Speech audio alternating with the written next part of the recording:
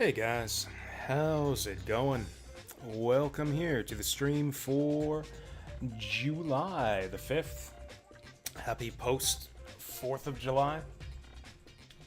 So yeah, we're just gonna keep doing the same thing we were doing yesterday. Gonna be spinning that wheel of games. Although we're actually not spinning the wheel to start off here, because we spun the wheel last night and it came up on Super Metroid. And it was a little bit late in the night for Super Metroid. That game's a little bit more of a time commitment than other games on the wheel. At least for me. Like, if you know what you're doing with Super Metroid, you can beat that game in, like, less than an hour. But that's not me. Actually, it used to be me. I have beaten Super Metroid in less than an hour. I made it a challenge for myself years and years ago. God, probably close to 10 years at this point. I challenged... when I was getting into GDQ... like getting into watching GDQ and speedruns and stuff. All the cool stuff they did in the Super Metroid speedruns, because that was like the highlight of the show. A lot for me, at least, was the Super Metroid races. And I got into looking up some of the speedrun techniques, and it's like, oh, I could actually do some of this. And so I got my time down to less than an hour on the in-game timer, and I think that was just about the last time that I played Super Metroid. Oh, I've played it once since then. I looked this up on the spreadsheet. I have played Super Metroid once on stream. That was back in 2018, back in my very first year of streaming.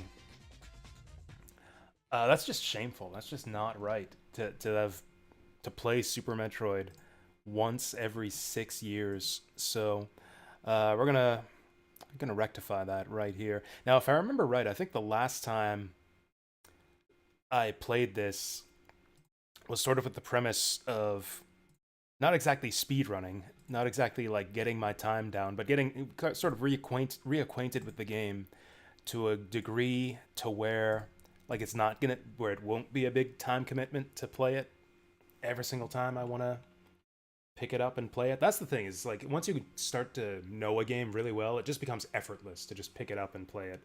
Like Sonic the Hedgehog is like that for me. I see other people do blind playthroughs of like Sonic the Hedgehog 2 on Twitch sometimes, and it takes like your average first time player like anywhere from 4 to 6 hours to beat Sonic 2. I can blow out that game in like 45 minutes. Because if you just don't die, it doesn't take that long. Super Metroid, not dying probably won't be too much of an issue, but it's more of knowing where to go and in what order to do things. That's the issue with Super Metroid. So yeah, it's been like 6 years since the last time we played this. Anyways, I'm rambling. I don't have any goals like that as far as, oh, we're gonna try to get our time down to less than 2 hours. It'd be nice if I could beat the game in less than 2 hours. But, you know, if this takes us all day, it takes us all day. Although I guess I don't actually have all day to play the game, since last I checked, we do still have D&D tonight. Yep, no updates in the Discord, so it looks like I'm still on for D&D this evening. This was, that's not bad. This is probably the save file that I used the last time we streamed this game. This is probably my save file from back in 2018. And we beat the game in an hour and 47 minutes on the game timer. Got most of the energy tanks, too, it looks like. That's not half bad. Alright, let's start up a new one. Oh, should I have watched the intro? Should we do a whole thing of this? You know what? Or I think it shows you the intro. Oh, that's right. Yeah, it shows you the intro when you start up the game. If you leave it on the title demo, it shows off a bunch of cool tricks for you. Like it shows like the crystal flash or whatever it's called and stuff like that. Yeah, neat techniques that you probably won't necessarily figure out just playing the main game. There's like the, what do you call them? Like the super beams too. There's lots of weird hidden techniques in this game. The wall jump being the most famous of them. The wall jump is probably the most important too. That one just busts the game wide open. What were you... I know there's something I changed with the controls in this game. Oh, right, it's like just the controls. Yeah. Shot X, jump A. Yeah, no thanks. We'll go Y, B, A. X for select, select for cancel, then angle up, angle down. There we go. Oh, we can get Japanese text too. This game barely has any text. I guess that's mostly for the menu.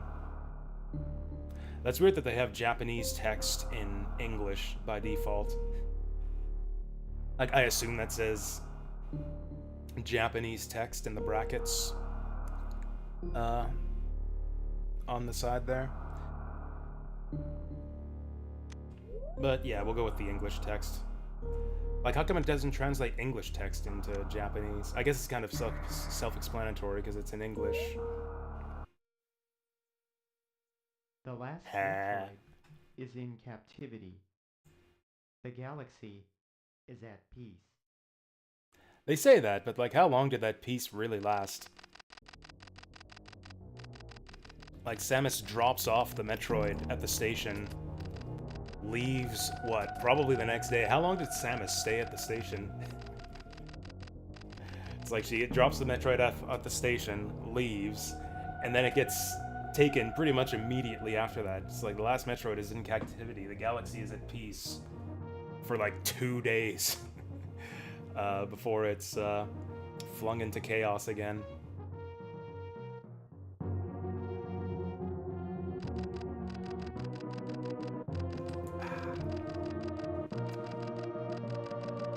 You know, I've still never beaten Metroid 1 or 2. I've tried out both of them a few times, but I've never actually finished the first 2 Metroid games. I've sort of beaten Metroid 2. I beat the remake of, not the official remake, but the fan remake of Metroid 2, AM2R. And I guess I've beaten the remake of Metroid 1 as well, Zero Mission. You know what? That's good enough for me. Those were like remakes from back in the days when remakes were actually good a lot of the time. Can you skip this intro? Whatever, I don't want to skip the intro. These are like some actual... This is an actual kick-ass intro screen, too.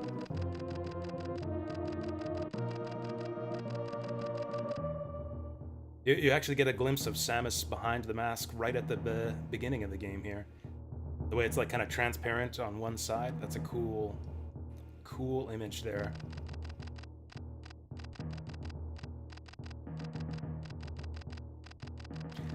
It's like you can cover half the image with your hand and it like gives a different impression. It's like, oh, there's like serious Samus, there's like ladylike Samus. I can't see her eye now, so. You see how she's got like the ladylike eye, you know what I mean? Shroom. And now it looks like a comic book. But maybe this is like an effect of the emulator or something. This image here, the space colony, looks like something out of a comic book with those thick black lines. Kind of reminiscent of the art style in like the GBA Metroid games with the ending screens that you get. I wonder if they ever did make a Metroid comic. That's probably a good idea. I've seen the Metroid, like, what do they call it? Like 4-panel comic, the comedy one, where Samus is obsessed with round things and roly-polies. Those are like the only humans we see in this entire game. It's those corpses on the ground there. Alright, the Metroid is safe. Just pick it up and get out of here.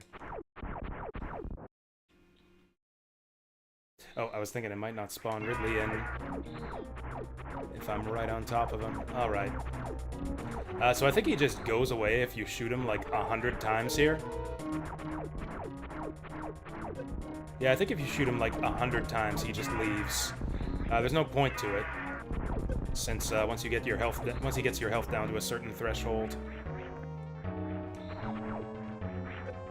he just leaves.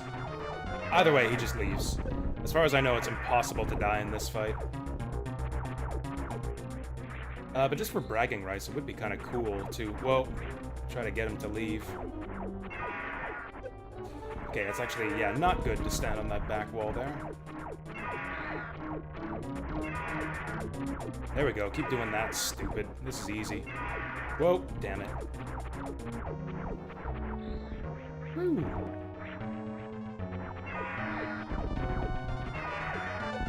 Oh, he's turning red. I think we almost got him. Oh. Oh, I think he's going away now. Oh, maybe we might just do it. Anyways, hey there, Saturn Meteor. Vassal. How you guys doing? Oh, he's heating up. Whoa.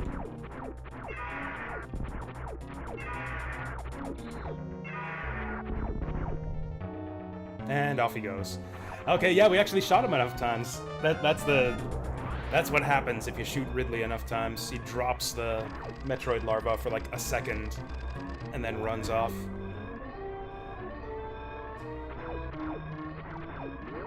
It'd be funny if you could just kill him here. Just straight up kill him and, I don't know, just win the game. Congratulations, you saved the Metroid larva.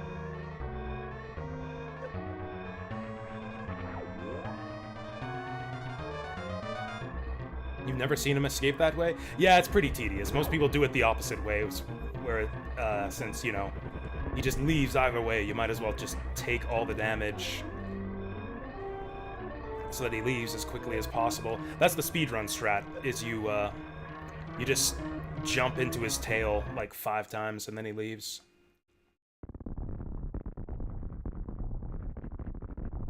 Man, everything that Samus visits ends up getting exploded. The space station exploded. This planet's gonna explode. The planet she visits in the next game ends up exploding. The space station in Metroid Fusion. The wall jump repeated infinitely? Yes. It's not very difficult. It's not very difficult to single wall jump in this game. In fact, I think this might be the only Metroid game that lets you single wall jump. Like, Zero Mission has the wall jump in it, but they changed the physics of it quite a bit. It kicks you off the wall a lot harder, so you can't just, like, single wall jump up a wall. Ah, this one's got too much of a ridge to it. What about the mock wall? Yeah, we'll mock ball. We'll absolutely mock ball to, skip Spore Spawn. Although maybe I'll just end up fighting him anyways. Actually, I remember we were talking about Super Metroid on a stream just recently. And someone suggested just take Super Missiles into Spore Spawn. Because I was complaining about how the Spore Spawn fight sucks. It's just really long and boring. So it's really awesome that the Mock Ball lets you skip it. And then when we were talking about that, someone pointed out that, oh, you can just use Super Missiles on Spore Spawn and he dies in like 2 hits. So yeah, maybe we'll do that. Maybe we'll grab the Super Missiles and kill Spore Spawn. Metroid Fusion when? Have I played Metroid Fusion on stream before? I don't think I have. You know what? I think I did, actually. I think I remember doing Metroid Fusion on stream, and I liked it a lot better than I remembered. That game gets a bit of a bad rap among some Metroid fans, mostly for not being like Super Metroid. It's just far more linear, far more guided. But it still maintains a lot of the good points of Super Metroid. It's like very atmospheric. It's got some cool environmental storytelling, in addition to like giant shitty text dump storytelling.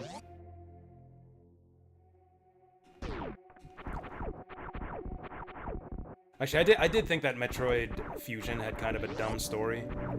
The stuff with the like the clone parasite thing, the sacks, was pretty cool. But all the shit with Adam, her like what, AI commander that might also be her old human commander that she maybe had a crush on, that kind of stuff was all garbage. And that's pretty much what all of the text in the game is concerned with. Fusion is among the top Metroid games. I mean, yeah, because there's only like 2 good ones. There's like 2 other good Metroid games, Super and Prime. And Zero Mission, yeah. Yeah, Fusion is definitely one of the good Metroids.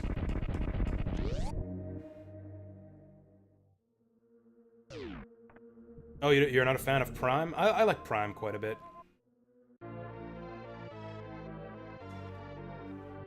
I'm a fan of Prime, although I don't replay it that often. Oh yeah, so there's a trick. Yeah, so there's a E-tank up there. You can't get it right now, as far as I know. But later on, once this room becomes filled with enemies, you can damage boost up there. Take a hit and it'll bump you into that E-tank. Oh yeah, if we're counting unofficial releases, yeah, AM2R is one of the good ones too. I'd actually rank AM2R very highly. I think I like AM2R better than either Fusion or Zero Mission.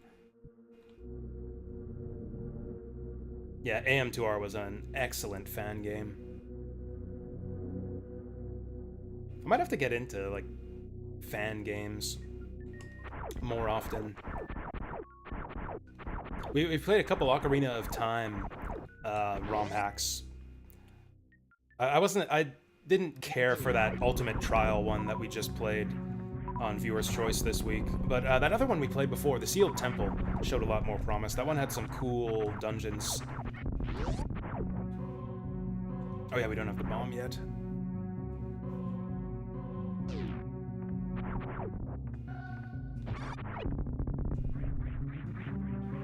There we go. There we go. See, there's your single wall jump. Actually, this room is another part of the game that's like a little bit tedious to do all the platforming. Yeah, the wall jump definitely speeds your climb up through this room quite a bit. Oh, I guess I'm not a master of the wall jump after all. Oh yeah, we're fucking it up. The thing is, you need to do like a tiny wall jump to get through that gap. So yeah, you have to be pretty quick with it to not kick out too far. Well, that sucked. Well, this will be good practice. There we go. There we go. See? Simple as that. Honestly, I haven't played pretty much any modern Metroid games. Like, I played a little bit of Metroid Prime 2. That's a modern game to me. Metroid Prime 2 is modern Metroid. I never even bothered with another... What was the other one? Another M? Other M. Never played that, because that was just a dumpster fire. According to everyone from right when that game came out. I played a tiny bit of Metroid Prime 3, but I hated the motion controls. So I didn't play very much Metroid Prime 3 at all.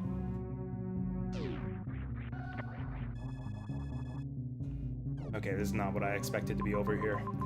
I guess this map will be useful, since I apparently don't remember where stuff is in Crateria. Yeah, it's gonna, like the tag says on the stream, this is gonna be a slow run of Super Metroid. So yeah, the last time I played Super Metroid was 2018. I have that marked on my spreadsheet. What about y'all? When was the last time you guys played Super Metroid? Do you remember what year it was? The last time you guys played Super? Played Smetroid.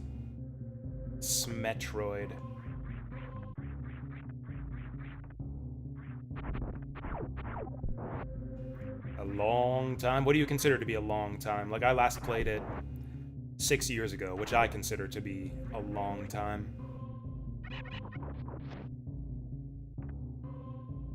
Oh yeah, we could do mock ball practice in that hallway there. Years? Fair enough. I guess it's not an easy question. I wouldn't know when the last time was that I played it if it weren't for my spreadsheet. Yeah, the spreadsheet helps a lot. There's apparently a way to skip this boss entirely, but it's an insanely difficult trick, like frame perfect. Alright, so now we're stuck in here. Oh my god. This is such a cool moment.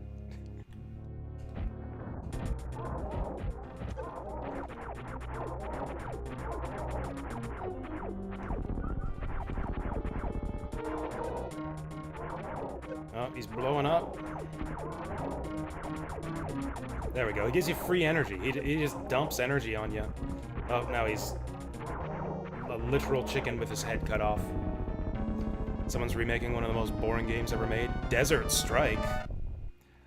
That's like part of the Strike series, right? Like, Jungle Strike, Urban Strike. Do you not like any of those games at all, Vasil? Or is Desert Strike just the one that you think is bad? It's like, oh, Desert Strike, that's the boring Strike game. Or is it not the one I'm thinking of? I'm thinking like those helicopter games. Right? It's like top-down, isometric helicopter games. It's like Mech Commander, or Mech Warrior, but with helicopters. Yeah, that's the one I'm thinking of. You know, I thought Jungle Strike on PS1 was really cool. It does look pretty boring. You're right that it does look pretty boring. I think this was the first one in the series. I think it was Desert Strike, then Urban Strike, then Jungle Strike. Those games are also ludicrously hard.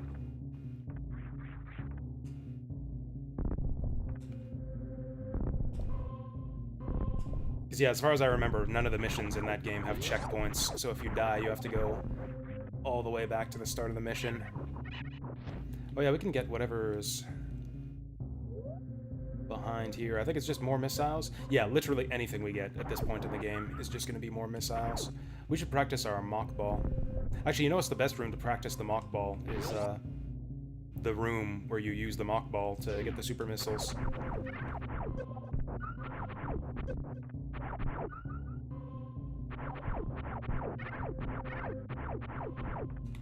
Is that the same sound that the boos make in Mario 64? Hey, listen to that. We just played Mario 64 last week, so it's fresh in my mind, and we did Big Boo's Haunt within the hour that we played it. I think that's the same sound that the boos make in Mario 64. Oh, right.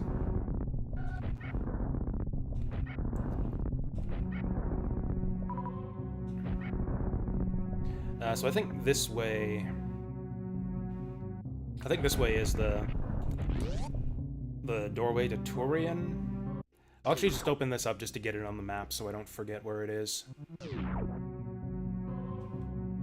Smet Jean-Philippe is actually the last name of Johnny who? I don't know any of these names. I have no idea who any of those people are that you just named. I'm sorry to hear that he died.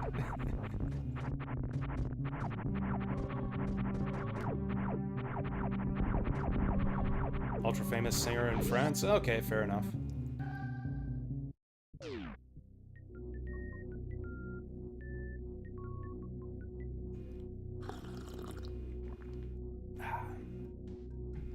Oh, this is such a cool moment.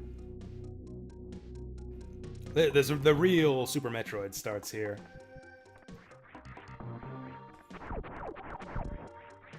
With this music, with this tangle of vines. Yeah, this is so much cooler than like everything you've seen up to this point. I think this is the mock ball room. Alright, can we get it first try? Nope. Get the booby prize of 1 pack of regular missiles. David Halliday? I don't know who that is either. I don't recognize any of these names that you're telling me. I'm sorry.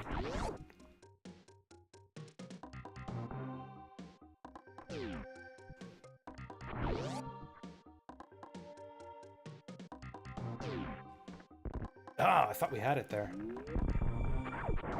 Okay, let's practice it a little bit. Let's practice it a little bit, because it's actually not that difficult to do it. Oh, okay, am I forgetting something? Do we hold down the B button? Or release the B button? I think we have to hold down the B button. I'm out of practice on this. I am extremely out of practice on this. Oh, there it is, there it is. Okay, you gotta tap the buttons really fast, like do-do-do. Down, down, right. Okay, so that's the rhythm. Do-do-do, do-do-do. Do-do-do-do. Let's do it like this, since that's how we did it. Ah, too slow. I think we gotta wait till we get closer to the ground, too. Actually, the gate didn't close. We could try it again. Oh, that fucked it up.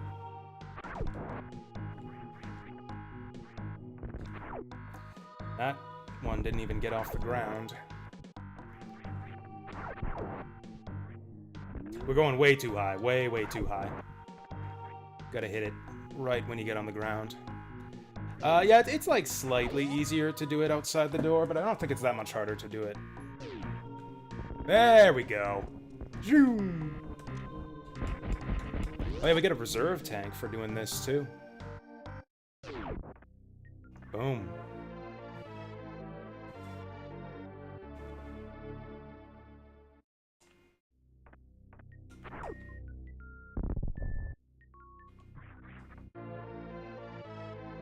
Yeah, there's a lot more in this room. Oh, that's all you were talking about? That's all you were talking about? Was that missile pack there? What about this? What about this missile pack here? I bet you didn't know about that one. The secret missile. I'm sure you knew about it. This is actually one of the harder pickups to find in the game, though. It's actually one of the trickiest secret pickups, because your map won't tell you where it is.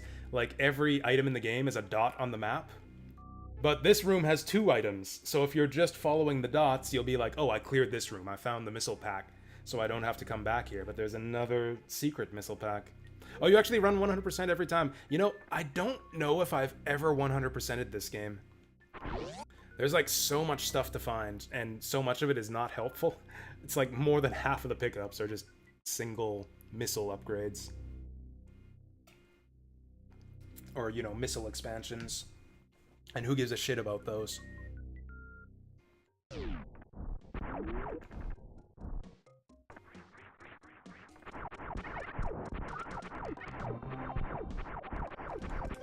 Oh.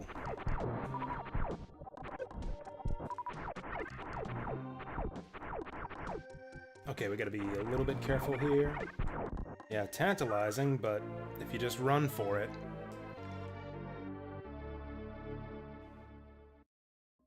Now, mind you, yeah, oh, wait, I was wrong. Okay, I thought that drop, that pit was in front of the super missile, but it's actually underneath it.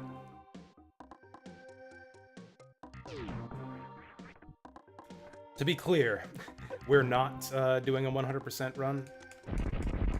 I know I said I was expecting it to take, like, maybe 3 to 4 hours to beat this game. That's not because we're getting everything. That's just because I'm slow and I haven't played it in years. Whoops. Hopefully we can find a missile bank somewhere. Actually, I think the enemies will just drop it for us. I'm deliberately not going the right way because I can't remember what's in all these side paths. Oh, you know what? I think it is a missile thingy at the end of this room. Yeah. Alright. Oh, it doesn't refill your supers! What a load of shit! Oh, these rooms are worthless. These rooms are absolutely worthless. No wonder speedrunners never come here. At least we got to show off the darkness gimmick with these fireflies. Kind of a cool gimmick. I like the kind of eerie pulsating glow you get when you turn out the lights. And you have pretty much no reason to visit any of those dark rooms, so I'm glad we got to show that off. You know, there's very few Metroidvanias where I enjoy, like, getting 100% every time. Honestly, the fun of these games, I think, of a lot of Metroidvanias, is skipping stuff, not getting everything. Like, and yeah, especially Symphony of the Night. Symphony of the Night is the Metroidvania I'll replay over and over again, and, like, try to get as few things as possible.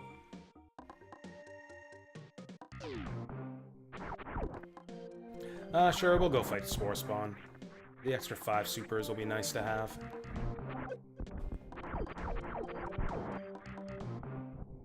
Oh, although, can we kill him with 4 supers? I bet you we can. I think it's just a save point in that left room. Ah, there's the super. There are no super missile refill stations. I believe that's right, because there's only one type of missile refill station. Oh, the ship refills everything. That's right. Yeah, because the ship refills your power bombs, too.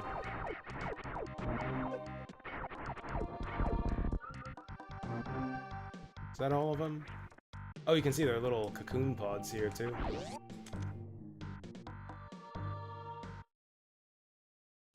Alright.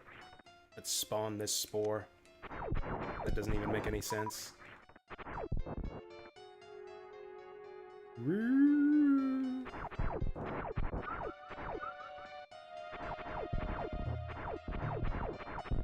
Is he gonna open up soon?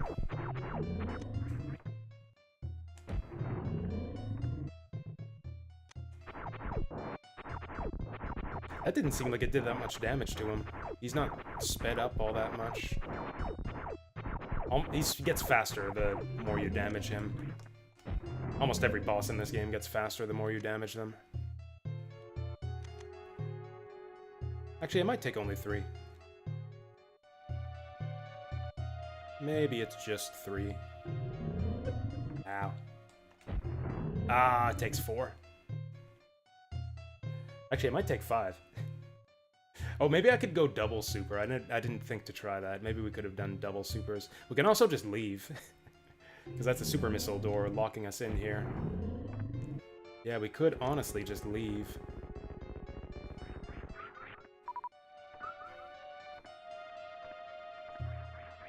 Oh, I guess I could have gotten those energy pellets to fill my reserve tank, but who cares?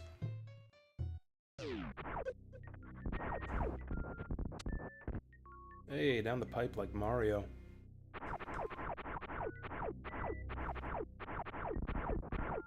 Okay, supposedly, I guess, what's the new one? Metroid Dread is supposedly, like, another one on the list of good Metroid games, according to a lot of people. Yeah, Metroid Dread got big ups back when that game was new. I was a bit of a skeptic. Like, I know the reception on that game is generally positive. I've heard a few naysayers, but it's almost universally positive on Metroid Dread. I'm a bit of a skeptic. I don't think it looks very good. But what do I know? I literally haven't played the game.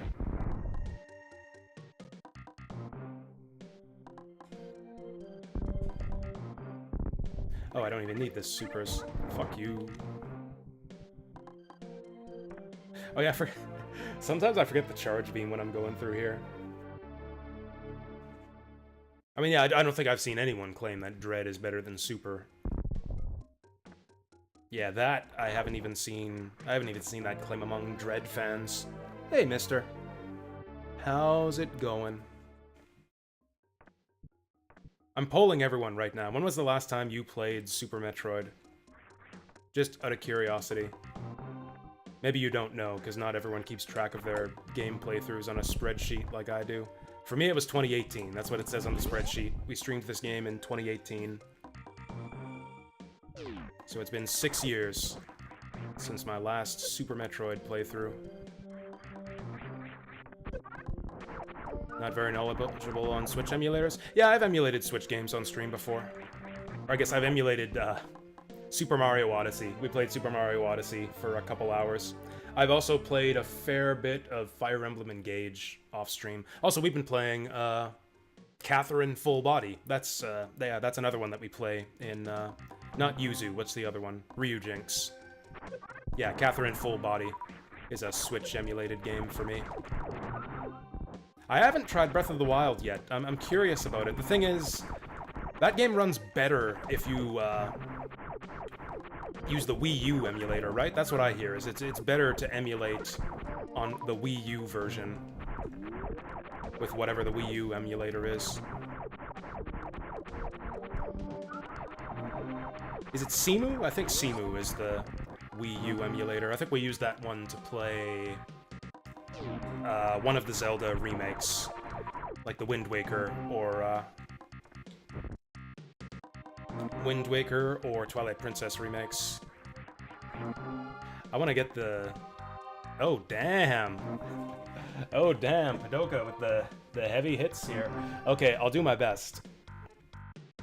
I'll do my best to get that running for you. Yeah, I think I'll do the Wii U version, since that's the one that's probably going to be easier to emulate. Okay. Legend of Zelda, Breath of the Wild. That was for 2 hours? 2 hours, alright. Yeah, I'll just put that down as a Wii U. As a Wii U nomination. What's the difference between the Wii U and, the Wii U and Switch versions of Breath of the Wild anyways? Is there any advantage at all to playing it on Switch? Higher resolution or something? Oh yeah, I'm trying to mock ball. There's no reason to, but I'm trying to mock ball this, Hey, we got it! Yeah, you just gotta press it closer to the ground.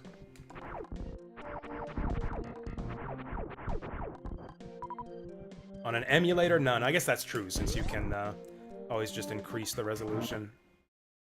I think we can get up here at this point in the game, but it's really difficult. Also, I think there's almost no advantage.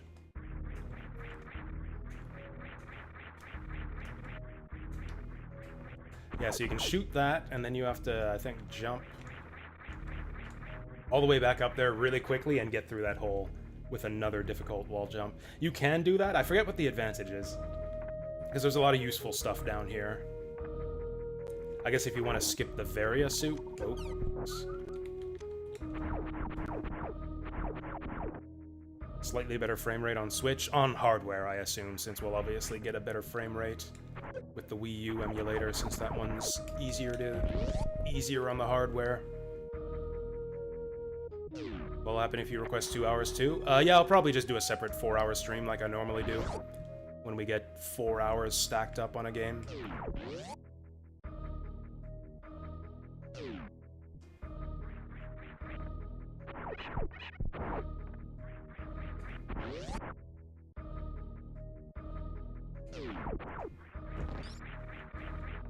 Yeah, I'm so used to just wall jumping everywhere. I completely forget the natural progression to get a lot of these power-ups. Like, when would you normally get this one? I guess on your way back out of Lower Brinstar. Yeah, after you beat Kraid and you have the high jump, you'd come back out through here with your Ice Beam. And then you'd get the Wave Beam. Or the Spazer, that's right. This is the Spazer. Man, I'm really pumped up for Breath of the Wild now. So far, I've only played, like, a lot of these, like, big popular Switch games vicariously through streamers, mostly Toya Hachijo. Yeah, Fire Emblem Three Houses, I watched a bunch of people stream that game. Mario Odyssey, I watched some people stream that. Breath of the Wild, I pretty much entirely watched Toya Hachijo stream that. More Breath of the Wild. Yeah, sure, we'll just tack that on there. I'll set it aside too, since now that we got 4 hours, I'll probably do a separate stream. Yeah, we'll set that aside from the others. Whoa. So that we know to do it separately. Alright, we got 4 hours of Breath of the Wild queued up. This is such like a innocuous thing right here. I mean, it's kind of neat. It's like, whoa, we're going through a glass tube. That's kind of neat. You wouldn't think that this room right here would be like the secret to unlocking the entire second half of the game. I go back and forth on whether the tube into Meridia is okay or if it's bullshit. Like, on the one hand, I think most people probably couldn't figure it out without a guide. Ooh, this is harder than I remembered. There we go. Honestly, with the way we're going, there's really no point in shortcutting into Kraid. This would be a lot easier if we just went for the high jump first, but fuck it. Oh. There we go.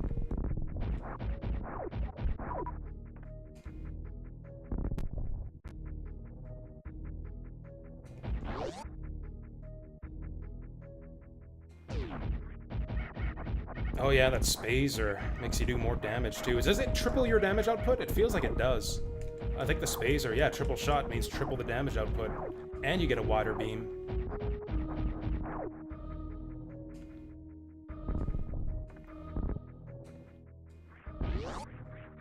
The beam combination system is so cool in this game.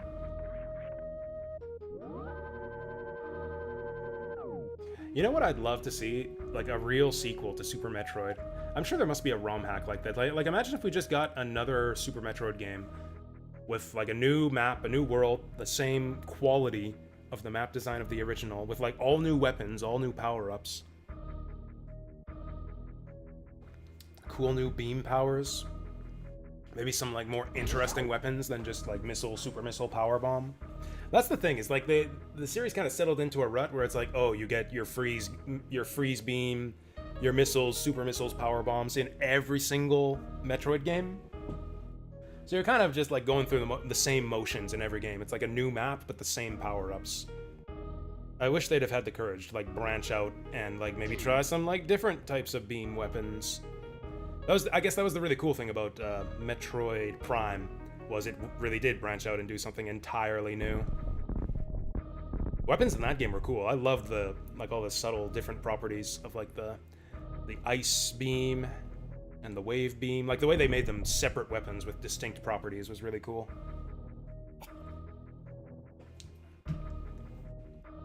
I liked the was it the wave beam? Yeah, the purple one that like homes in. I actually totally forgot that this was the thing we have to bomb to get to Kraid. There we go. And you know, I think if you go down and get the long jump, or the high jump first, you're coming into this section with the X-ray as well. I think you get the X-ray down there. Whoa.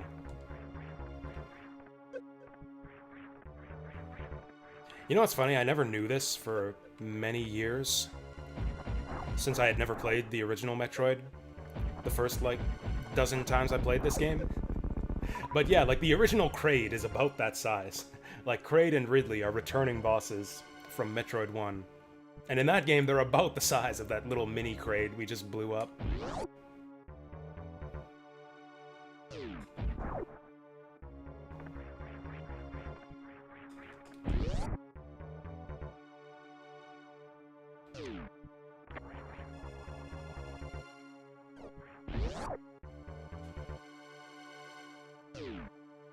The Justin Bailey hack?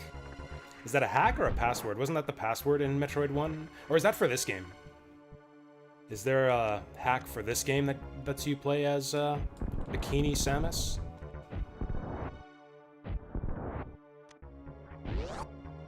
Honestly, I could have just used a super on that guy.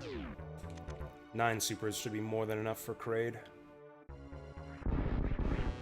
And yeah, considering that the Kraid on the NES Metroid was like a tiny little sprite that's a little taller than yours.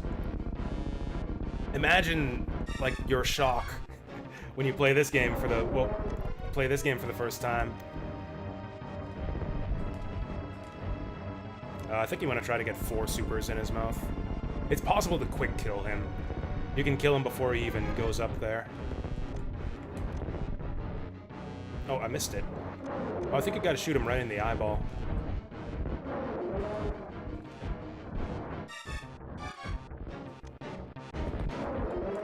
Oh yeah, we were just 1 shot short. Yeah, it's only 4 supers.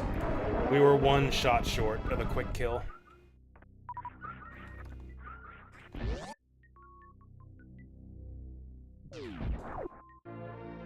And there's the barrier suit. I've always wondered if it's meant to be barrier, because like Barrier and Varia, like, you know, have the same pronunciation in Japanese. Barrier is the way that you would pronounce the word barrier in Japanese. I still think Varia is the right way to go regardless. I'd much rather have a Varia suit than a barrier suit, you know? Oh yeah, another human corpse. I was wrong. This is the only other human character in this game. Who is that anyways? Like some... just another random bounty hunter? What's the lore behind this character? I'm sure there's YouTube videos covering that shit in depth. It's like the great-grandfather of Vati Vidya. Going into the lore of this random corpse in Super Metroid.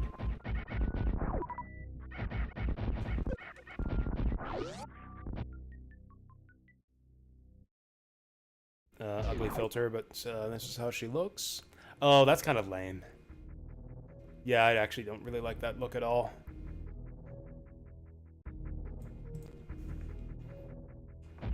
I was envisioning something that looks more like her game over sprite looks like. You know how you can see her in like her underwear when you die? I was envisioning something that looks a little bit more like that with the black underwear.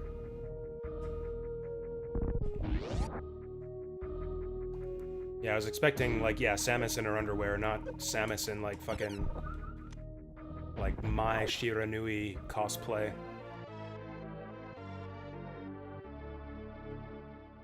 Actually, I think I've seen Brick Road use that sprite for like one of the Super Metroid randomizer runs he's done.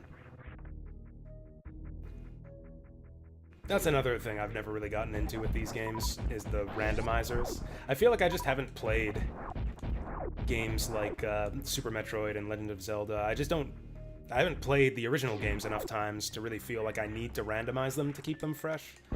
Like, I'm still more than entertained just playing just the original Metroid, no randomization or nothing.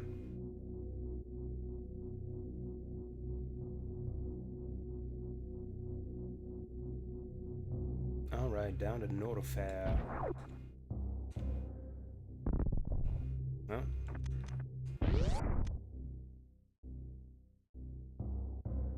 Okay, this is another mock ball room. Oh, fucked it up. Not that there's any point to this, because we're gonna turn around and get the speed shoes right after this anyways. Way too early.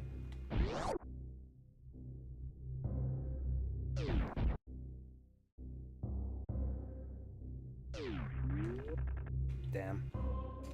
They should make a Super Metroid ROM hack that replaces Samus's sprite with Maria from Symphony of the Night. That'd be a cool ROM hack. Damn it!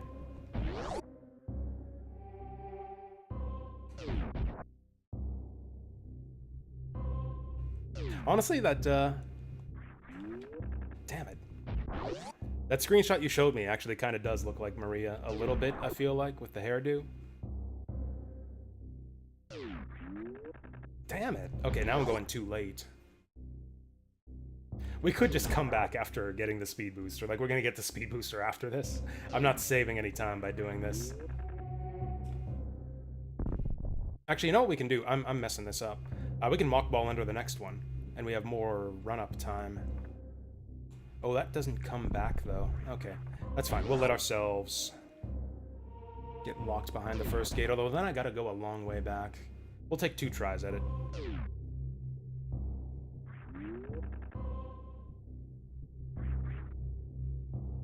Actually, this is way easier.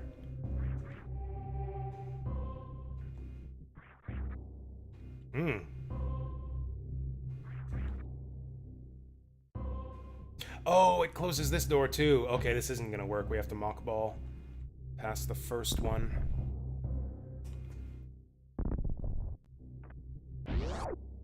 You know, this really isn't worth the time. You know, I don't want to spend all day playing this game. It'll literally be faster if we just come back and do it after getting the speed booster. I don't think there's any advantage to having the ice beam during this part.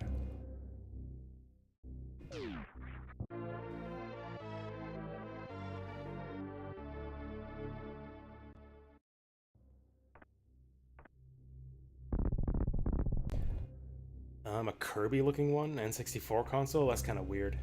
Actually, you know what's one thing I really like is the Final Fantasy IV randomizer, Free Enterprise, has a gigantic pool of sprite replacements for the final boss, Zero Miss.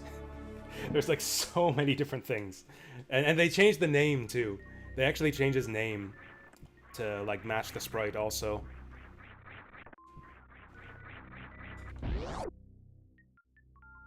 Like there's so many different ones. I'm sure that one of them is Mother Brain. I'm sure there's like a Mother Brain mus in the FF4 randomizer.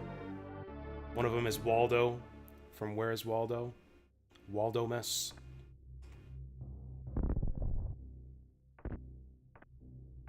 Oh, that's right, we gotta kill that little Geemer. Whatever his name is. Is that a Geemer? I don't know what those things are called.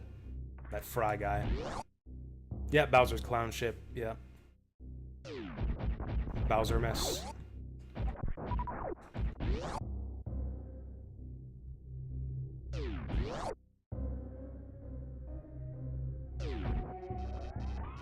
Oh yeah, you know what we haven't been using at all is our charge shot.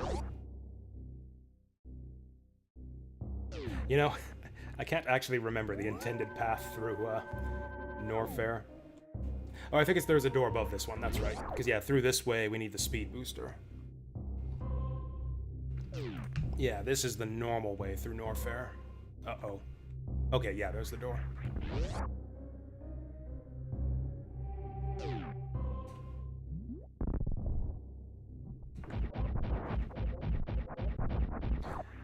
Well, this is like weirding me out. I'm so not used to not having the ice beam during this part. I always mockball into the gates to get the ice beam. You know what? It kind of just makes everything die faster.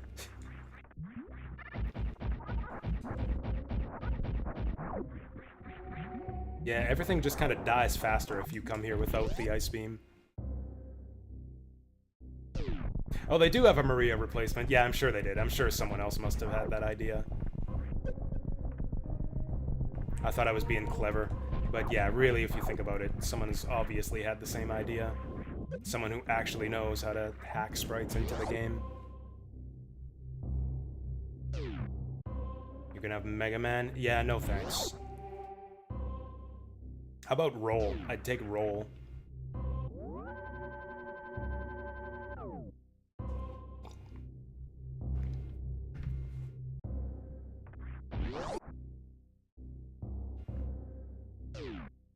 Buff Kirby? Oh, you know, it'd be a good idea. Oh, that's right.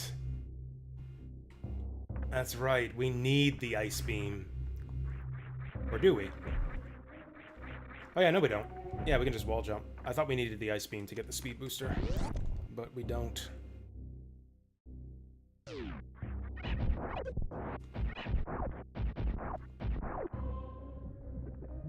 Super Metroid's so great for stuff like this. Like, you see this dead-end room and, like, you just know.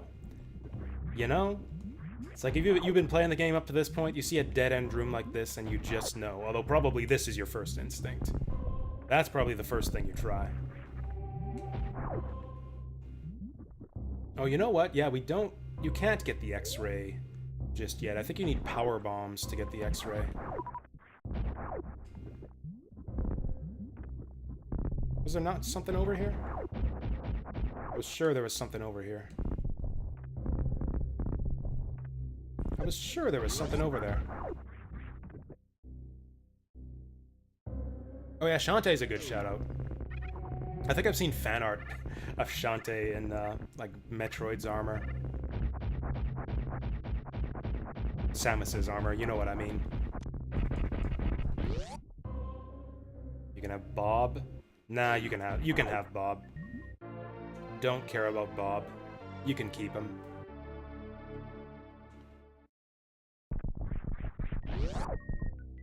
Oh god, the lava's rising! Speed Booster looks so badass in this game. Honestly, one of the coolest just visual effects in video game history. The armor of John Metroid. That's right. Hey, Angel James. Oh yeah, getting up here might be a bit tricky without the ice beam. Is it possible? Oh, I think it might be.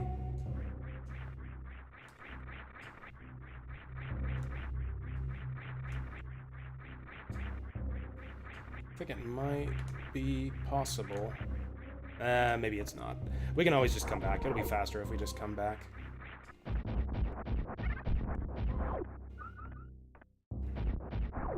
Oh, I think it's just missiles down here.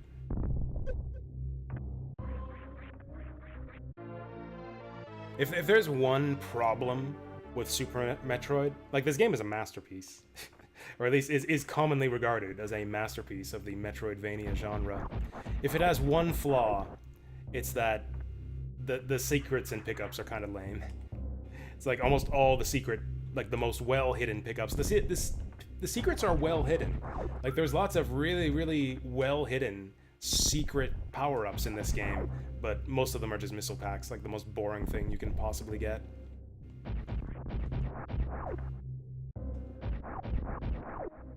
I think we'll come back with power bombs to get up there. Which way is it? Permanently damaged your 3DS A button. Oh, it's, I mean, it could be worse. I permanently did. You know what was the first game that I picked up? The first game that I bought with my DS was Elite Beat Agents. I don't know if you know that game, Elite Beat Agents. There's a gimmick in that game. You know, it's the one where you, like, pop the dots in time to the music. Some of them you have to slide across, and there's one where you have to, like, rotate a spinner really, really fast. Scratched my screen to shit. I got, like, giant circular scratches, because I played the hell out of Elite Beat Agents. I, like, 100%ed that game. I did, like, all the hard songs, all the, like, reverse songs with the cheerleaders, and I scratched my screen to shit with, yeah, thanks to that stupid spinner. And that was the first game I played on my DS, so just for as long as I can remember, I've had giant circular scratches on my bottom screen of my DS.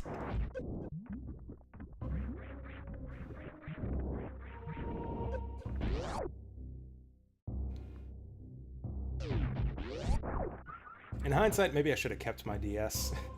I probably should have kept my portable systems when I sold all my stuff.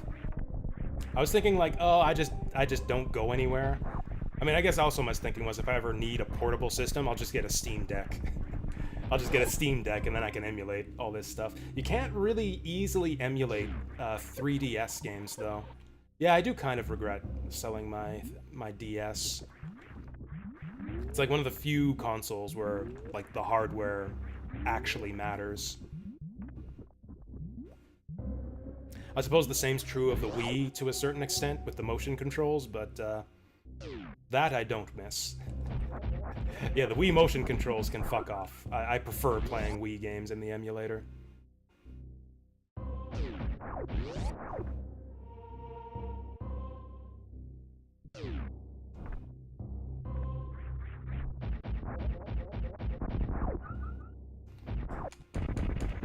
What's through here? I think we're getting the Spazer through here. Also, I think... Damn it. Can we do this? Oh, we can do this! Yeah.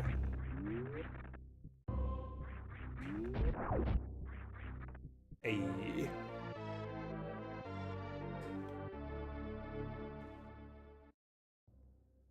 And, like, I generally keep, like, take care of my video games and my hardware.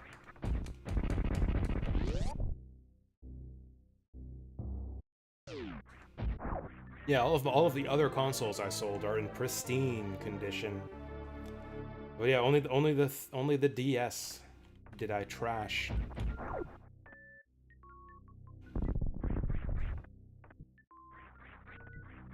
And you know what? I'm just gonna say it. I think the DS was kind of, in hindsight, was kind of a lesser portable gaming system.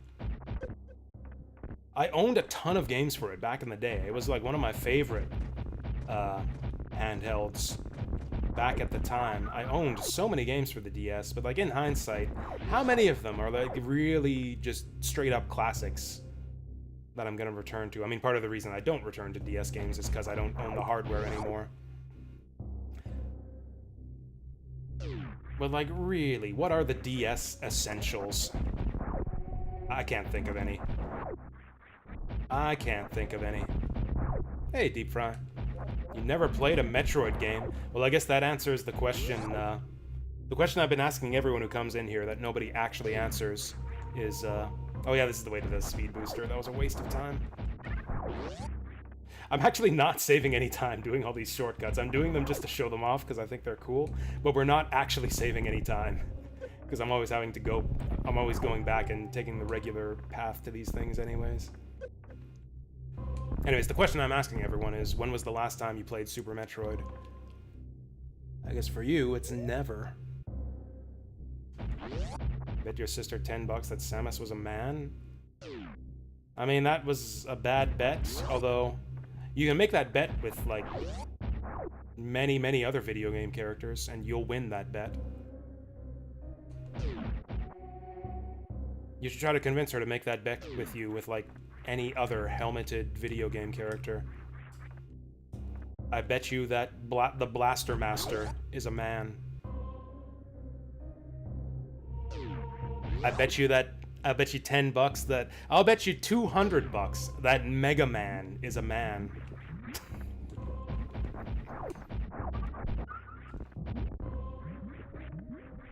Right, we need this phaser to get through here. That's right. Yeah, in general, it's not a good idea to make bets about, like, games that you don't know that the person you're betting against does. That reminds me of the time that Vince made that corrupt poll back when I still had mods. He made a poll: will Jasu beat the next boss in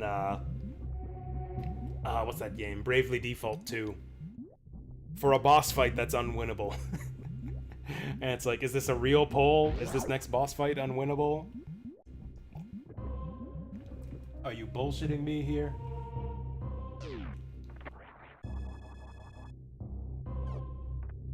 And you know what pissed me off is I actually beat the boss fight. He actually got the timing wrong. It's like there's a boss fight following another boss fight. I beat the one boss fight, and then the one after that is an auto loss. So I actually fucked things up. Like, he lost that poll. 6 months ago? Oh, 6 months since you played Super Metroid. Hot damn. See, it used to be like that for me. This used to be one of those games, like Sonic the Hedgehog for me, that I'd play like a couple times a year. And then I just stopped. Don't know why, I just did.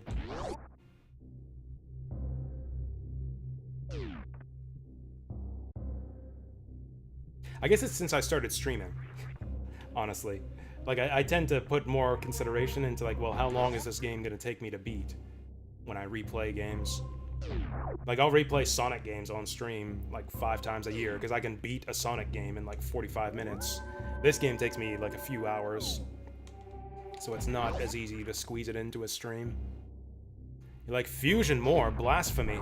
I can actually see that. Fusion's kind of like a different breed of Metroid game. It's like it's got the atmosphere. It's got comparable atmosphere to Super Metroid, but it's a bit more linear and focused, and has a more straightforward story.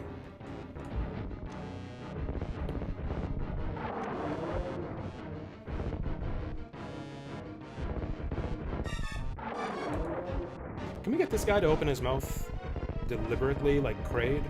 I think we just gotta wait for him. I don't think you can force Crocomire to open up.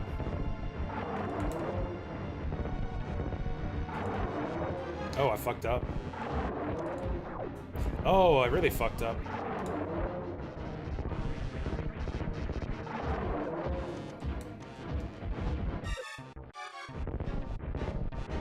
I think each regular missile you put in his mouth, yeah, causes him to take one step.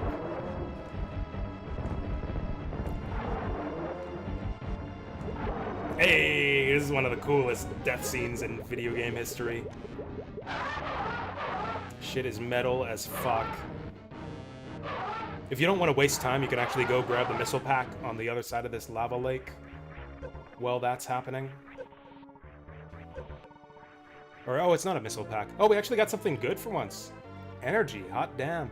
Can you get to the other side? The other side of this? Yes, easily.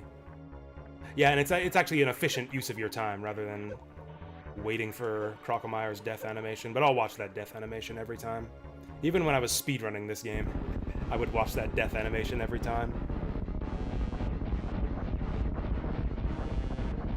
Yeah, that's kind of the key to, like, getting Super Metroid down to the point where you can do kind of a short, leisurely romp through it, is you need to memorize the path through Meridia. Meridia is like a sprawling labyrinth, sprawling convoluted labyrinth that takes like a really long time to puzzle through and navigate. But if you just know the solution, you can literally ignore 90% of it. Like, there is a simple straight line path through Meridia that ignores about 90% of the entire area. We'll see if I can remember it on this playthrough. And hello Zap, welcome here. You face melted, Uncle Crocomeyer. Oh, can we do this? I guess there's no point since we'll be getting the grapple beam anyways. Oh yeah, we can Shine Spark now. We don't have to be down here at all. All we needed was the speed booster out of this part. We can just Shine Spark past anything we want. Whatever. It is possible to get up there with a wall jump, but we'll just be grappling anyways.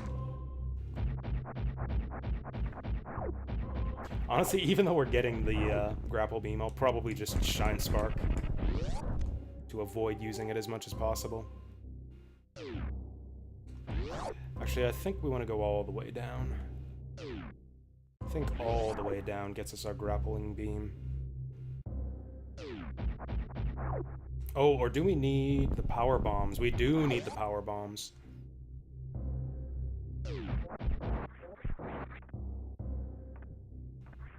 You know what Fusion has over Super Metroid is kind of better boss fights.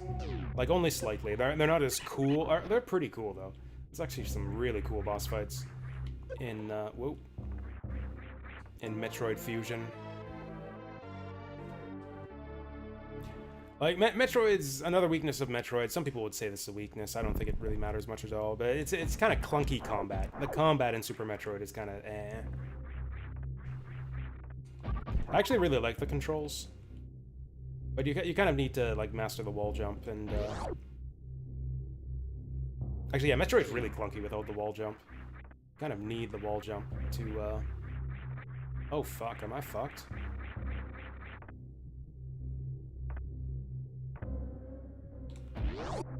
Am I fucked? Oh, or do we get the power bombs down here? I never take the normal path through this game. I can't remember, like, what the normal thing is that you're supposed to do here. Oh. Is there even anything on the other side here? There is not.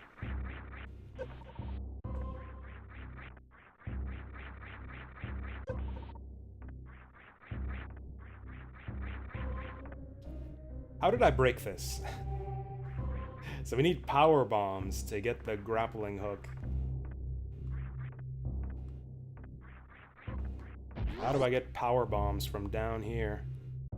But like, I'm trying to pretend like I'm doing a naive playthrough here. Like, pretend that I don't know how to wall jump. How do I get out of here?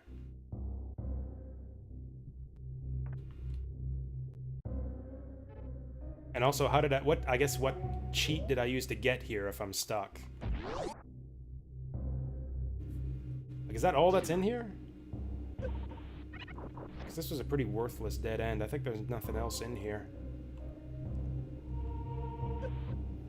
Can you soft lock this game?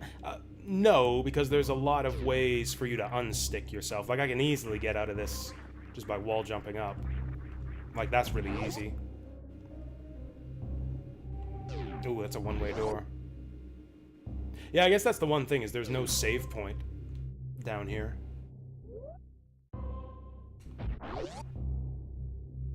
But yeah, if I was doing like a blind run of this game and I didn't know how to wall jump, how would you get out of that? How do you get out of there? I guess maybe you do just kill yourself and go back to this save point. There must be a better way than that. Okay, we don't want to jump all the way up there. Oh, that was close. Actually, you know what? I think we let this thing fall a little bit. There we go. In fact, that's not even difficult. Yeah, you don't even need the wall jump for that. Maybe this is the intended path. Yeah, you don't even need the wall jump or the grapple beam to do that.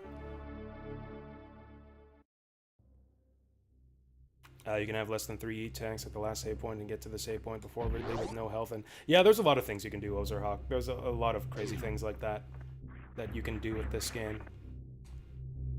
But the question I'm asking right now is, can we get, if we fall all the way down here without power bombs, can we get back up without wall jumping or other, like, advanced maneuvers? Oh, you're talking about how do you soft lock the game. I understand. Okay, you're answering the question, can you soft lock yourself? You can have less than 3 E-tanks at the... That's true. Okay, yeah, I get what you mean. Because, yeah, that's right. The final save point is a point of no return. So if you don't have enough E-tanks to survive Mother Brain's laser, or enough missiles to get through the Zebetite... Actually, no, you can Zebetite glitch to get through the Zebetite. But yeah, if you have too few E-tanks, then yeah, that would be a true soft lock. Because there's... I don't think there's that even, like, Metroid experts know a way to survive the rainbow laser without a certain number of E-tanks.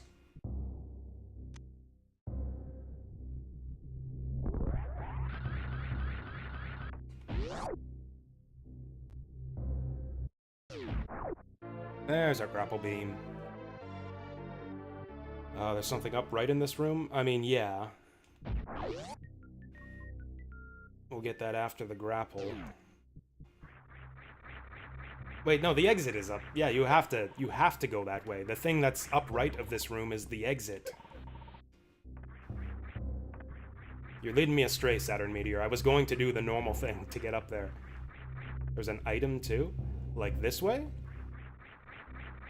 Like inside the wall? Because the normal path out of this room takes you to the top right. Does the map show where this item is located? I don't see a dot on the map indicating the presence of an item inside that wall.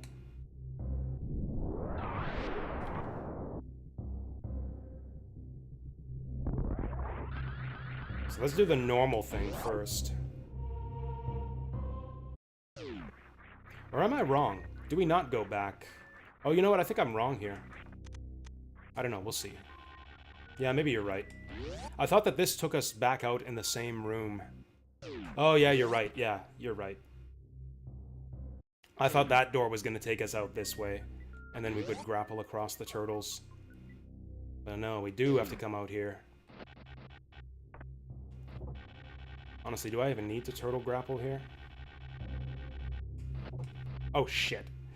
Oh, this is going to be really annoying. See, this is why I don't do 100% runs of this game. Because there's like some really annoying shit you need to do to get some of these power-ups.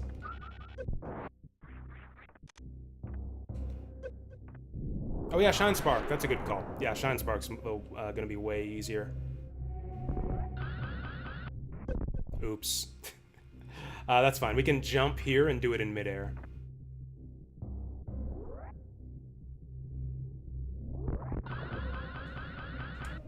There we go. And it's a missile pack. See, all that work. And it's like, what's your reward? Missile pack. Oh, or... Oops. Bomb jumping in style. It just takes you back down here. That's way easier than doing it in the normal way with the grapple beam. Oh, so I think we killed one of those turtles. Did you guys see that? After I was done Shine Sparking? Like the kind of images of Samus dispersed to the side and killed one of those turtles? I did not know that Shine Spark worked that way.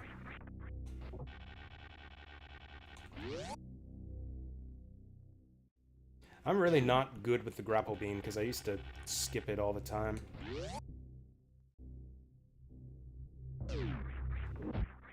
Enjoy the item collecting jingle? That's very good. It's a good thing that you enjoy that jingle if you're doing a 100% run, because you're going to be hearing lots of it. Because it's unskippable.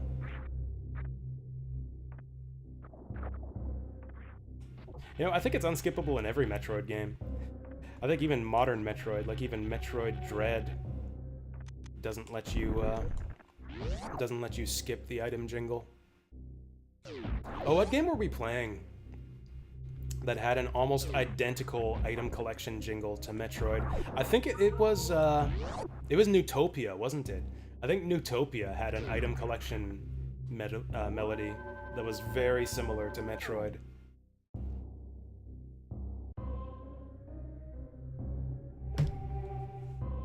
Yeah, see, items is Zelda's item collect theme is a lot shorter, like a lot less drawn out than Metroid's. Zelda, it's da da da da or da da da da. There we go. Got the notes right there. Back with lunch and tea. Nice. I gotta get back to drinking tea. Oh, you know what? So I've been drinking tea with my movies lately. Yeah, when I watch a movie, I'll because apparently I've just completely lost the ability to just sit and enjoy a movie. It's like I need to get like a snack or something to drink, otherwise I get restless for some reason. So I was planning to drink some tea watching The Matrix yesterday. I actually did the thing. I watched Matrix yesterday with a bag of chips, and I got so into the movie I forgot to get up and make my tea. After I was finished the bag of chips, which I scarfed down because I got my favorite kind. So I scarfed that shit down in like 10 minutes, and I just watched the rest of the movie. I just watched the rest of the movie with no snacks and no drink. Can't eat. No, you're right. You're even more right the way that you wrote that, Padoka. I have the same problem. I also can't eat without eating something.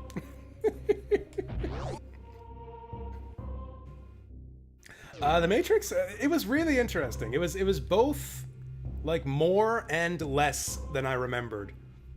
Like the philosophical stuff is actually really light in the first movie. It's like the build up to the reveal of what the Matrix is like fantastic. It honestly, I think the first half of the first Matrix movie is like the pinnacle of the franchise.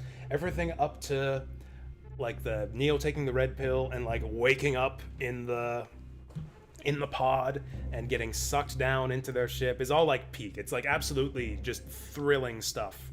And then it becomes kind of just like a rote action film after that. It's like, oh, by the way, you're the one, and you're gonna like free humanity from machine enslavement. It's like basically the plot of the Terminator. It's literally the plot of the Terminator. It's like, you are the one who will defeat the machines. But it's an incredibly good action film. Like, the action scenes are like insanely good. Like, way, way better than the stuff you see in films nowadays. It's like so stylish and so ahead of its time and just like so friggin' cool. It's like actually the best action film I've seen in a long time. Just The Matrix 1.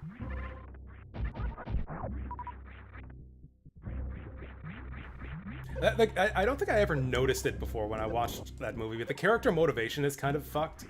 Like, literally every character in that film is motivated by just chasing the prophecy that the Oracle gave them. It's like, oh, Morpheus is after the one because the Oracle told him he would find the one. Trinity is like all in on saving the person she loves because the Oracle told her that the man she loves would be the one and she'd have to protect him or whatever. Neo's big thing is like, oh, I'm not the one, so I've got to save Morpheus, and so his entire it's like everybody in that film is just chasing prophecies. It's kind of, I don't know, lame.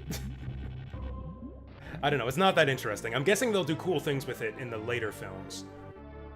But yeah, it really evolves, I guess. Progresses into kind of like standard action schlock after the opening like third of the film. But it's really, really awesome action schlock. So it like, you know, it gets a pass. It's a really great movie. I think overall it's a great movie. The Matrix 1 is a classic. Also, I forgot that Agent Smith dies at the end of the film. The way I remembered it, I thought that Neo just took out like one of the generic agents, and then Smith went on to like become the main villain in the sequels. But no, he actually kills Smith in the first movie, and Smith gets resurrected somehow. So Cypher is actually my favorite character. Again, because like everyone else is kind of just like chasing prophecies they got from the Oracle. Cypher is the most interesting character by far. And I think he actually has like the most interesting like philosophical point of view in the entire, like the most philosophically interesting conversations in the movie, I think, are actually where Cypher's betraying the group and being like, well, what is real? It looks real to you, isn't it? When I kill this guy here, you're gonna have to watch him die. Is that not real? I think the Matrix is more real than reality. Like, that is the most philosophically interesting scene in the entire film. That and the whole, like, yeah, the steak scene. The steak scene, too. Now, Cypher's still a piece of shit. That's what makes him a good character, I think, is that he's so hateable. But he's also kind of right. I think he has the most nuanced and defensible point of view about, like, is the Matrix real compared to the other characters.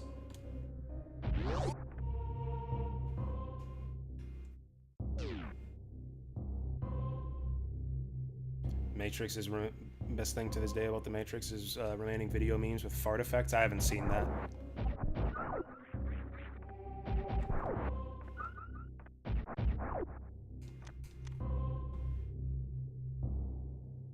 I like the memes with where what's his name, the philosopher guy, Slavoj Žižek, inserts himself into the film in the red pill scene. Morpheus offers him the pills, and he's like, actually, well, I can't imitate him, but he's like basically making a point about how the red and blue pill thing is a false dichotomy. I want a third pill.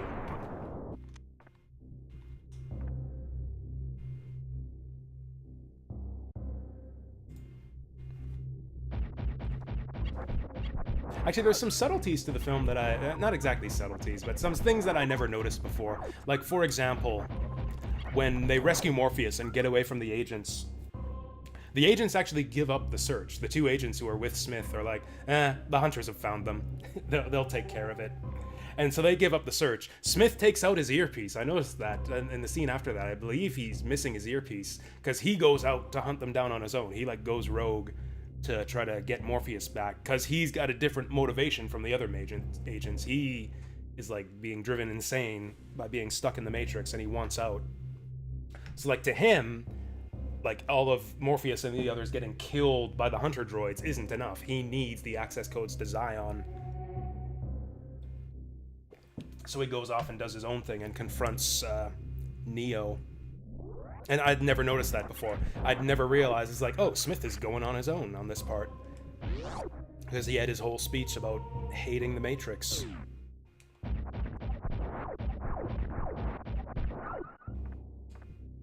Saw theories that go to Agent Smith isn't really the villain. I mean, you can argue... I don't know, I'll have to see the later Matrix films. He's obviously the villain in the first film. Like, he's obviously the main primary villain in the first film. Like, I'm not sure what... Like, he maintains kind of the obvious... Maintains the role of obvious villain in the later films, too.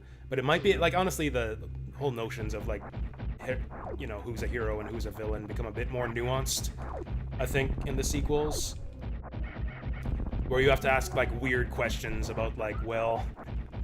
Or is this all according to, like, some big plan by the architect or the Oracle or some higher power? And it's like, who's really in control of their actions? And Smith is just fulfilling his role the same as the one. I don't know. It got kind of weird. I remember not liking the second Matrix film, and also not liking the third, or at least what I saw of it. I fell asleep. I talked about this last time when we were getting into Matrix discussion. I literally slept through most of the Matrix, was it Revolutions was the third one? Yeah, Reloaded and Revolutions. I literally slept through most of that movie.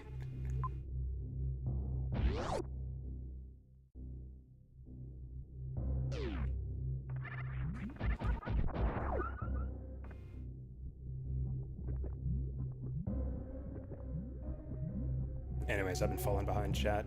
Movie's shorter than you remember? Really, it was longer than I thought. Because it's like 2 hours. That's kind of long for, you know, action schlock.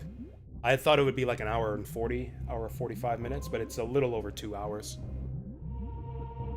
All the actors kind of disappeared after that movie, like the main actors, like not Keanu Reeves. I think Keanu Reeves, maybe Keanu Reeves did kind of take a hiatus after that. Yeah, it was Keanu Reeves in any high-profile titles after that. Lawrence Fishburne was always kind of a minor actor. He's been in some good stuff. I actually like Lawrence Fishburne. I don't know the actress who plays Trinity at all. I don't think I've ever seen her in anything other than The Matrix.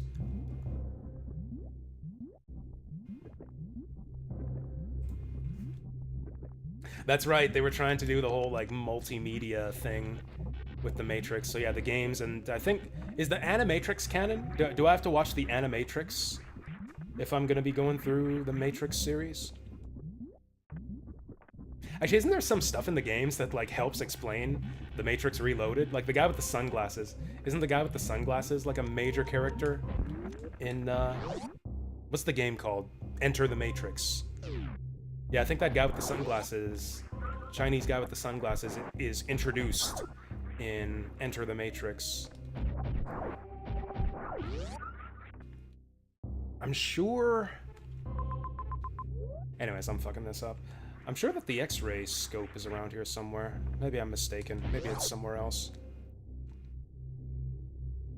Oh, and there's a normal missile pack up to the left of the tower room. Okay, I'll be sure to avoid it then.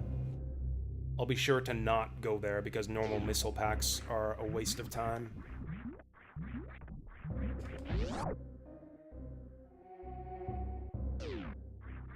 But yeah, Matrix 1 is a 5-star movie to me. That was such a good time. It's like so gripping and interesting for the first half.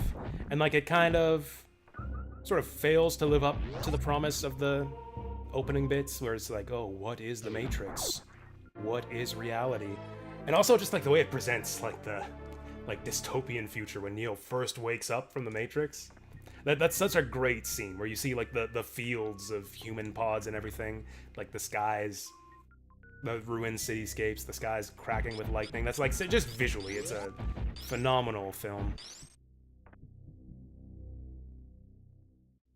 The X-ray was in the red tower room. I don't know what that is. I don't need the X-ray scope. We can do without it. We're not going for 100% here.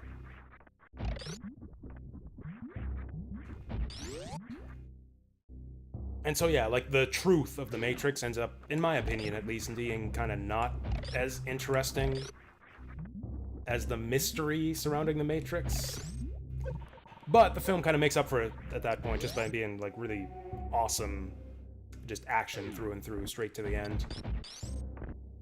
Like that whole like mystery of the Matrix in the opening sequences leads into a really, like the setup for a really just killer action film.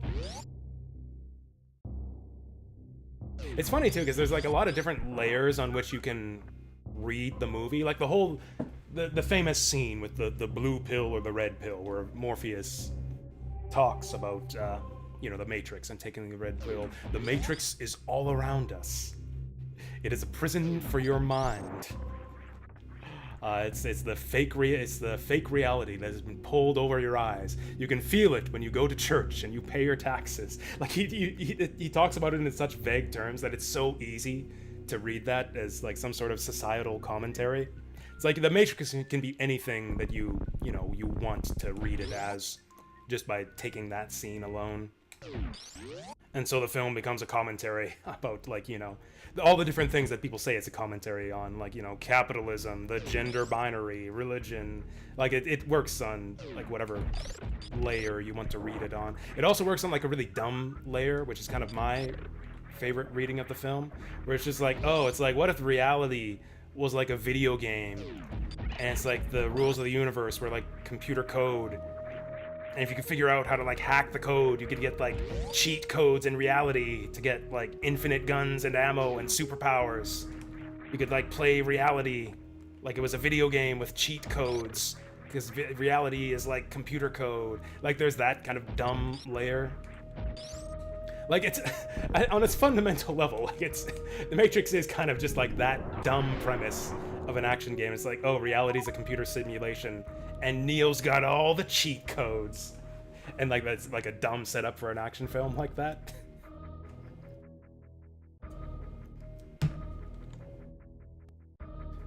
Which is sort of fundamentally what the film ends up being, I think.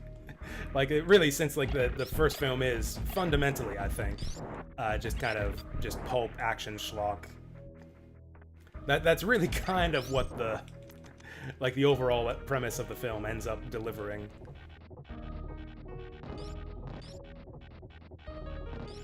This is the yeah, optimal way to use the grapple beam is to not grapple or swing with it. Just keep pulling yourself.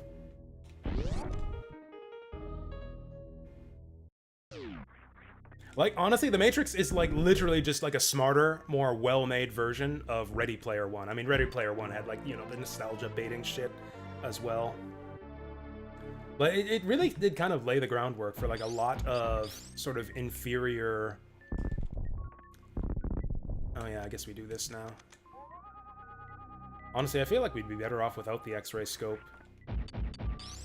Because now I have fewer items to tab through. Or I would have fewer items to tab through if I didn't have this. I've actually never seen Ready Player One either. It's the same kind of thing though, right? Where it's like a chosen one type narrative. He's like the best video game super player, and that gives him superpowers in this like virtual reality thing. I feel like, yeah, the whole idea of like virtual reality superpowers was kind of just what almost all like major action films are about. Like, it's essentially a precursor to the superhero genre. Like, they have kind of a fake pretense of reality. If anything, the VR stuff is like smarter because they have an actual logic behind why the main characters have superpowers. It's like, oh, it's a video game, and reality is a video game, and we hacked the system.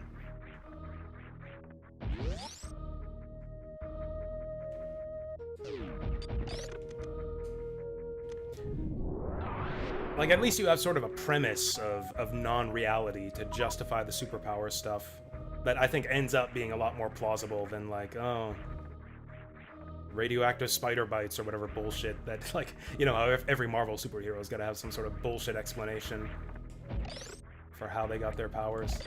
I don't know, I really dislike the modern superhero films, just like the way it's become a trend. It's like the only movies people talk about these days. Actually, it's kind of like Isekai with, in anime, too. I kind of hate the way that Isekai took over anime for a while, too. I say that as a fan of Konosuba, which is like the only Isekai that I actually like. Oh wait, isn't one of these like a fake mouth that you can actually drop down? Maybe that's in a different room. Shit. Yeah, I think that's actually a different room.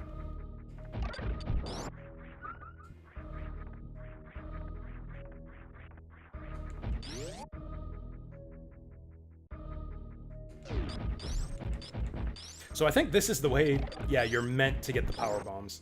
I think this is the intentional route to get your first set of power bombs.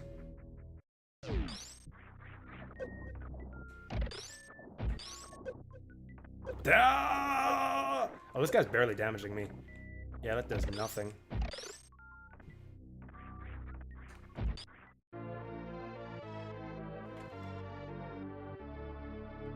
So actually, one of the things I like about Konosuba, one way that it compares favorably to other isekais, is like the way that a lot of isekai works is you have, it's pure power fantasy. Like the main character is like, oh, I thought that was the one I could drop through. The main character has like, you know, superpowers for some reason or another. Whether it's what's the one? Overlord? I think it was called Overlord. It's the one with the skull face guy. And it's like, oh, he's isekai'd himself into his MMO character that he's played thousands of hours on. So he's like an overpowered MMO character in his fantasy world. So he's like got crazy superpowers. There's that time I got reincarnated as a slime, where it's like his ability to absorb stuff as a slime gives him insane superpowers. The thing that makes Kazuma cool is that he's not superpowered. he's actually underpowered. He's like the shit. It's like his stats in the isekai world, in the fantasy world, are the same as his real life stats. It's like, oh, you've got like no physical strength, no wisdom, slightly above average intelligence, but really high luck. And he's able to like kind of leverage that using some of the skills he picks up along the way, and but through his wits, like through like cleverness and like power gaming, he takes his underpowered stat sheet and is able to do great things with it due to his cleverness and resourcefulness. That's one of the things I like about Konosuba. So you have the underpowered main character rather than an overpowered.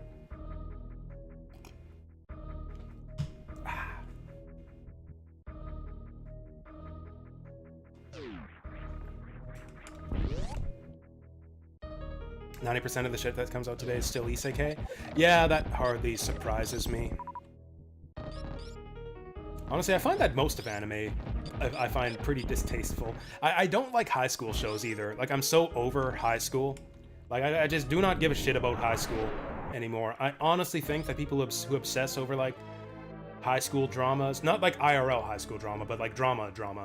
Like, you know, TV dramas set in high schools, or like just in some form of arrested development. I say this as a man playing like baby's toys from 1994. Spends all of his time playing games for 8-year-olds made in the 90s. But I really think this obsession with like high school centered media is like a form of arrested development. So yeah, any anime set in like a high school is an instant turnoff to me. And that's like almost all of them. Like, you take isekai, I think 90% of anime being isekai is an exaggeration. It's like 50% of it is isekai, and like the other 50% is like just high school slice of life or high school drama. Let's save here. The wall was fake. I didn't see what? I don't know what you're talking about. Like I said, I don't do 100% runs of this game, so I don't know where the secret stuff is. I know how to skip stuff, but I don't know where, like, the obscurest items are found. Yeah, we want to save before we go into the ghost ship. Isekai is kind of the worst of both worlds, because almost every isekai character is, like, a high school student. Honestly, I even find it hard to go back to Azumanga Daioh, because, like, all of that is just, like, high school nostalgia baiting. It's like, oh, let's have, like... And, like, they're all the same. It's like, oh, we got the school festival episode. We got the Golden Week episode, where we go to the beach or whatever. It's, like, so... Like, I even find it hard to return to stuff like Azumanga Daioh.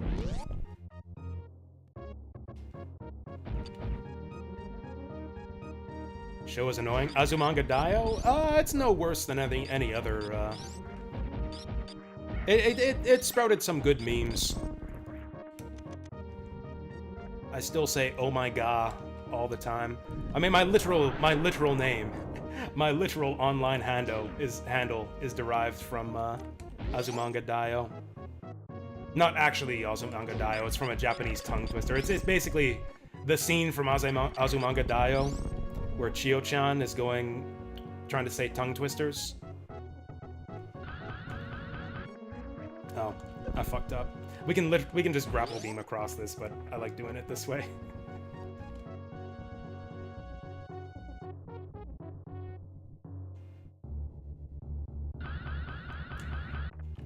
Damn it! This isn't that hard. The harder part is after this. Okay, you gotta do a trick here where if you...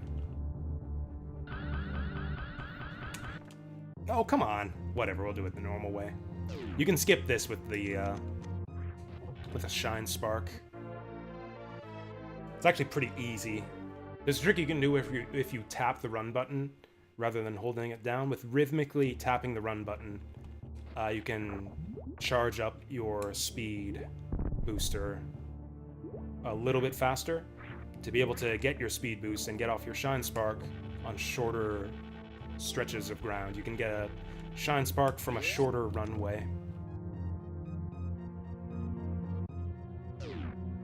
Oh, if you walk without running for like half a second, then start running. I did not know that. I know about the trick with tapping the run button, but I didn't know. The way this works, the explanation for behind why this works is like the way that it checks for your acceleration when you're running is it only checks on a particular frame of Samus's run cycle. It's like you only have to have the run button held during like the end frame of her run cycle. If you're pressing the run button during that frame, then it accelerates you. Something like that. So it's like as long as you have the button held down during a particular frame of the run cycle, you'll charge up your Shine Spark faster. Fuck. You know, maybe it would be easier. You know, maybe it would literally be easier to do the short charge Shine Spark over this pit, rather than actually trying to use this game's clunky-ass grapple beam mechanics. Fuck!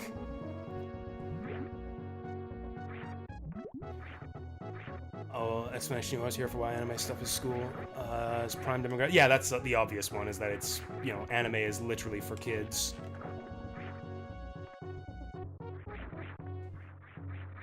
Yeah, that's the other thing, is like, yeah, nostalgia for, you know, old times in high school. I even notice it among, like, some of my peer group, too. I don't know. I don't see it among many of my friends that I hang out with, but, like, the few times I've been to, like, parties with people I don't know, a lot of the conversation ended up just devolving to, like, stuff that people did in high school. Which really surprised me.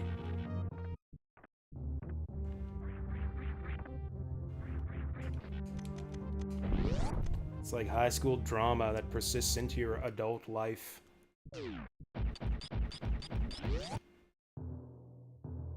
Is this one called the Ocean Skip? I never knew that this one had a name. You can Shine Spark across the water there.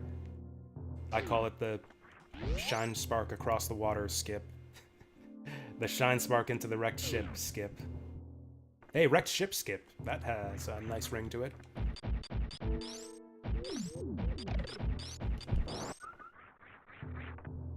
Hey, Koopa Booey. And, yeah, hey, Neo Sigma. Oh, you're not a fan of a grapple beam? Grapple beam, more like crapple beam. That was a good one, actually. I give that joke 3 points.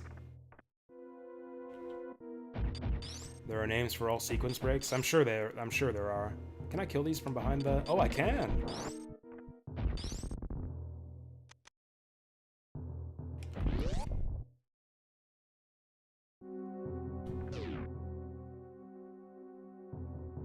Anyways, complaining about, you know, other people being obsessed with high school stuff is a form of being obsessed with high school stuff. I only mention it because we're talking about anime, and I think anime has a particular problem with, Now, it's not even a problem, because again, it's like, you know, this stuff is targeted towards kids. Like, I don't watch, like, other shows. I literally don't even know. I literally can't name... Like, I guess my nephew is obsessed with Paw Patrol. Like, I don't watch Paw Patrol because I'm not 4 years old. It'd be like me complaining about, like, oh, all of these kids all these TV shows these days, obsessed with dogs. There's all these dog TV shows like Blue's Clues and Paw Patrol. It's a real problem with TV shows nowadays. It's like, no, these shows are just for 4-year-olds. It's like, pay attention to other stuff.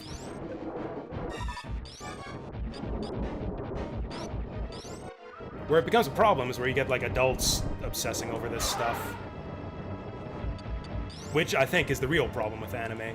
What am I doing here? There we go.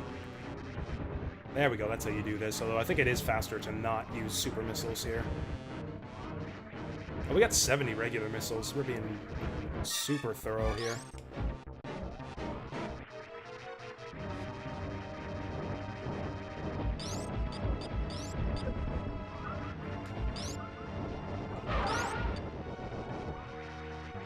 I don't know the fastest way to beat this guy, actually. I do not remember the speedrun strat at all for Phantoon. Isn't there a way that you can get him to, like, float around a lot more and chase you? Or do I have to wait till later in his cycle?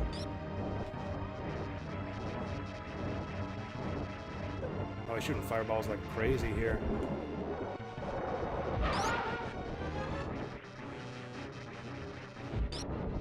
Charge beam seems to be doing a number on him.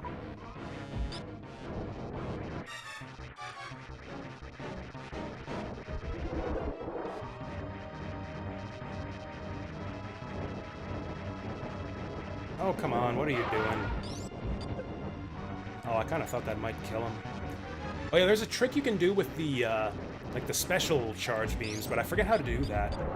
With certain beam combinations, you can do like a, what do they call it, the X-beam or something? The X-factor? Something like that. That used to be the preferred strat for this guy, but I can't even remember how to do that type of special charge beam. I think we can kill him with one super. Damn it. Got him. This is like one of the hardest parts of the game, too, in a speedrun.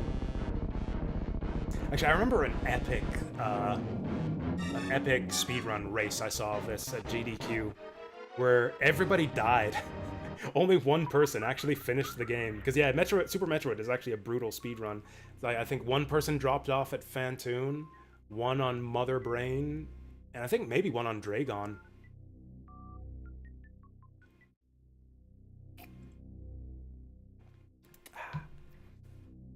I don't know if I paused to read. No, I didn't. I'm sorry. I've been falling behind on chat. Oh yeah, about people bringing up stuff in high school because there are people. I mean, I kind of peaked in college. I had a couple good years of college, like the first 2 years. I was in comp sci in college. Were kind of probably the peak of my life. I did really good for the first 2 years of comp sci when I was in college.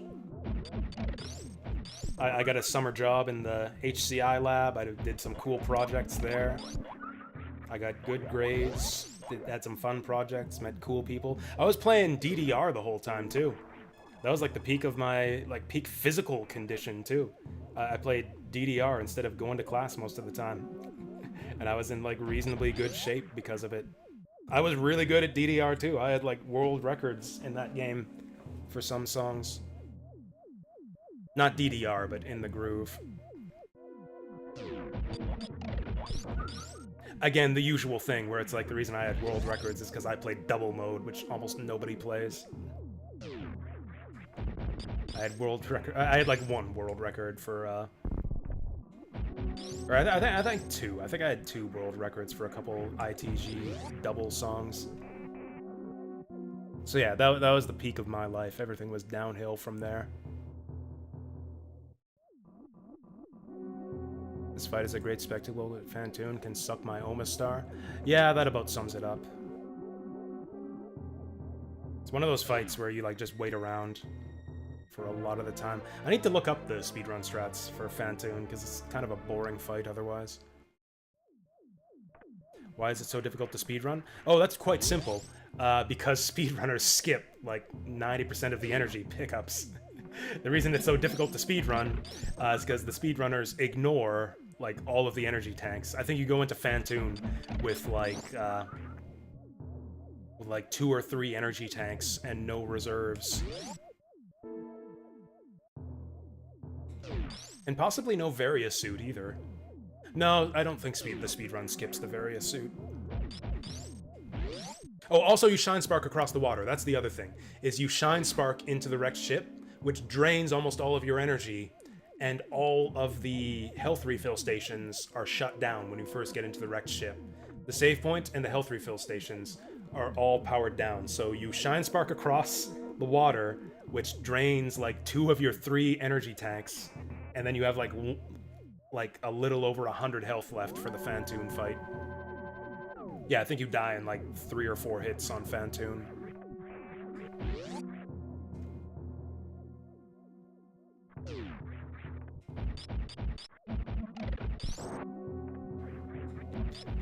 The key is to never stop peaking. I mean, the key is, I think, is probably to just build on everything you've done previously. I've done the opposite of that. I, like, abandon everything that I start. I do not like. Yeah, I peaked after like year 2 of comp sci in university. I literally don't work in computer science anymore. I haven't done any form of programming in like 8 years. More like 6 years. I think it's been about 6 years since I got out of the game.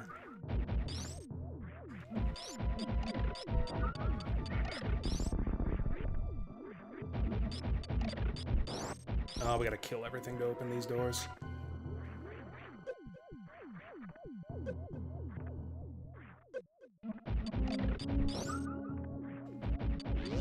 Oh, okay, we want to go this way, I think. Oh, yeah, let's shoot all these doors so we don't have to kill all the enemies again. It's another speedrun strat. But yeah, I think I'm going to continue watching the Matrix films for my next run of movies that I watch. Oh yeah, I've got D&D today, so I've got to check my phone. It's weird. My one friend who picks me up for D&D, his text messages don't seem to give me alerts on my phone for some reason. Like, normally my phone beeps quite loudly when I get a text. I can hear it from the other room. But for some reason, not only do I not get, like, the beep from the text message, it doesn't even show up on my alerts. Like, I'll like, just hit the button on my iPhone, and it's like, oh, you know, you've got the locked screen here. Here's the lock screen for my iPhone. And, like, it'll show me if I got a text message. But for some reason, it doesn't even show up on there. It's like I'll tap the button and, like, even though my friend messaged me like 10 minutes ago, it won't show up. I don't know why that is. For some reason, my iPhone is just set to ghost my one friend who picks me up for D&D. Maybe it picks his messages up as spam, because most of what he texts me is just here. He'll show up to pick me up for D&D and he'll text me here. So maybe it's hitting some kind of spam filter. Oh wait, I don't care about that missile pack at all. As far as I didn't make my own game. I made a few, actually, in college. I made one in first year in a program called Scratch. It was like it was essentially like an extremely simplified, pixely version of Acceleration of Suguri. It was a versus shoot 'em up, where you could pick like medium, light, or heavy ship with different speeds, and then equip a weapon loadout on them. Yeah, it was essentially Acceleration of Suguri. I made a tower defense game. That one was with a team for my game design class. I did a summer project where I did... it was like a voice-activated thing, where you had like this rotating alien shooting laser beams at targets, and you would like tell him to turn left or right or go forward or shoot using voice activation. It was like testing out some like speech controls, like speech activated controls for... It was like a contract that the HDI department had, or like a collaboration they had with like a speech therapy, like, yeah, speech language therapy thing, where it's like a company that had a group of speech pathologists using video games to teach kids, you know, speech pathology and like correcting speech impediments and stuff, and trying to use games. So it's like more about the technology of like, you know, speech activation rather than game design. I applied for a job at that same company, actually. Like, I did work for them at or like experimented with some of this stuff at the HCI department for them. So I figured I was like on a career path. I was like, oh, maybe I'll work for these guys after I graduate. But I applied for a job there and I never heard back from them. Like, I met with them too while I was working there. They said they liked the stuff I had done, but maybe they were just bullshitting me. Or maybe I just had a bad resume.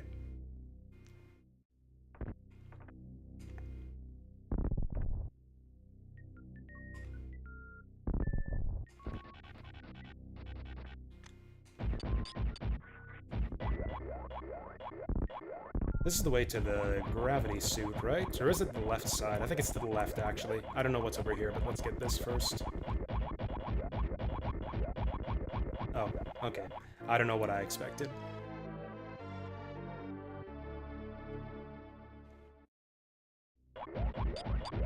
I had an RPG Maker game that I did some significant, I don't know, that I got like the bare bones sketched out for.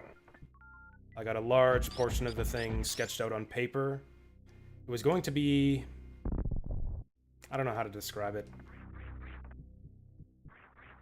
Yeah, I don't know how to describe it actually. Kind of a Etrian Odyssey inspired dungeon crawl, only not first person. It would have been in an RPG Maker. I don't know, just an RPG with like a lot of, I don't know how to describe it. It's kind of mixed. It's like a mix of Lufia with Etrian Odyssey dungeon progression with a like Final Fantasy 1 class choice system at the outset of the game. Yeah, it's like Final Fantasy 1 meets Etrian Odyssey meets Lufia 2 with the dungeon puzzles.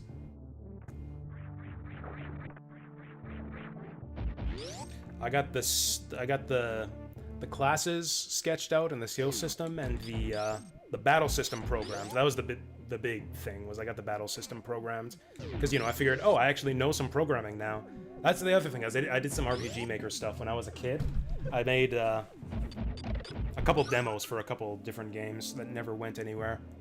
But I figured, oh, we can go back to RPG Maker because I know how to use this a little bit. And I know some programming now, so I can do like some cool stuff with RPG Maker. And I did, sort of. I made a battle system. Oh, that was the other thing, is Grandia. Yeah, it has kind of a Grandia-esque battle system.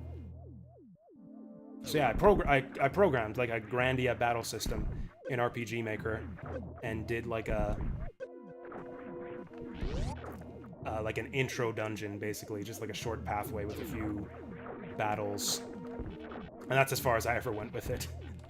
I never actually made the rest of the game. I don't know if I've talked about it on screen before. I used the tentative title of Maiden Quest for the game, kind of a play on Dragon Quest, which the game would have no influences from, but the idea was it would have classes based on like kind of like anime tropes of female characters. There was a bunny girl class, there was a cat girl class, there was a nun class. It was like kind of like fetishy type characters, but done up as like classes in an RPG, and kind of with kind of an Etrian Odyssey style skill system. And it was kind of like not much plot focus. It was mostly dungeon focused, as like a kind of puzzly dungeon crawler. Puzzly and combat-y dungeon crawler with a Grandia-esque battle system and Etrian Odyssey skill system. There's a hentai game called that? Of course there is. It was a working title, but yeah. Actually, the premise was it was an isekai, so sort of inspired by the intro, or like the setup for, what was it? Napple Tale, where yeah, girls get drawn into an alternate reality and like put into these costumes and get these powers. It was a really dumb setup. It was meant to be kind of like a comedy game, like really light on plot, kind of like a comedic, lighthearted tone to it. But, you know, game development is really time-consuming, so I never took it any further than that.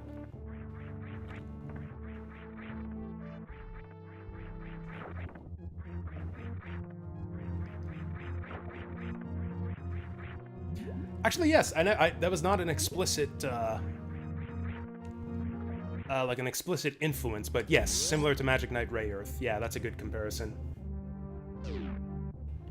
A little bit different, because like the characters aren't characters. Like it's not like Magic Knight Rayearth where you have like actual characters getting isekai'd. It's literally like Final Fantasy 1 style blank slates, essentially, or Etrian Odyssey style blank slates.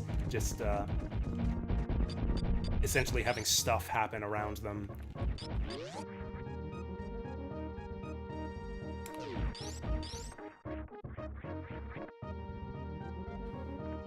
Where are we going now?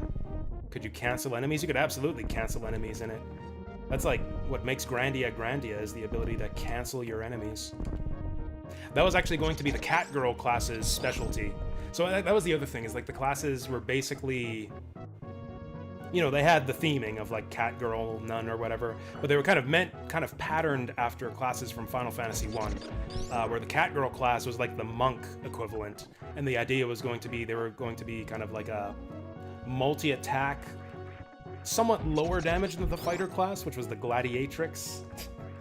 I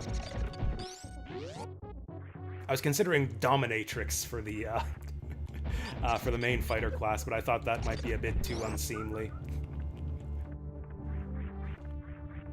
But yeah, the gladiatrix was going to be like the big damage class, like your fighter class, tanky fighter class, and then the cat girl was your monk class, who would specialize in like canceling enemy attacks and delaying their action gauge.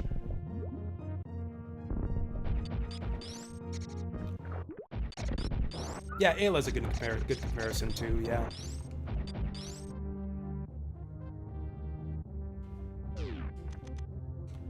What were the other classes? There's a witch was pretty straightforward. There was a witch class. Yeah, what were they? Dancer was like the red mage class. Yeah, it was gladiatrix, cat girl. Oh no, dancer was the thief class. That's right. Dancer for thief. Nun was your white mage. Witch was the black mage. What was the red mage class? I can't remember what the red mage class was. I'm sure I have it all in a notebook somewhere.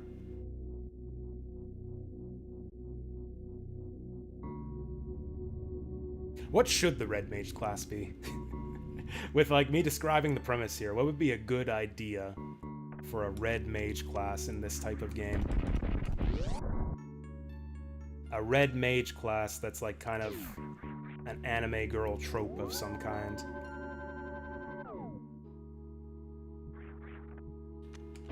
What's so super about Metroid anyways? I mean, the same thing that's super about all Super Nintendo games. The fact that it's on Super Nintendo. It's like, what's so 64 about Mario 64, huh? What's so 64 about Mario 64? Oh, you know what? I think that might have been it. Or no, the villain was a maid. That's right. The villain was a maid. Yeah, that's right. There wasn't a maid class, but the main villain was a maid. Or not the main villain, but the villain's like kind of sidekick. The premise was, or like the big reveal at the end was going to be that the main characters were sort of drawn into this realm because the Dark Lord of the realm wanted new servants. And the maid who is like kind of the recurring villain of the game is tasked with dragging the main characters back to the Dark Lord's castle to enlist them in his service. The other part of the story was going to be that the maid is secretly in love with the Dark Lord, and she resents this task because she thinks that he should be happy just having her. And so the final boss was going to be the maid villain has like a touching romantic scene with the Dark Lord where she declares her love for him and they agree to get married. And then they both attack you together because they need servants. Now that the maid villain is retiring, they need more servants for their castle, so they both attack you together. And it was going to be like kind of a tag team final boss. Villain was Sebastian all along. Yeah, that's a good idea. So yeah, it's like that kind of silly plot line.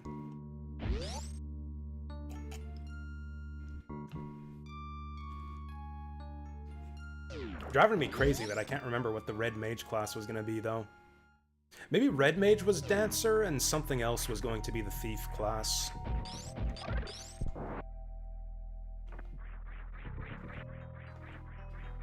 Oh wait, this is the Plasma Beam door. We can't get through there yet. Wait, friend cosplayed as Megu Man? What does Megu Man look like? Is it literally just Megumin's outfit on a dude?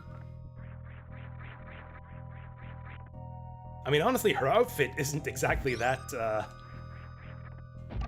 female-specific. You could just dress up a dude in Megumin's outfit, and it would probably no. I guess she wears kind of a skirt. I guess that wouldn't exactly work because she has a bit of a skirt. I'm curious now. What the fuck is Megu Man? Or just like a Mega Man cosplay, except it's like red with a witch hat?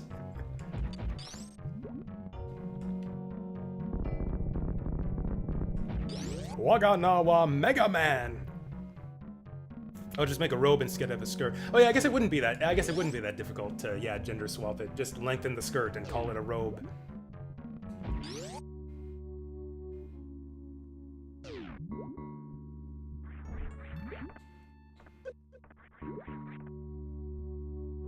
I'm gonna think about that every time I play Mega Man now. Waganawa Mega Man. What?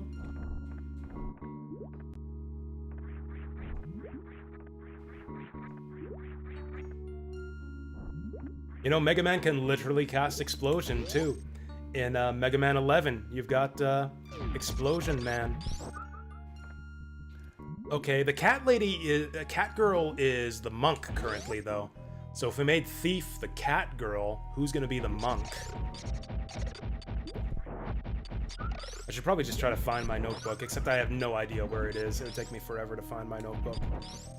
Wait till we play Varia Returns. I'm actually looking forward to it. Is that next week? No, I think it's a couple weeks till that shows up in the queue.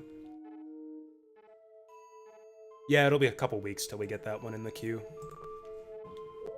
Judo girl? That's not a bad idea. Cat girl with the spandex outfit? That would have been the dominatrix character. The dominatrix fighter class that I ended up scrapping because I thought it was too risque. You know, I bet you I could literally sell this game. I could make this game and sell it, and it would be a huge success if I just made it a literal hentai game. Bring back the dominatrix class and just make it a literal hentai game. And I could sell, like, it could be a massive success. I could sell, like, dozens of copies if I just made it a literal hentai game.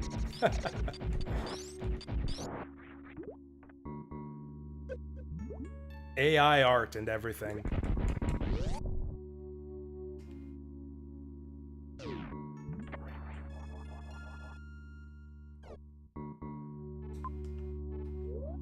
Made a ramen cosplay with a ramen staff. The ramen shaman, that's good. That's really good.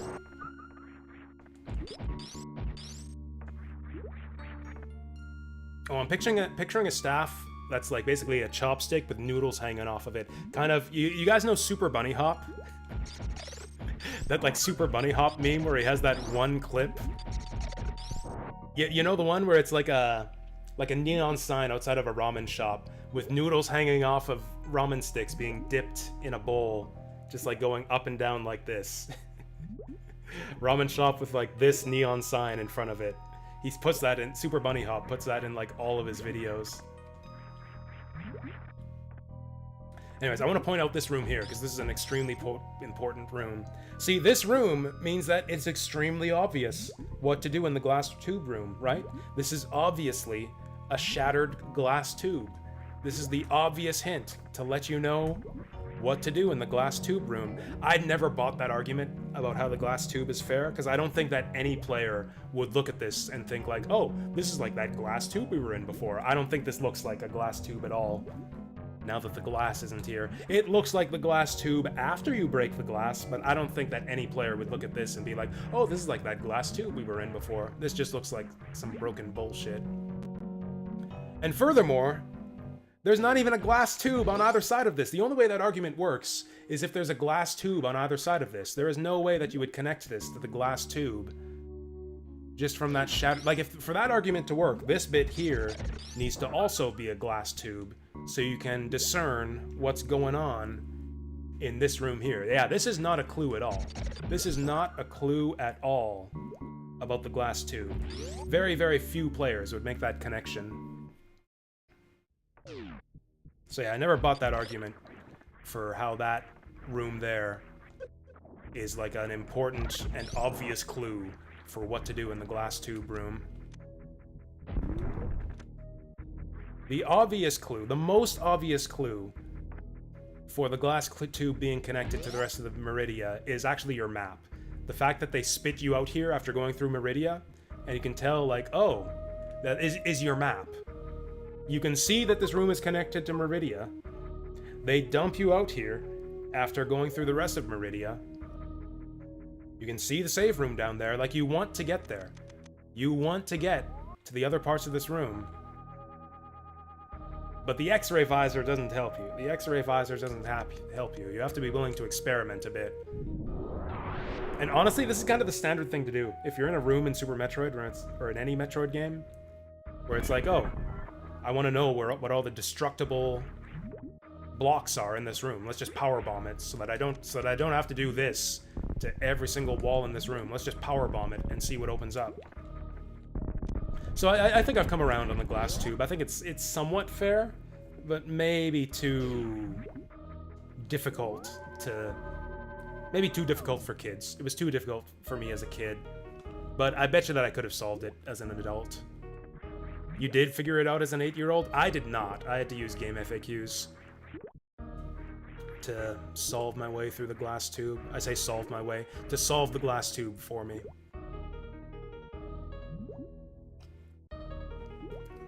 Big wooden rod with a cup ramen stacked down on it. That's a good idea too. Ramen bowl on the top of the staff. Ramen Shaman. That's a great name for an anime. You should make an isekai. Pitch an isekai anime. The Ramen Shaman.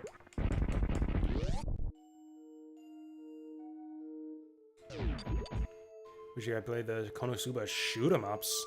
PS4 Vita only. Shoot 'em up is a weird genre for Konosuba. I could see like a Zelda-like action-adventure game working for Konosuba. I know there's a platformer for it. I know there's a Konosuba platformer. I'm pretty sure there's a visual novel as well. Shoot 'em... I guess it could be like a...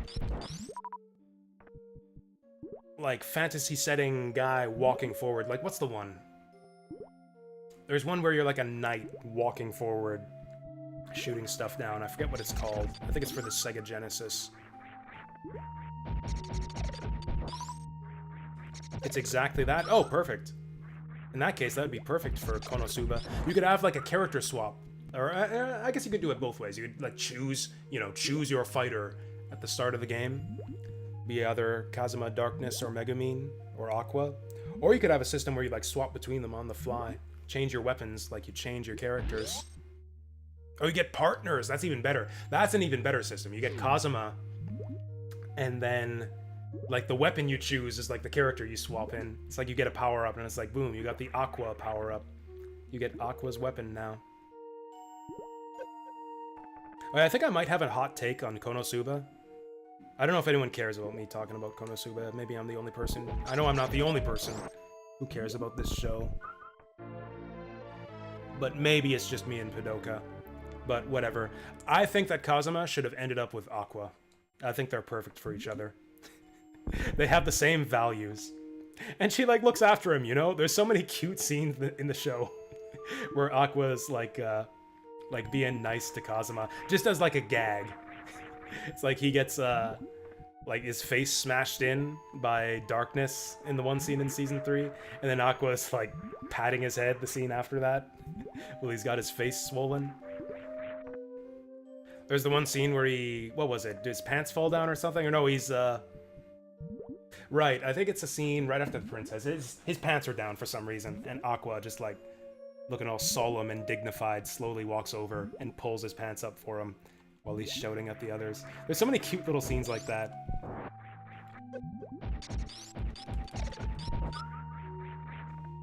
That and, like, the scenes where they, like, get rich or come into new wealth and they're, like, both acting all, like, hoity-toity together. Yeah, I think that Kazuma and Aqua make the best couple. Sibling relationship?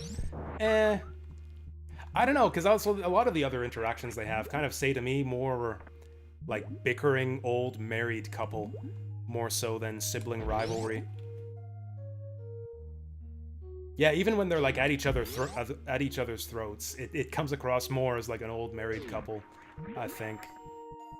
Let's see if I remember the path through Meridia. I think I remember this part. That's a cool trick with the Shine Spark. I never knew you could do that until I saw it on YouTube. You can hold R and L to aim your Shine Spark diagonally. Kazuma Megumin is creepy. I mean, Kazuma's not that old either, is he? I guess 18, 14? Megumin's 14, right? Although she might be like 16 by the time they become a couple.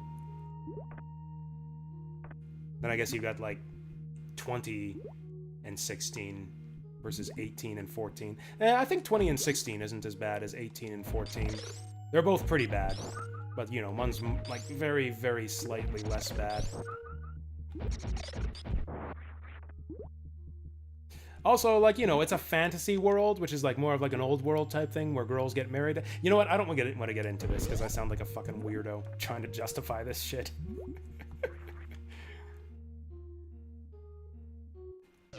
Megumin is pregnant of Kazuma on the cloak. That's a little bit weird. Anime girls getting pregnant is a bit weird. Honestly, I don't think it's possible to depict an anime character as being pregnant without it coming across as, like, fetishy as opposed to wholesome. Like, pregnancy IRL is kind of wholesome in most circumstances. Where pregnancy in anime is, like, just purely degenerate, I think. No matter how you present it. I guess there's that one pregnant woman in Mega Man Legends. That whole storyline was pretty wholesome.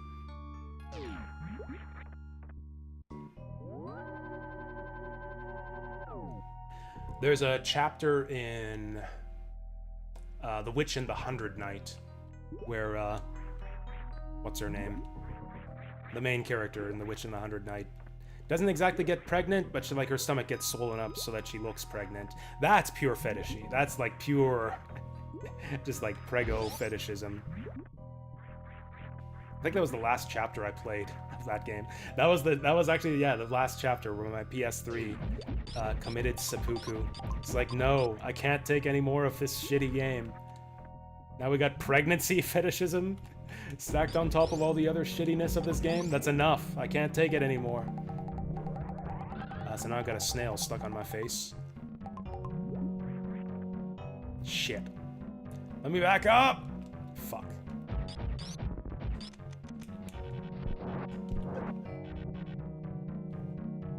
Well, now I think we gotta go a long ways back up. Or is this the right way? Am I going the right way?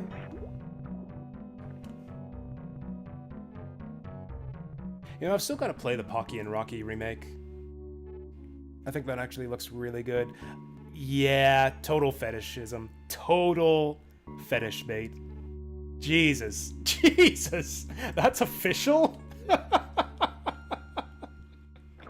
Oh, gosh. Man, am I gonna have to be ashamed for liking Konosuba now? Yet another reason why it would have been better off if he ended up with Aqua. You know what? The thing is that Konosuba is actually based on a light novel series, which are basically almost all pure degeneracy. Like almost all the popular ones are full of degenerate bullshit. I think Slayers is mostly wholesome. I don't think there's anything degenerate in Slayers. How do we get up there? Oh, I think you want the jump ball for that. Konosuba is chud anime. It is. That's actually an accurate description, because Kazuma is like your archetypal chud. Yeah, Kazuma's got really big chud energy. I agree with that assessment.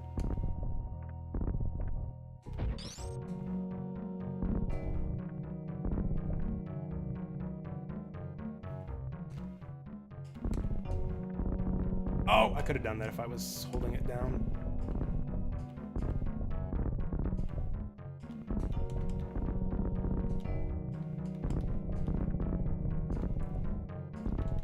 Now you guys get to see how bad I am at bomb jumping. Okay, maybe we can do this the old-fashioned way. We got a bomb jump. Yeah, you're meant to go here with the spring ball. I don't even know where the spring ball is. I never get the spring ball.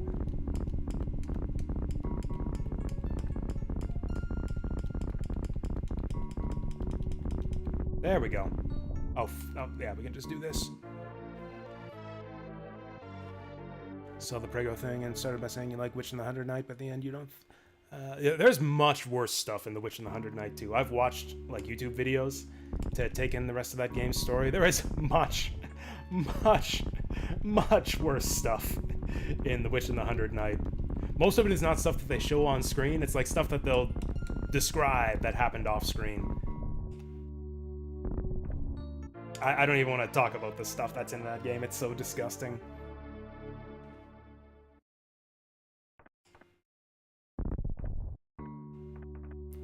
Didn't know there was a PS4 edition? I didn't know that either.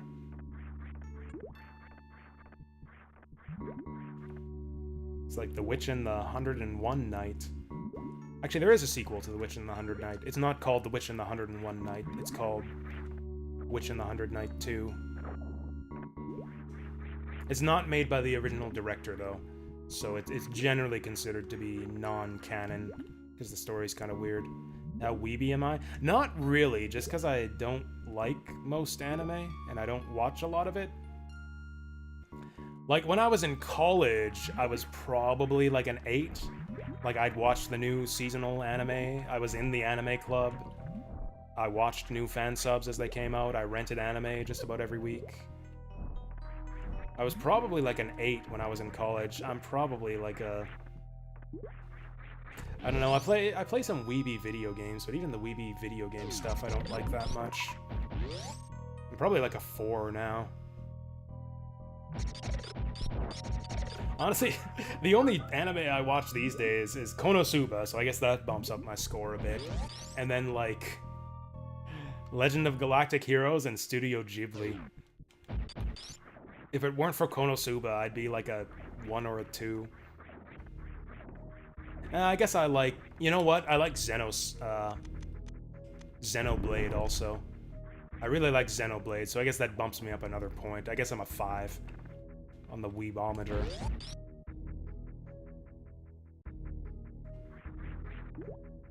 Honestly, being in the anime club was part of what started to get me out of anime.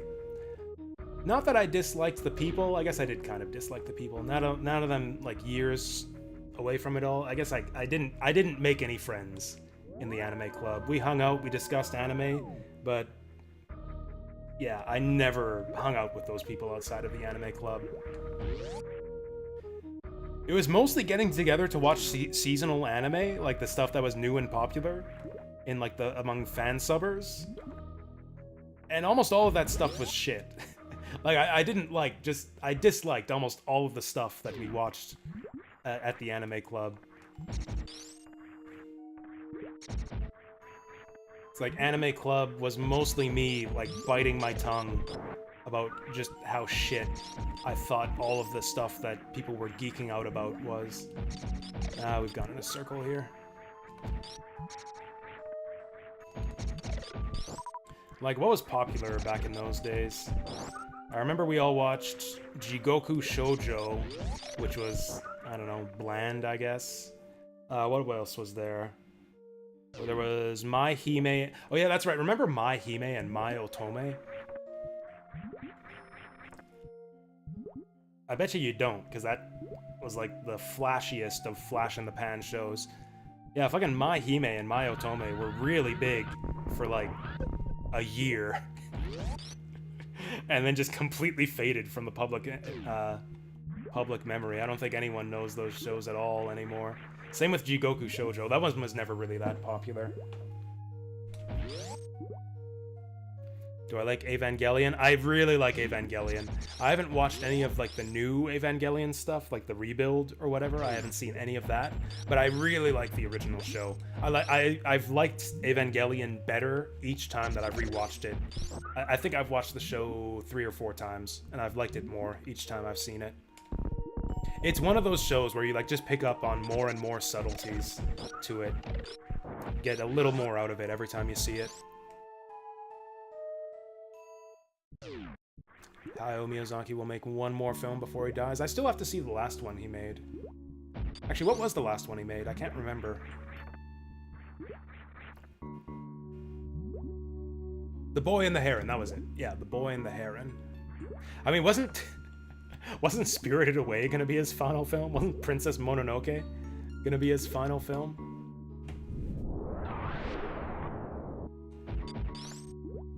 Like how Metal Gear Solid 2 was going to be Kojima's last Metal Gear Solid game, and then Metal Gear Solid 3 was going to be the last Metal Gear Solid game. And then 4 was definitely the last Metal Gear Solid game. He went way out of his way to tie everything up in Metal Gear Solid 4. And then Metal Gear 5 was the last Metal Gear Solid game, and then it probably is. It probably literally is the last Metal Gear Solid game now.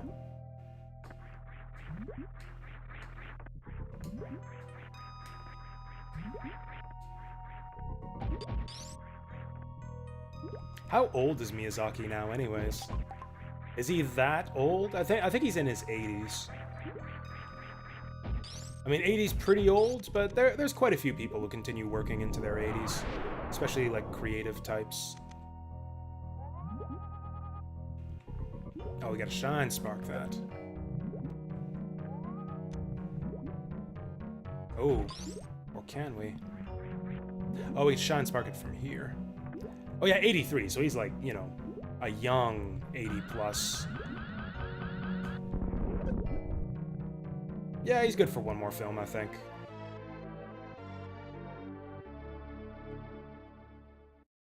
Secret of Blue Water, I still gotta see that. Escaflowne I really like. Actually, Escaflowne I've seen twice now, and I liked it a lot better the second time. I want to rewatch the film, too. The Escaflowne movie is one I've been meaning to revisit. I really disliked the movie back in the day. It's like the kind of thing where it's essentially just a hasty, like crunched down retelling of the TV series. It's like an abridged version of the TV series that glosses over a lot of the interesting details and has an even shittier ending. But I've seen some clips floating around of the Escaflowne movie, and there's actually some beautiful imagery in that movie that I forgot. The visuals in that film are gorgeous, so I kind of want to rewatch it just for that. The soundtrack, too. I think the music in the movie is even better than the TV series.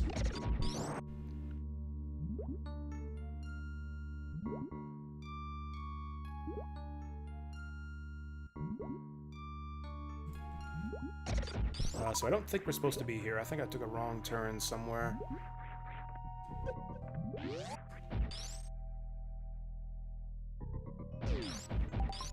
Oh, you know what? Do we have to go up from here? Oh, I think we go up from here. I've been going down when I should. Actually, can we check the map? Let's actually try to reason this from first principles. So we're trying to get there. Trying to get to that section. So I think we want to go top left here. We go top left and then through probably a hidden passage to the right. There we go. This is the way. Yeah, I definitely remember this room. Yeah, this is the way. Whoops. Actually, you know what? I watched Escaflowne on VHS back in the day. I actually don't remember if it was dubbed or subtitled, but I actually had a friend who lent me her VHS tapes of Escaflowne.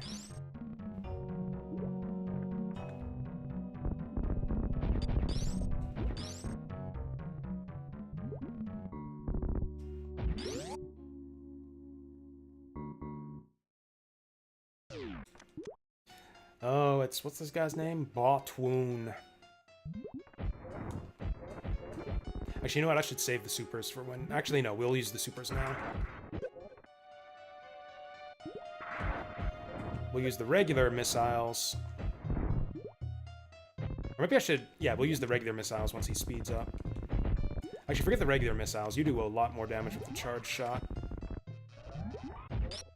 Yeah, like so.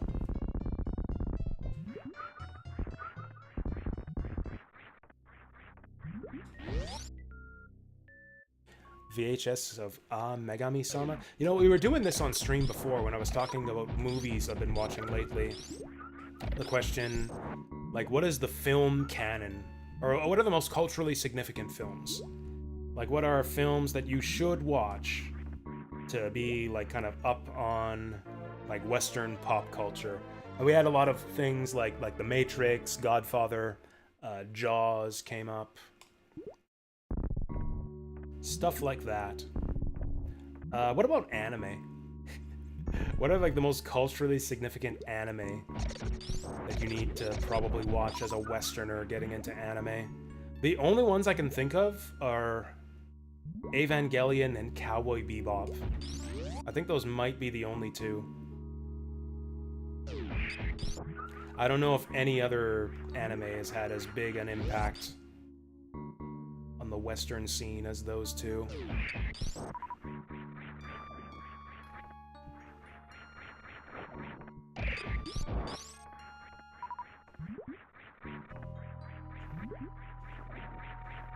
Ghost in the Shell? Yeah, Ghost in the Shells. I don't know, I feel like that's a bit more niche, though. I don't know how many people have actually... I guess the Ghost in the Shell movie. Akira's another one. Yeah, Akira is definitely another one, actually. Maybe the Ghost in the Shell movie, although I don't know how much of a long-term impact that one's made. I don't hear people talk about the Ghost in the Shell movie a whole lot. Again, it's one of those films that I don't like the Ghost in the Shell movie that much, honestly. And I like it even less now that I've read the manga. Yeah, the Ghost in the Shell movie doesn't hold a candle to the Ghost in the Shell manga. The movie has a totally different tone than the manga. Like, what's her name? Makoto, or Major Kusanagi or whatever, is a totally different character in the manga. She's much more, fun-loving and goofy in the manga. I do like Standalone Complex. Standalone Complex is really good. I mean, there's the ghost, but where's the shell? You forgot the shell, Zap. Come on, you can't tell me that you don't have a shell emote to go with that ghost. Is there anything else in this room? I don't think there is.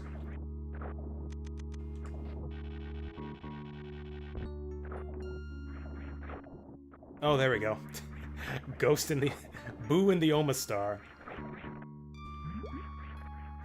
Oh yeah, of course, Dragon Ball F, of course. The thing is, I guess a lot of the most, like, culturally influential anime are just, like, schlock that runs forever. That's impossible to get into, because there's, like, 300 episodes.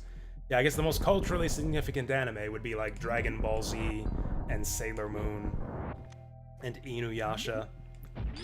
It's, like, stuff where you have to slog through, like, 300 episodes to see it all. And honestly, none of it's really that good in the first place.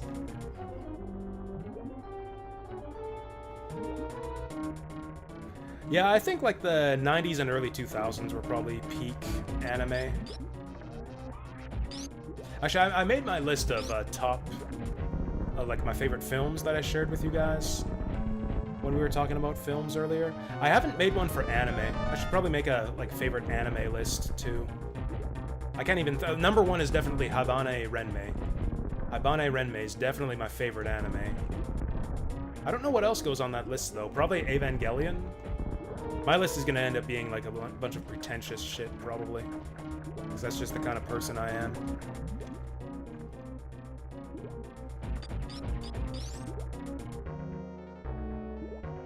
Oh, you know what? We can shoot this guy. We can shoot this guy when he's swooping down.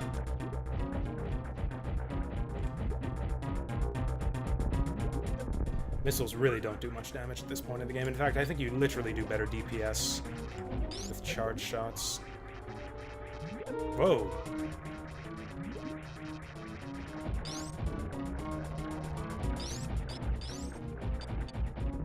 God, he spits that gunk out so quickly. I can't get the super missiles on him. Okay, maybe we'll do the super missiles while he's, yeah, doing this. Nope, he's too fast.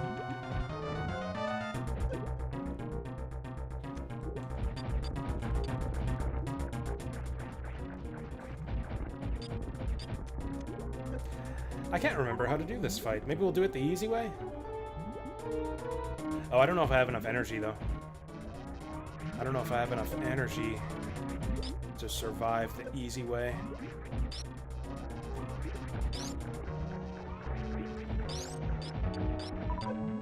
Shit.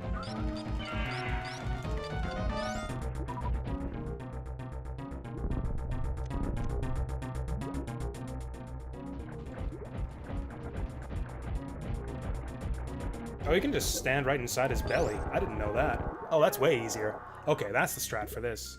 You know, I've tried a few times to get into Serial Experiments Lane.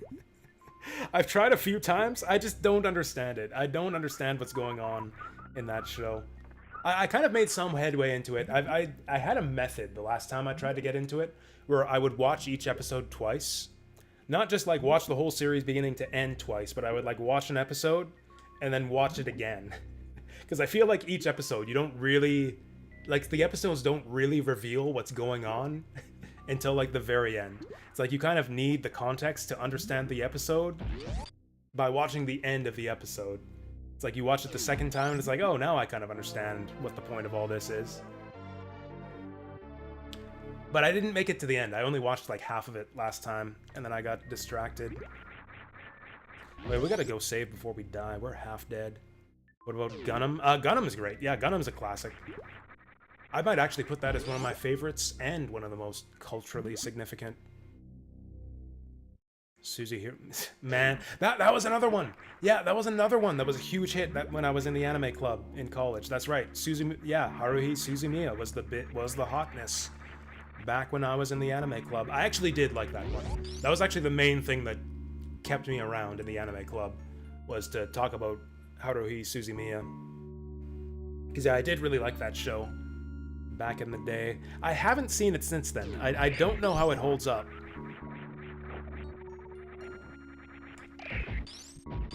I honestly don't know how that one holds up, since I haven't seen it since I was in college. Whoops.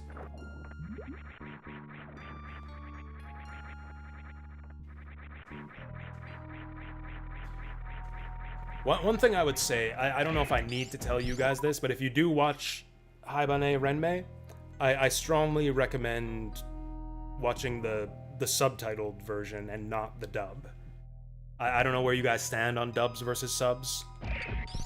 I assume that you're all cultured enough to not watch dubbed anime. I'm just taking the piss. Maybe you guys are into dubs. That's fine. But for Haibane Renmei in particular, I especially recommend the subtitled version. The dubbed version messes up the script, in my opinion, in a few ways, and just misses a lot of the nuance in a few key scenes.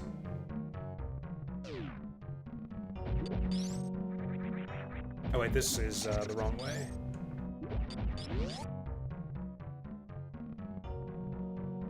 Watch subs, especially if it takes place in Japan. Haibane Renmei does not take place in Japan.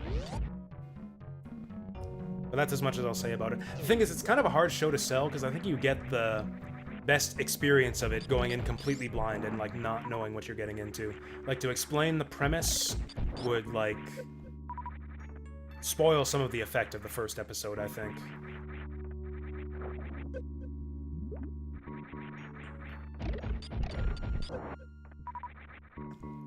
I guess people used to say that about Haruhi Suzumiya back in the day, too.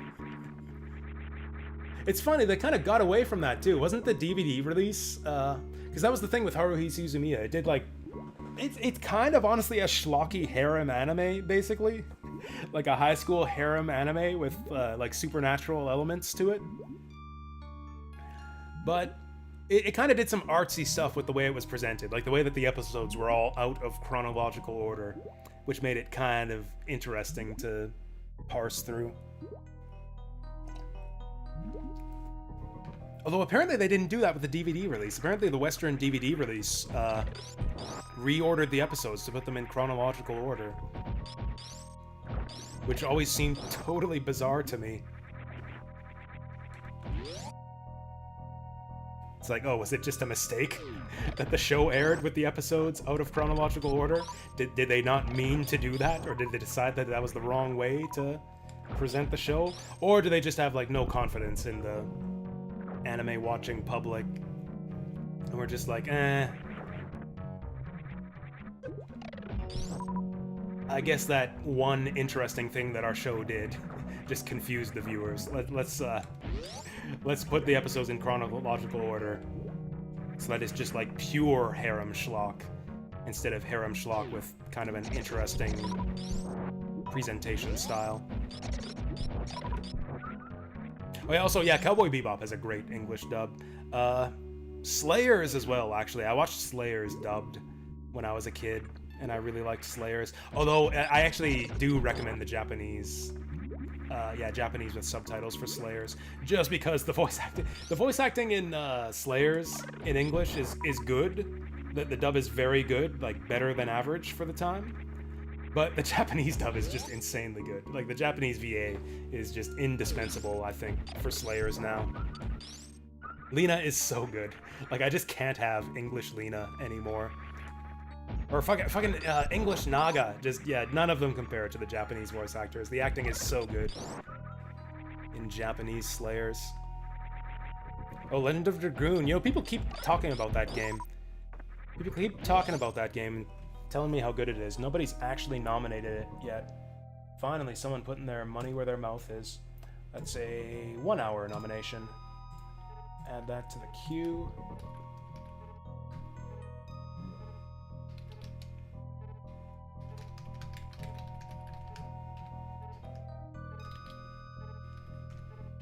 Oh, and that's a 1 hour nomination, so I don't forget. Alright, we got Legend of Dragoon locked in there. Do I know Iria Zerum? I'm pretty sure I've watched Iria Zerum. I remember it. That's the one with, like, the black hat alien, right? That's the one with the black hat alien. It has a SNES game, too. I played the SNES... Actually, the SNES game of Iria Zerum is very good. I think that was a Vic Tokai game, if I remember right. I don't remember anything about the anime. I actually don't remember the anime other than the hat alien, and other than what the characters looked like. I don't remember anything about the anime. I think I still have it on my computer. I think I still have Iria Zerum if I wanted to rewatch it. Technolize, Kino no Tabi, Shinseki Yori? I don't know any of those. I have never heard of any of those, I don't think. Oh, it's another one from the Lane people. Maybe I will have to watch that. English Slayers dub is no good? Maybe you're right. Maybe you're right. I watched that show when I was like 8 years old. So maybe it's only good because I was 8 years old. I remember it being good, though. I remember it being better than average for the time.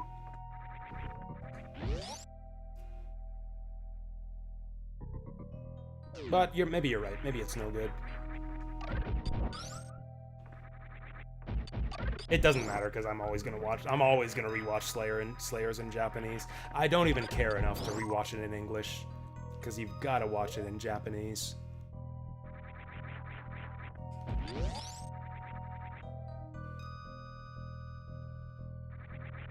Witcher 3 has a new ending that was found 9 years later. It's an old ending that just hasn't been talked about on the internet. Well, now I don't know what to think. I only played The Witcher 3 once, actually. I only played it once, so I only ever got one ending. Yeah, that's Iria. That's Iria. And I think Zerum was the hat guy, actually. I think Zerum was the name of the hat alien, if I remember right.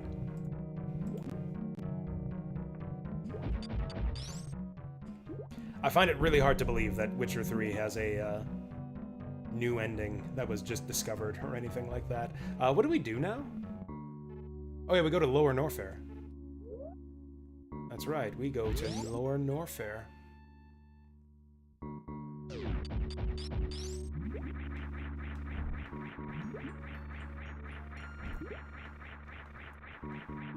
Yennefer betrays the lodge in an attempt to help Ciri.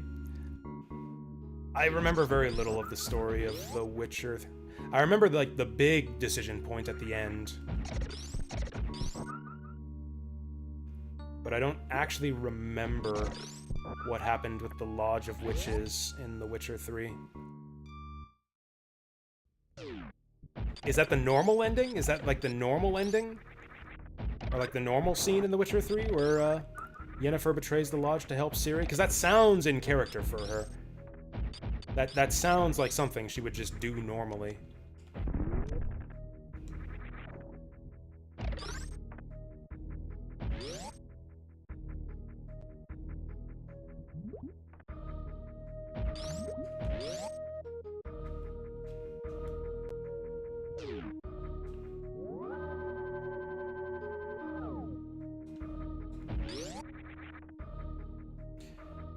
See, I want to replay The Witcher 3, but I know that it's gonna take me like 100 hours again.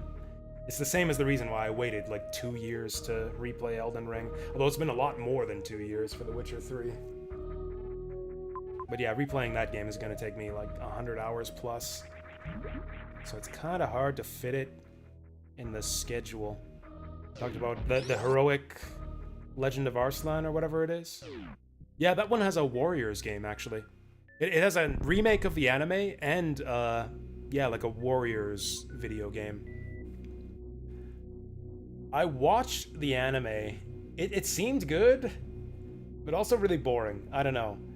It's got some good scenes, excellent. It's got a lot of the good stuff from Legend of Galactic Heroes. That's the thing with the thing that heroic Legend of Arslan is famous for. It's like a fantasy series by the guy who authored Legend of Galactic Heroes, and it's got a lot of the good elements of Galactic Heroes with like the just like the attention to detail with all the minor characters and like just some great writing and great scenes. But it's so much more slow paced than Legend of Galactic Heroes. I actually got bored of the heroic Legend of Arslan. I only watched like 5 or 6 episodes.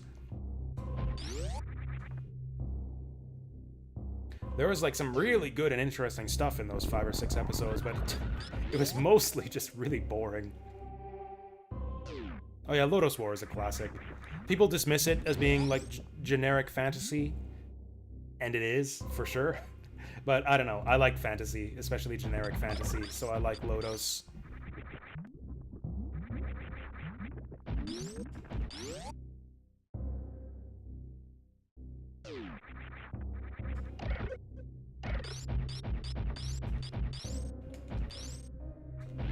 Actually, Lodoss is another anime that has a very good... You know, actually, this might be a controversial take. I think that Record of Lodoss War is better in English than Japanese.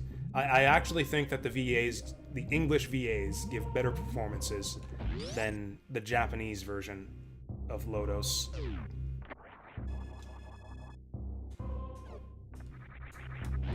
Maybe that's a hot take, I'm not sure. Or maybe it's a nostalgia thing.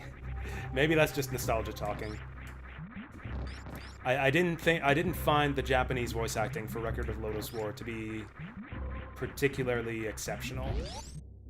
Actually, one thing I learned years later, actually, is a lot of the characters, or a lot of the voice actors in the Japanese voice actors for Lodoss War were famous voice actors, like people who were famous voice actors in Japan, who were... What's the opposite of typecasting? Who are like cast in roles that were very different from what they usually do, and like that's kind of interesting. That's kind of neat that the VAs were given a chance to like kind of branch out and do stuff that's different from what they normally do. But I feel like it kind of shows in the performances. Like you're playing kind of like a lot of stock characters, like a lot of just classic, like just fantasy tropes. classic archetypes, but like they don't.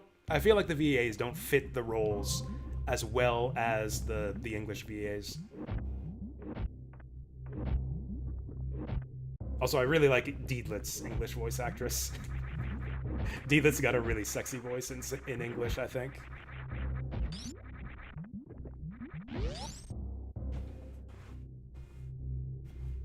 Is Miyu Vampire Princess a classic? I do not know that one. Were the anime club members on the autistic spectrum? Probably.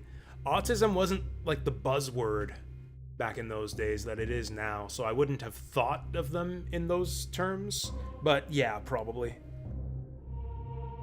Almost definitely, yes.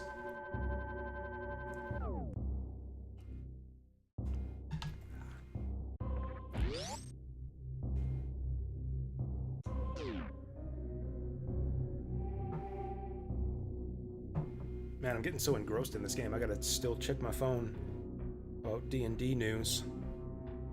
Wait, how are we doing for time? Okay, it's taking us about 3 hours. We're actually making worse time in this game than I was expecting. I'm gonna go over 3 hours. Oh no. Oh good, okay. I saw messages in the Discord. Usually messages in the D&D Discord this close to game time means that someone's canceling at the last minute. But it was just everyone messaging to confirm that they're still in, and we are. Yeah, this is so fucking weird that we're talking about anime in while playing Super Metroid, which is like the least anime video game known to man. I guess it's because I was talking about my college days. That's right, I was talking about my college days and the anime club in college, and also movies and Konosuba. Yeah, I guess almost all of the discussion today has centered around anime, or has been circling anime between Konosuba and college and the anime club.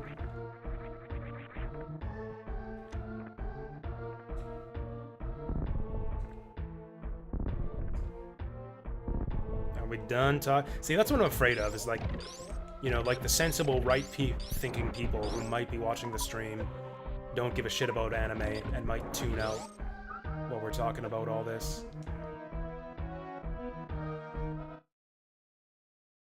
I kind of prefer to stay on topic, like talk about the game I'm playing when I'm streaming stuff, but you know, if I wasn't going to talk about anything anyways, we might as well discuss something that we all have a mutual interest in.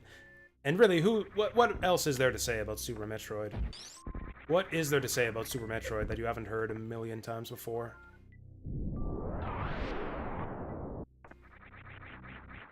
Ooh, I'll take that Super Missile.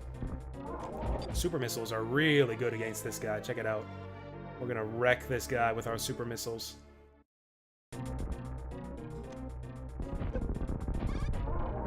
Oh shit, that actually worked.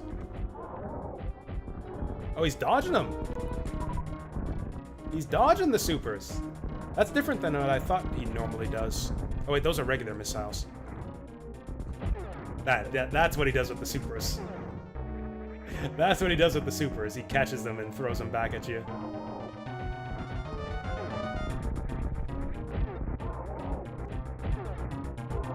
Oh, you can just spam them. Yeah, you can shoot him with it while he's holding it. You can also shoot him in the back. Anyways, I just wasted all my supers. Oh, we got him back. Looks like supers are back on our menu, boys.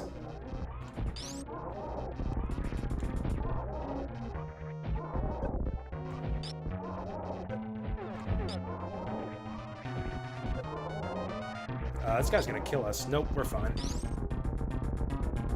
Oh yeah, Urusei Yatsura is like another one of those anime that's like arguably one of the most culturally significant, but is also like a 300 episode monstrosity that'll take you forever to watch through.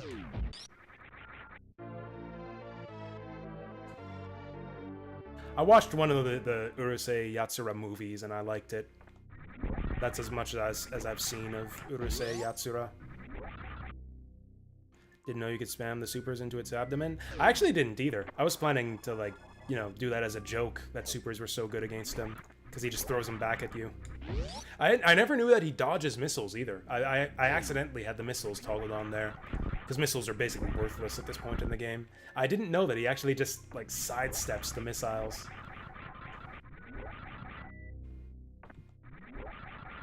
Yeah, we've actually got a new strat for, what's that guy's name? Chorizo or whatever?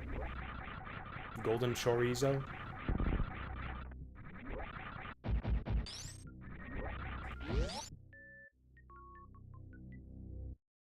Yep, Dragon Ball's another one. Actually, you know what? I don't know. I haven't actually watched all of Dragon Ball, but I feel like Dragon Ball probably holds up better than Dragon Ball Z. Dragon Ball Z is kind of like the same shit over and over again. Dragon Ball is like an actual proper adventure story. Like, you see a variety of fun things going through Dragon Ball. Just like you do with Dragon Ball GT. What's the actual way through here? I think we want to go up here.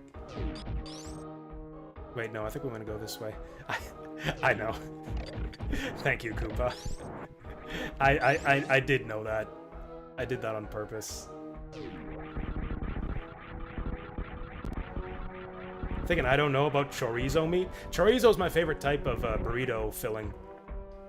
It's like a seasonal thing that they do at the burrito place that I order from. Yeah, I order the chorizo burrito like 3 times a week when it's in season.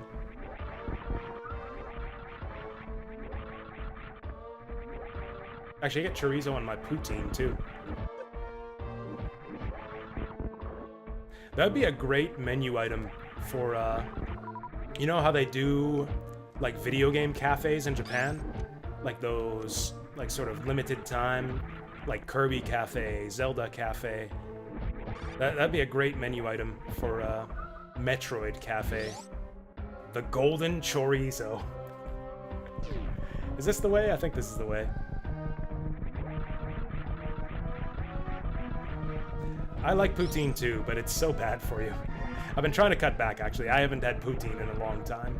And not only that, poutine's bad enough, but like I said, I get the chorizo poutine. Are we almost at the end? Yes. This is literally the end game right here. We'll go down into the depths of Norfair to fight Ridley. Oh, that doesn't even damage these guys. We do Ridley, and then we go to Torian, which is like kind of like a victory lap. Torian isn't anything.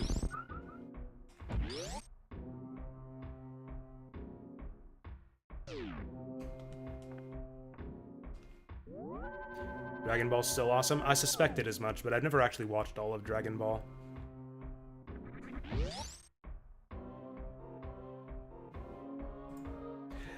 Yeah, maybe I should watch Dragon Ball Z Kai. I have like some nostalgia for Dragon Ball Z since that was one of the shows that got me into anime as a kid.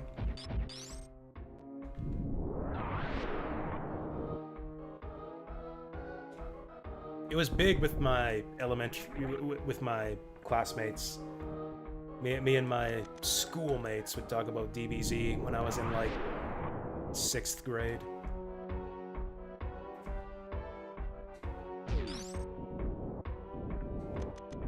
What do you do here again?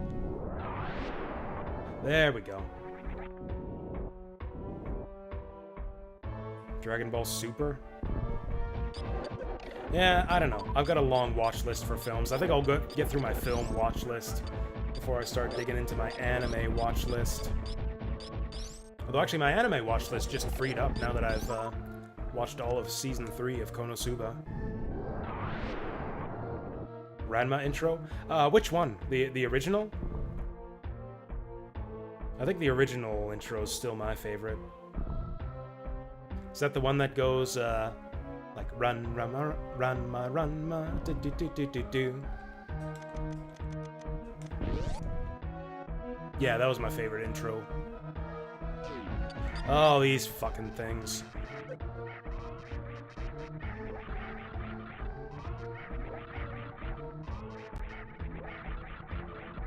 Actually, I think, yeah, he needs, like, some running room. There we go. Damn it.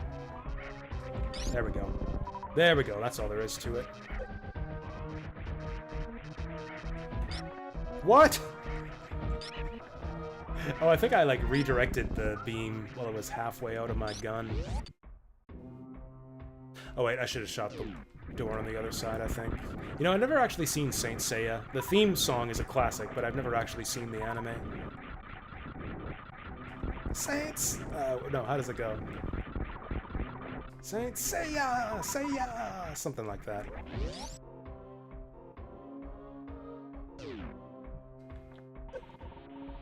Do do do do do. Da da da da da da da. Yeah, that's one of the all-time great anime themes.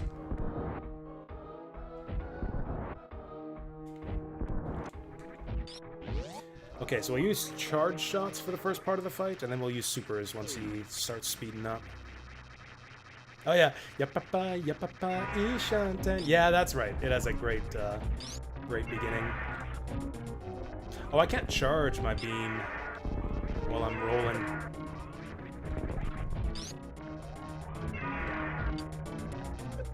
No!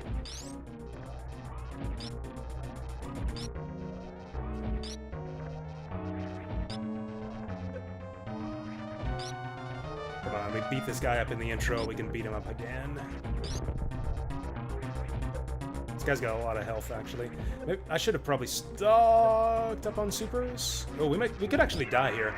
I should have tried to find like the closest save point I could. The tail does the most damage. Okay, he's starting to change colors. Whoa.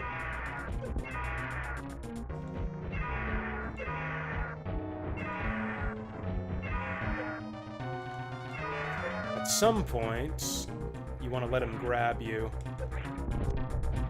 Damn it.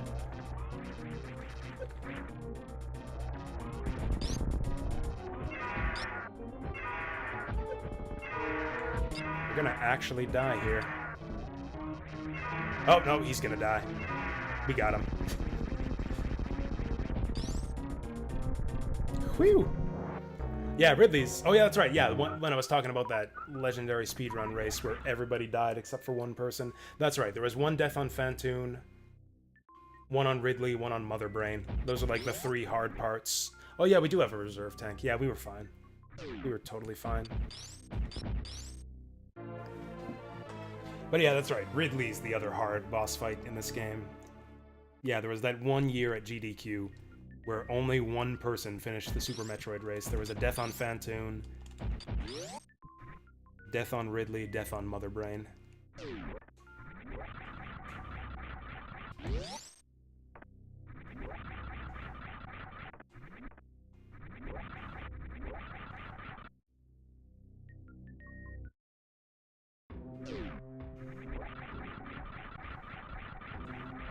Oh, we got all of our health back after that one.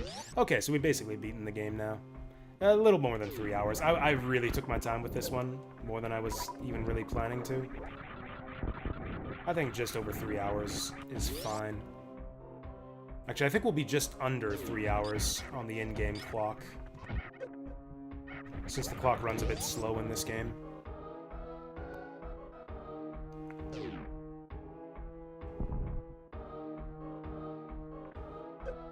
Have a good DNA night? Yeah, thanks, Deep Fry.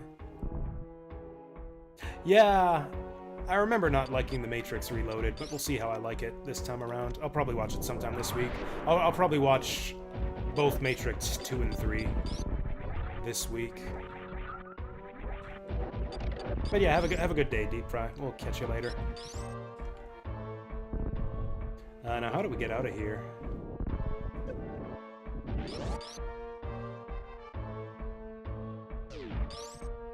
Do we even go this way, or is there another way up? Yeah, I think we gotta backtrack through a bunch of stuff.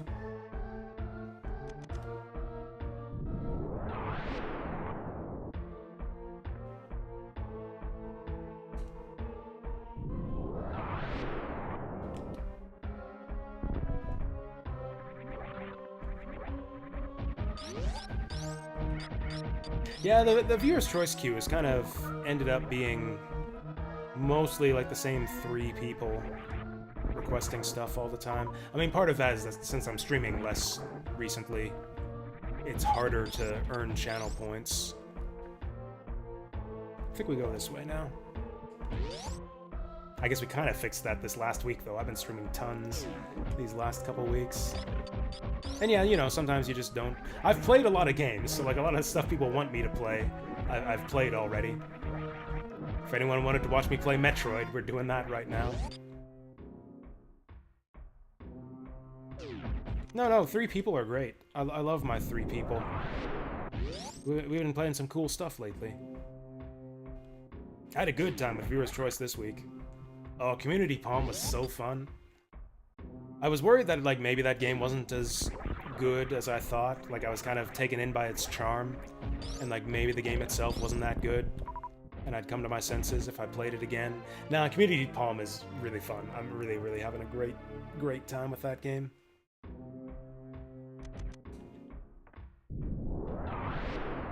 Oh. What? Oh. Okay, where are we actually going here? Oh my.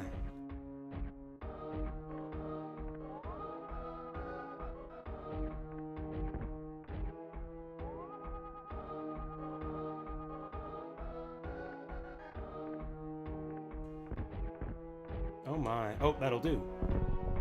That'll do.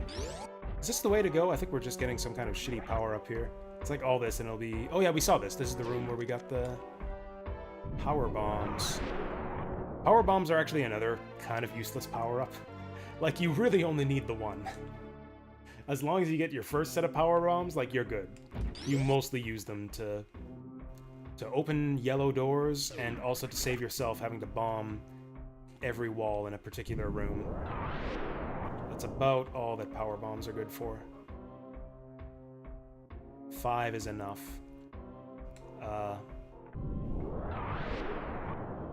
Now what do we do?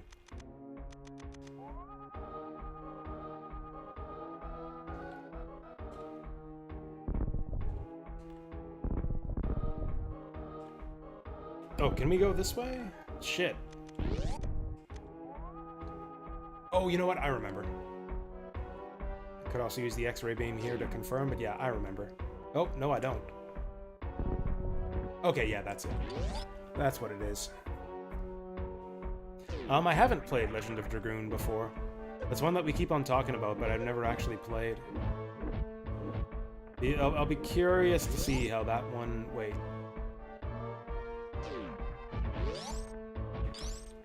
Curious to see how that one goes. What the fuck are we doing here? Where are we going?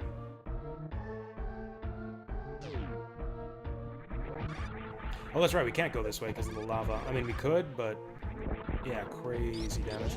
Would I be opposed to online chess or shogi? Online, I don't think so.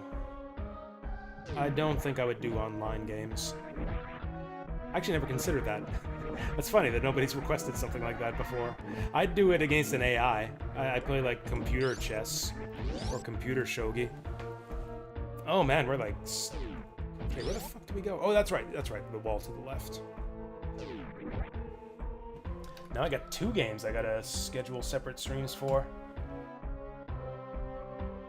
So we'll take Legend of Draguna. Alright, this one's only 3 hours. I could do that on a viewer's choice stream.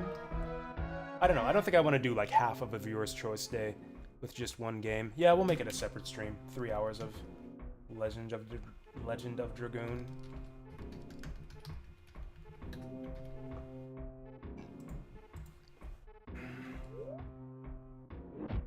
Oh, I couldn't do blitz chess. I'm a extremely slow thinker.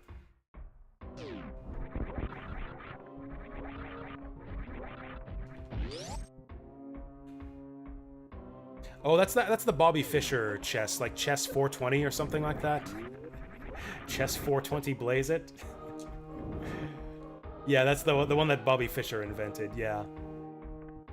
It's not 420, it's a different number. I can't remember what the number is. But yeah, it's something like Chess 420 because there's something like 420 different possible starting combinations of piece randomizations.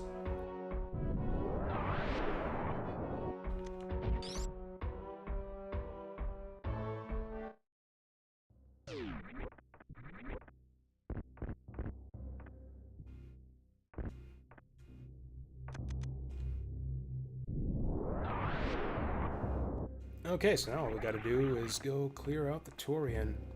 I suppose that's a kind of an awkward time for, like, time left in the stream here, because depending on what comes up on the wheel, I might not have enough time to play whatever comes up on the wheel.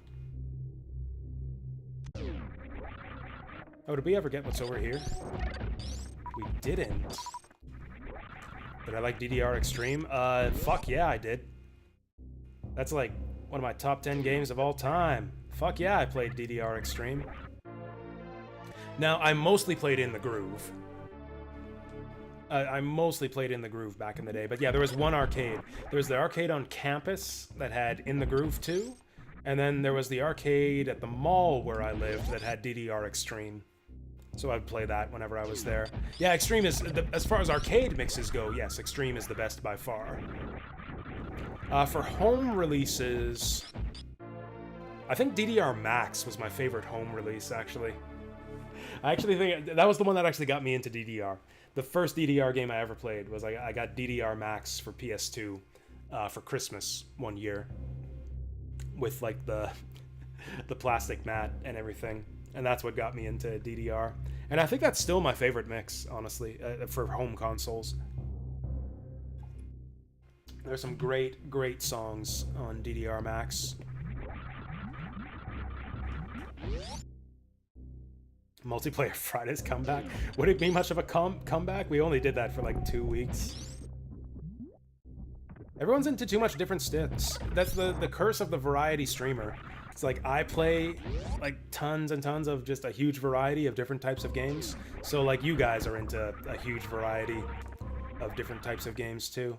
Would you guys play Shogi with me for Multiplayer Fridays? we all just take turns playing Shogi. We had to get a Shogi lobby together.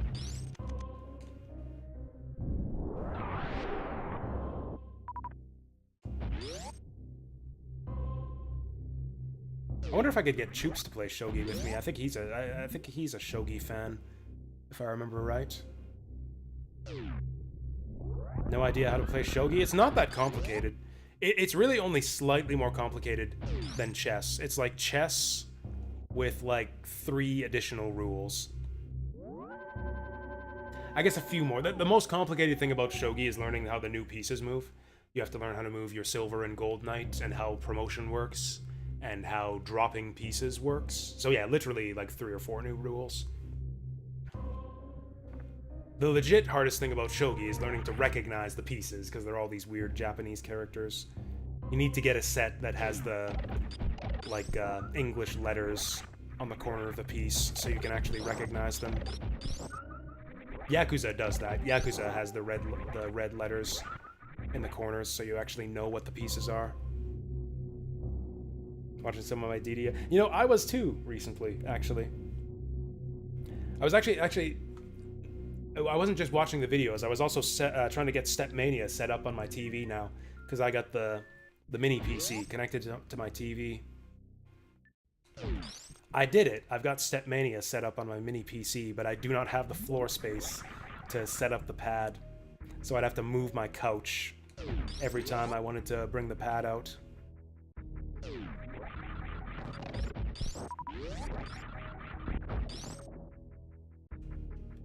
Oh, and Saturn Meteor is going to bed. Yeah, have a good sleep, Saturn Meteor. I hope you sleep well. I've been getting poor sleep lately. I understand the importance of good sleep, so I'll let you do that.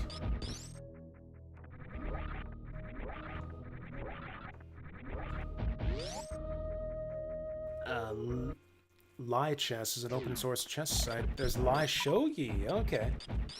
Wait, or do we want to... I think it's... Let's go this way, because we haven't been back to Brinstar in a while. We might be able to get some pickups here. Although we don't really need any pickups. I guess some extra supers would be nice if I could find them. Actually, I think we got supers up here. Or actually, no, I think it's power bombs. We did that one. Oh yeah, Go is a game that I got into for a little while. I've never actually played Go against a human being. guess I've never played shogi against a human being either. Whoa! Oh, this takes us like all the way back, doesn't it? Yeah, it's power bombs. That's what I thought. Shogi with Pokemon characters? I mean, there's shogi with Fire Emblem characters. It's called Fire Emblem. Wasn't that a thing? Wasn't Shozo Kaga, like, inspired by shogi? In, making the rules for Fire Emblem? Oh yeah, let's go up here. Let's go up to our ship. I think the ship is the best save point we can get going into Turian. Something simpler like Othello or Checkers or Connect 4. That's actually a thing that people do with the Go board. There's like not exactly a variant of Go, but like a thing you can do with a Go set is play essentially Connect 5. You use Go pieces to try to, yeah, get 5 in a row on a Go board.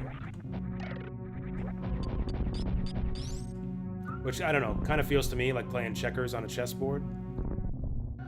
It's like D'Angelo says on The Wire. Can't be playing no checkers on no chessboard. Yeah, see, I don't...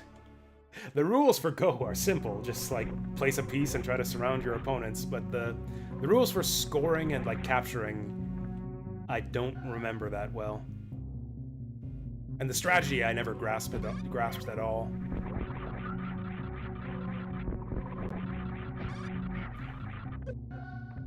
Yeah, Go is like an entirely different game than chess, for sure.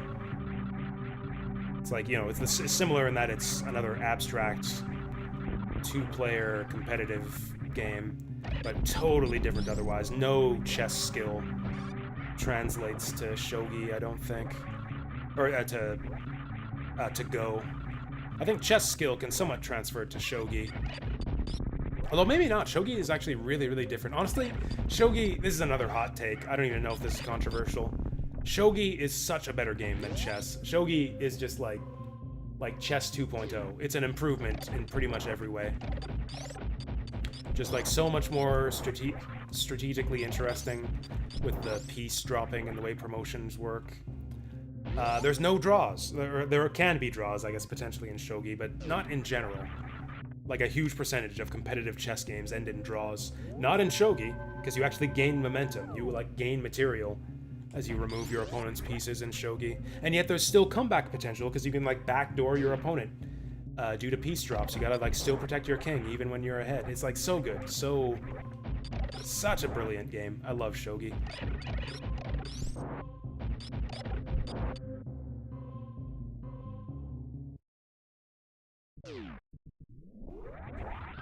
Oh, there we go. Ooh, Mahjong's fun too. Would you guys be up for multiplayer Mahjong? That's one we could actually get 4 people in. Yeah, get 4 people instead of 2 to play Mahjong. I'm sure there's like online clients too. Isn't there like a popular Mahjong game that has like anime girl avatars? We could play that Mahjong. Old Chinese ladies? No, it's for like old Chinese men with cigarettes. That's the rule, is everyone has to be smoking a cigarette. Everyone needs to get their cigs out if we're gonna be playing Mahjong together. Only if it's strip Mahjong. I've played that. I mean, how do you think I got into Mahjong in the first place? Through like strip Mahjong arcade titles with sexy anime girls. That's literally the whole reason I learned Mahjong in the first place. Yakuza Mahjong? I think Yakuza Mahjong is no different than normal Mahjong.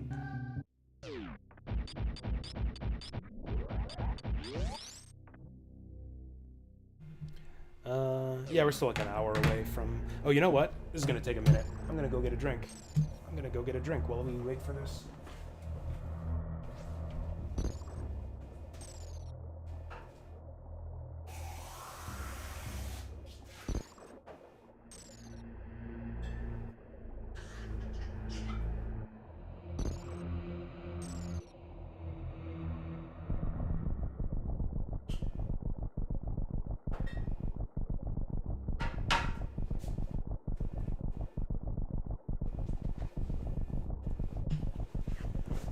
Oh my god, it's still going on. We're still waiting.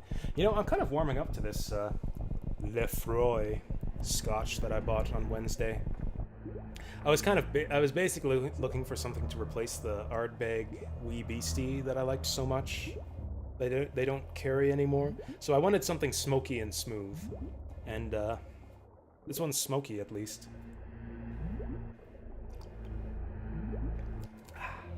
Great Mahjong scotch. Oh, that's right. Yeah, so yeah, Ricci Mahjong. That's right. That's also the version of Mahjong that I know. Yeah, the Japanese variant of Mahjong. Ricci. Which is, yeah, the version that you would play in, like, any Japanese arcade game.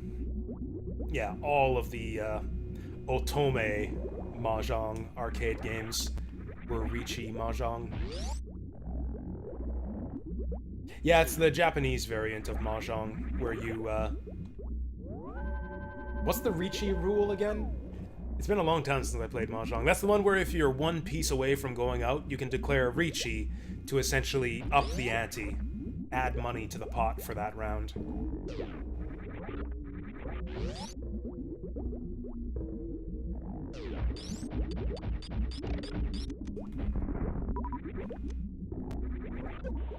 Richidora. Oh, this guy's hiding in the lava. There we go.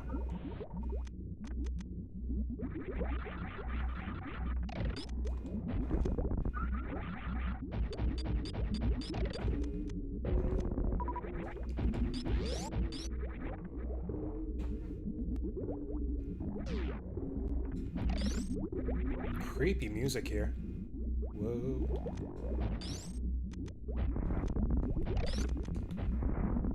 So this is like the space pirate base part of the planet. It's neat that shit's all like technological here. Is this like a ship or a base or like what's going on with this level here?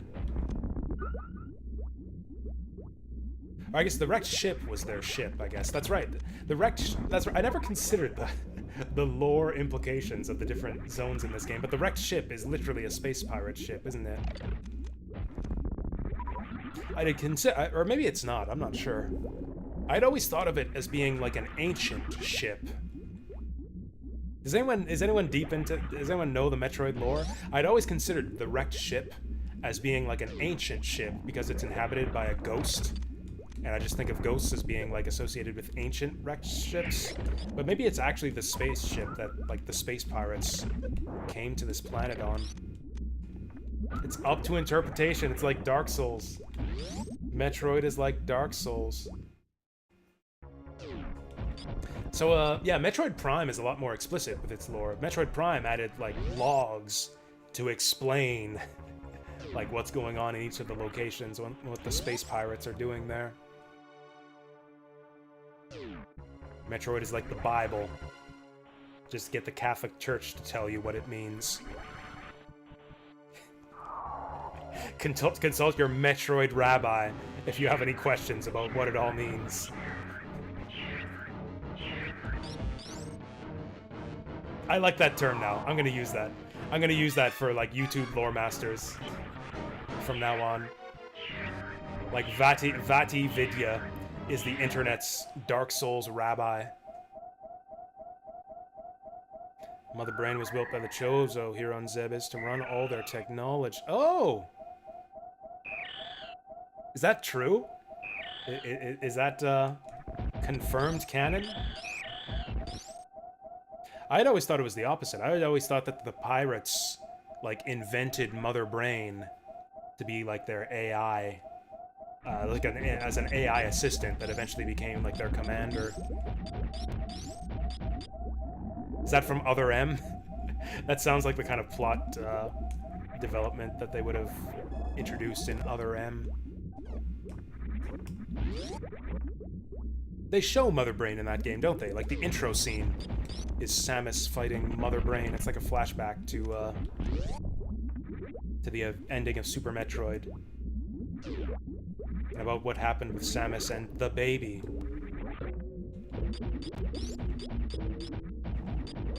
Is that from Other M? Honestly, it's a plausible explanation. I actually like that as like a story or like a lore explanation for Mother Brain. Mother Brain was built by the Chorizo on Zebes, and then got mixed up with the space pirates.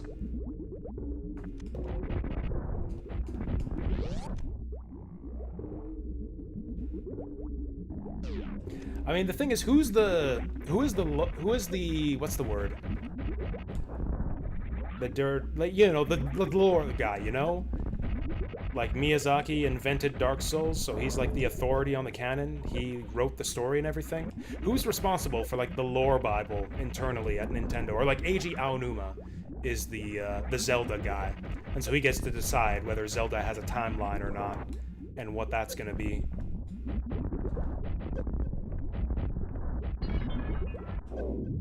Yeah, who is like responsible for Metroid?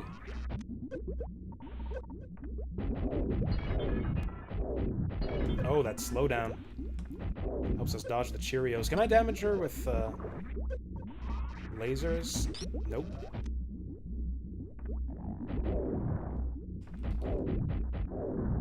Cheerios are blocking my missiles. Uh-oh. Okay, we're fine. Oh boy, here we go. No, that's fine. Go ahead. I got links enabled. People who post links around here are generally cool. But, like, I'm not gonna read that right now, but, like, what are the sources? Is the source other M? That's interesting for anyone else who wants to read it right now, but, like, I'm playing a video game, so I can't read. Can't read gaming. The Metroid manga! Okay, then. And I'm assuming that's, like, not the 4-coma that, has Samus obsessed with round objects. Actually, I might as well... Whoop. Might as well do this. Oh!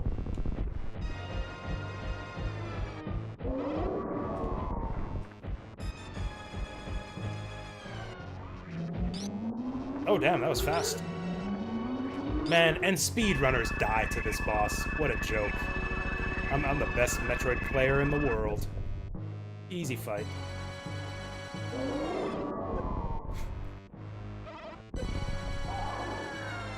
Yoshio Sakamoto. So is he the guy who, like, invented Metroid? Or is he, like, just the guy that they put on Metroid nowadays?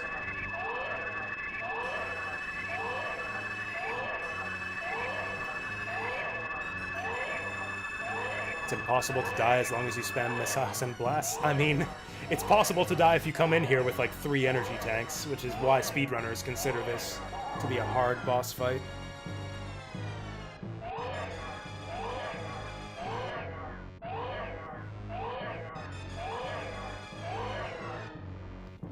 Okay, that's interesting. I didn't know that there was like a Metroid guy who had been around since the beginning. Honestly, I consider Hiroshi Yamauchi... Until now, I've considered Hiroshi Yamauchi to be the Metroid guy. Just because he apparently liked Metroid so much back in the day. The former president of Nintendo, Hiroshi Yamauchi, is rumored to have been a big fan of Super Metroid and would compare like every other game they made to Super Metroid constantly.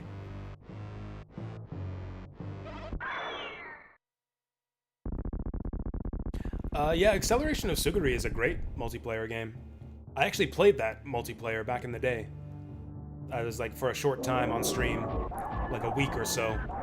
I was big into Suguri multiplayer.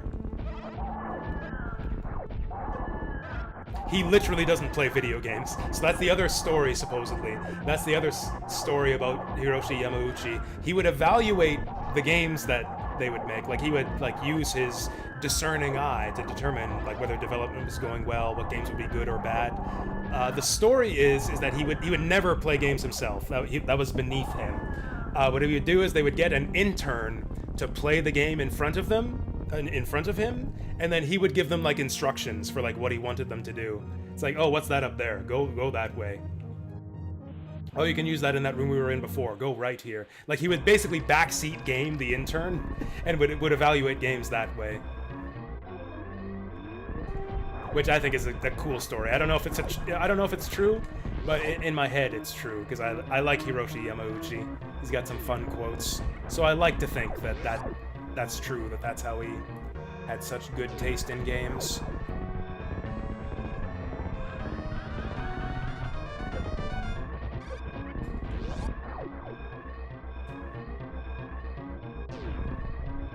Oh wait, no, we want to go up.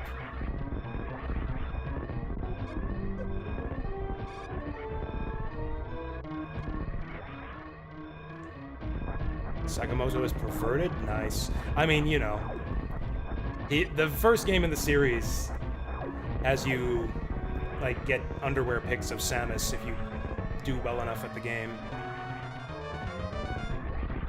Like, what other Nintendo game has that?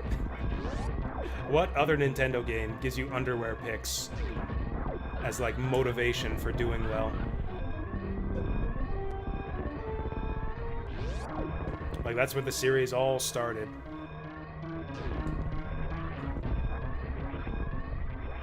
You know, that's a good point. Nintendo kind of does have a thing for blondes. I guess there's Daisy, but yeah. Peach, Zelda. Who's the other one? The Mario, Rosalina. I guess she's not a princess. Is she a princess? Is Rosalina considered a Nintendo princess? Oh, I forgot about the animals. I'm sorry. I'm sorry. I literally forgot about the animals.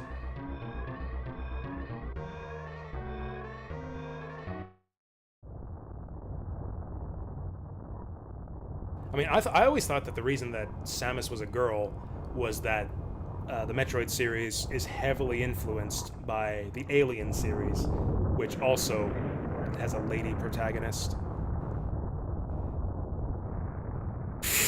Come on, man. Calling me an asshole for not saving the animals. I mean, like, I'm an asshole, and I didn't save the animals, but it's not because I'm Canadian. Hey, I may be an asshole who doesn't save animals, but I am not! What was the third thing? Or no, I guess you would do it the other way. I may be Canadian and a non-animal saver, but I am... Wait, I can't remember. I mixed up the joke. Whatever. Oh, since Zebes isn't the original base for the Space Pirates and is the original home of the Chozo's, the wrecked ship, maybe the space ship the pirates crashed in. Okay, that's a good explanation for that. I did see that comment, I just didn't know what to say about it, but, I guess that's one way to explain it. I don't say that's proof, but that's a reasonable explanation for why that might be a space pirate ship. Also, yeah, animals saving themselves is canon. Yeah, they, show up in Fusion either way.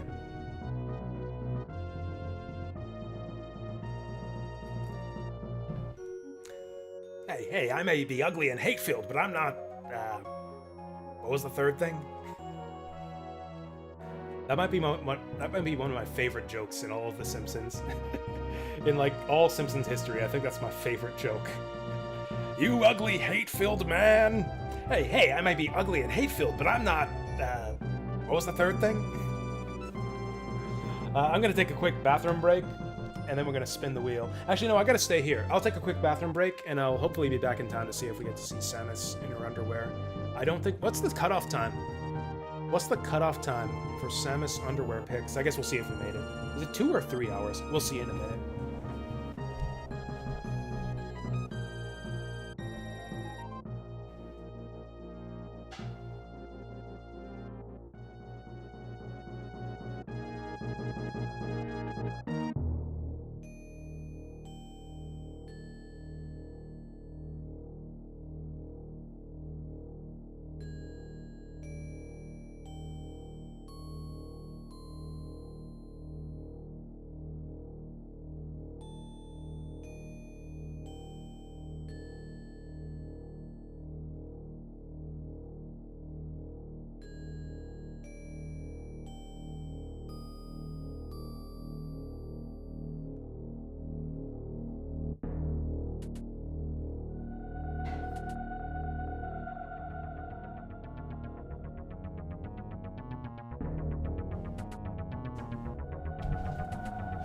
here we go. Yeah! Dear Force! Yeah, see, I think that the Justin Bailey hack for this game should have that outfit on Samus. Did I play Dicey Dungeon? No, I never did. I actually can't even think of what that game is. 57% we were... That's quite thorough, actually. Yeah, we did waste a lot of time going down side pathways for items that we didn't need. Yeah, it was a fun romp. It's close to 4 hours. I guess we did have like the intro before the stream. That's like a 3.5 hour run in real time. It's a bit long. That's the reason why I don't replay Super Metroid a lot, because it's like, yeah, like a 2.5, 3.5 hour run. I mean, I've played this game dozens of times before. It's just been a long time since I've played it. But, I mean, yeah, and I didn't take the save file past the point of no return, so I could convert this to 100% run if I want to. Actually, just before we spin the wheel, how does that compare to our last run of this game 6 years ago? Although I guess it doesn't show us the completion percent. Okay, yeah, we were a lot longer. A lot longer than our last time. And the clock is slow on this game, so this is probably like an hour faster. I probably beat the game like an hour faster with more energy tanks. I missed more energy tanks this time. Yeah, what we did is we wasted a lot more time going for missile packs is what happened. That's what this run was. All right, let's go to the wheel. Okay, sure. I misclicked, but we can be here for a second while I bring up the wheel. All right, there we go. There's the wheel. Oh, there's not the wheel. Where's the wheel? That's not the wheel. Don't look at that.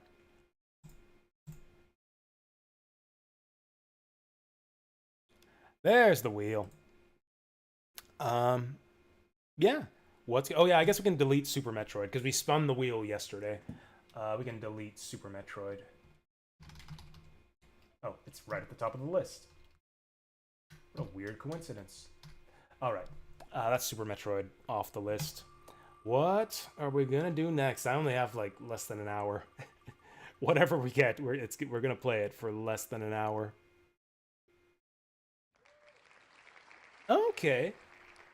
I can't beat this in an hour, but we'll get a good ways through this one in an hour. Yeah, I played this game for the first time a couple years ago. Akumajou Dracula, Castlevania remake on the X68000, and I really liked it. It's actually one of my favorite Castlevania games now, and I've been itching to try it again. Now, there is a glitch in the emulator with this one. The emulator has a glitch. A random glitch on this second stage, I think it is, that prevents progression. But sometimes it doesn't happen. I'll basically lose a bunch of lives on the second stage until my raft doesn't disappear on me. There we go, this is the one. Ba-na-na-na. Oh, you know what? I need to get that song from Zelda. I need to get that Zelda minigame song for wheel spinning. I think that's the perfect wheel spinning song.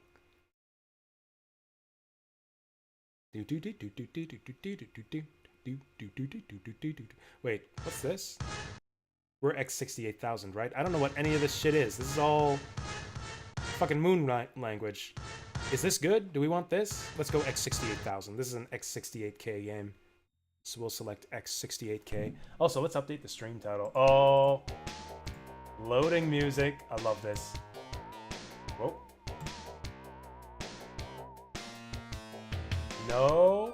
Do the Roland one? Okay, we can do the Roland one. Does that just change the music player? Okay, we'll do the Roland one. Settle down. We can always just reset it.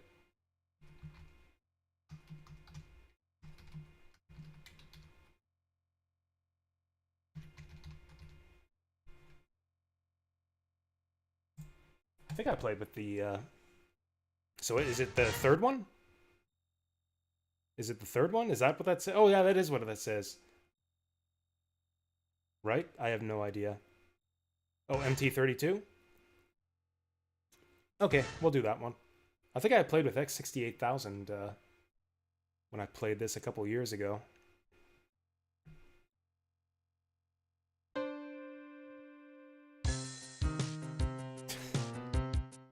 What do you guys have me listening to? This is what you want? Is this what you want?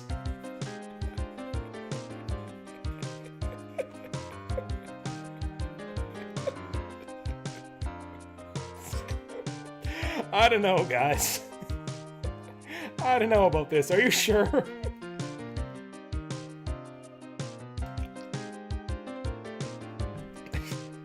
I'm not like Choops. I don't have the fucking gray box to make this shit sound good. I don't have the fucking gray brick that magically makes Windows MIDI sound good. It doesn't even play the Konami chime. Okay, what's next? There's not even any music for the intro. What did you guys think was gonna happen when I picked that? There's not even any music. Oh, there it is. There it is. It's a little bit late starting up. Little bit late starting up, but there it is. Oh, that piano takes me back.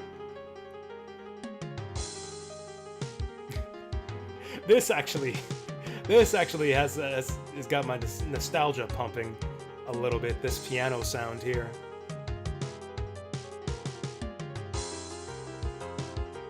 This is an awesome intro here.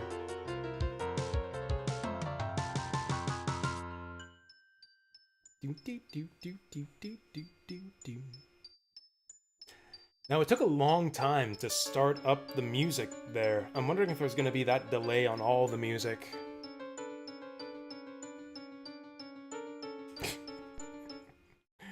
Oh, hey, there we go.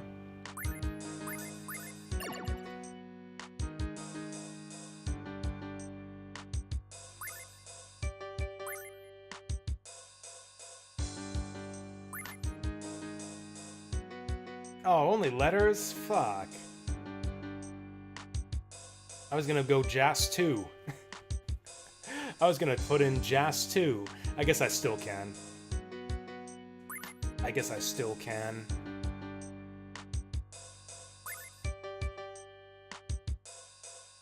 There we go.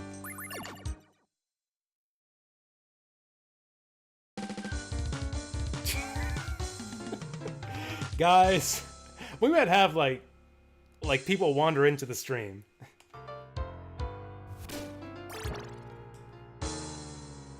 People might just wander in here from Twitch and try to watch this.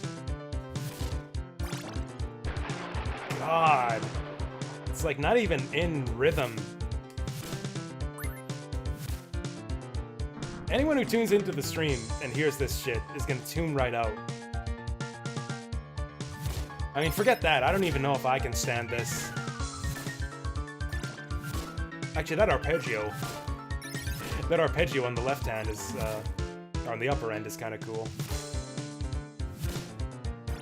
I can't even hear the melody. I can't even hear the melody on this song. Yeah, okay. There's your Roland. And then that, it lingers once we back out. It's missing some sound channels? Maybe. You know, I would have thought that the MIDI would be handled by the emulator. I think it's actually using my PC's MIDI. Maybe the other Roland? Okay, we'll try the other Roland. If we can. Why is this taking so long?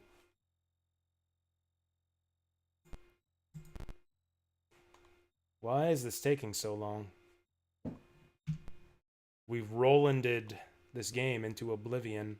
Let's try running it from scratch.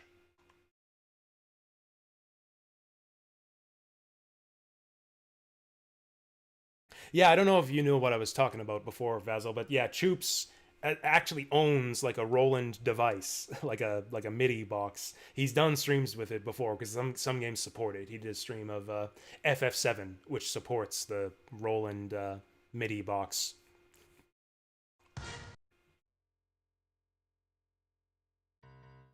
I think some Falcom games use it too.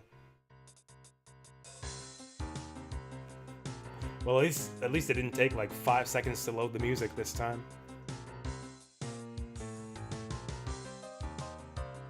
Now this is just completely missing the melody. Oh no, you can barely hear it. You can barely hear it in the background there. Yeah, this is even worse.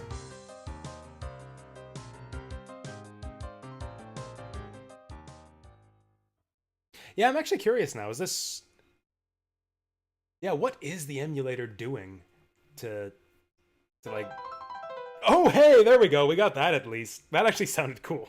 That's what I was hoping for. That's what I was expecting. I was expecting to have like a oh shit moment where we hear the Konami logo rendered with Windows MIDI.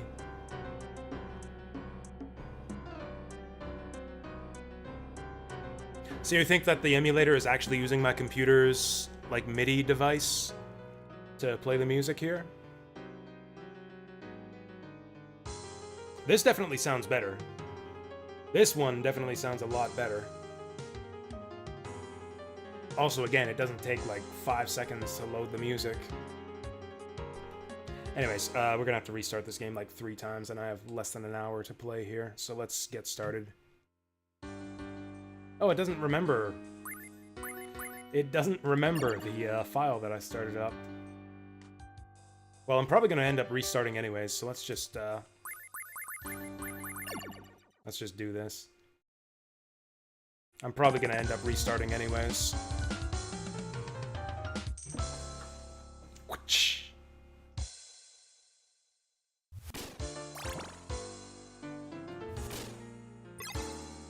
Are the sound effects different too? I think they are. Oh, this sounds better. This does sound better. I can actually hear the melody this time. I know, right? You don't expect like a game with Windows MIDI sounds to look like this. You expect like some Apogee ass like DOS game with choppy scrolling with music like this.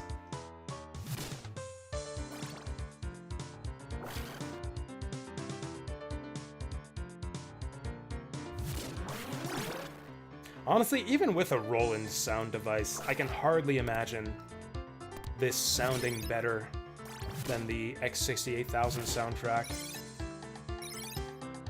Can we get to the boss at least? I kind of want to hear the boss music. Because yeah, the X68K boss theme has some interesting sounds, so I kind of want to hear how Windows MIDI handles it. Oh! That was cool right there.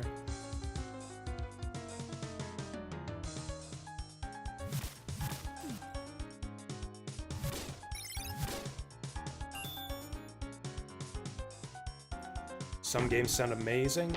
Honestly, as enthusiastic as Choops was for his MIDI device, I thought that the Roland for FF7 MIDI was kind of 50-50. Like, some tracks sounded really good, most of them sounded worse. I forgot about that flea troll there.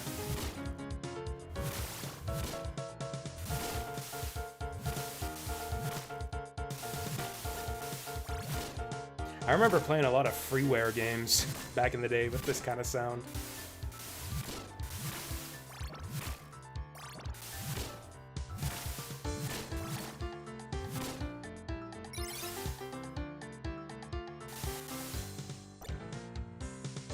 Excited that Choopy's excited? Are you kidding me? Choopy is like spinning in his grave right now with this shit going on. It's like, oh yeah, this is what Roland sounds like. This is what Roland does for a game. He must be spinning in his grave right now. He dug himself a grave just to spin around in it after I started playing this game with the Roland sound on.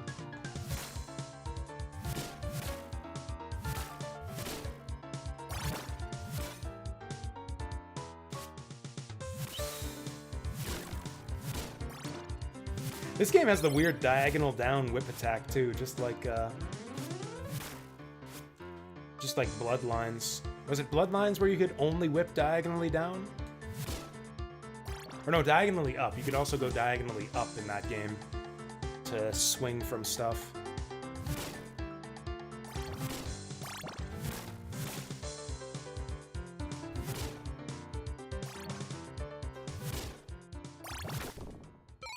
Fake Roland. Blasphemy. What is a Roland? A miserable pile of fake piano sounds. This is fucking awful. This is fucking awful. It's all piano.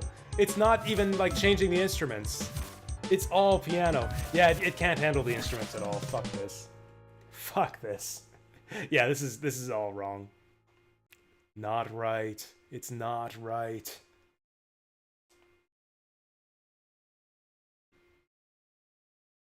Have I played Symphony of the Night before? Yeah, a few times. Actually, I think Symphony of the Night was one of the first games I ever streamed. I think Symphony of the Night was the second game that I ever played on stream. Well, that was a fun exercise in ear torture. Okay, back to the good stuff. What's this called? This is Load BGM right here. Oh, you know what's awesome? You know what's an underappreciated game? Castlevania Rebirth for the Wii. The Rebirth series gets kind of a bad rap because Contra Rebirth and Gradius Rebirth were kind of like bad to eh. But Castlevania Rebirth is one of the better Castlevania games and has some great arrangements of classic Castlevania tracks. And the Madmen actually use Load BGM here for one of the stage themes. I think stage 4 uses like a really funky version of Load BGM from this game. Man, I gotta play some Castlevania Rebirth again. That game is so good.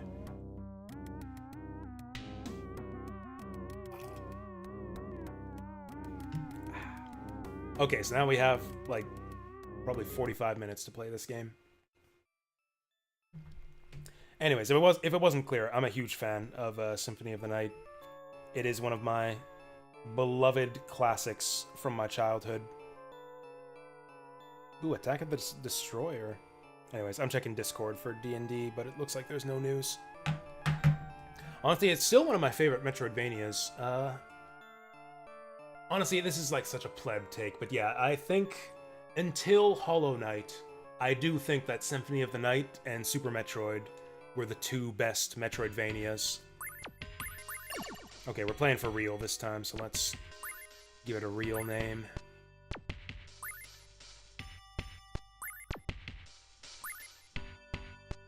I guess O is still closer to the other side of the alphabet, but whatever. Huge simp for synth.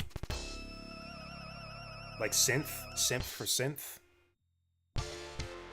Simp for synth would be a good name for like a YouTube channel that deals with like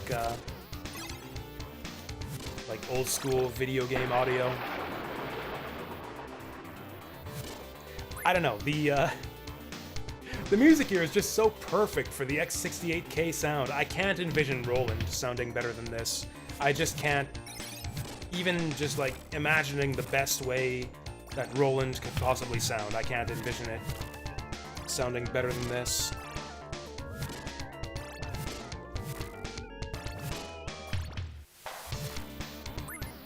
Oh yeah, I forgot about the herb. You got the herb power up in this game. Alright, yeah, it's Jassylvania time. Man, this is so good. Apart from being one of the best Castlevania games, this game has maybe one of the best Castlevania soundtracks.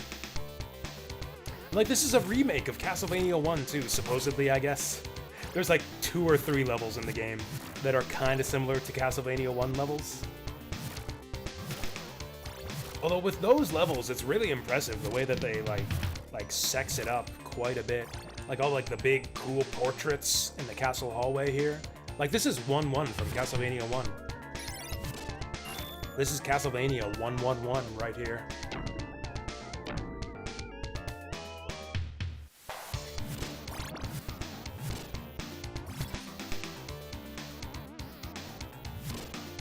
Okay, do not whip the wall there.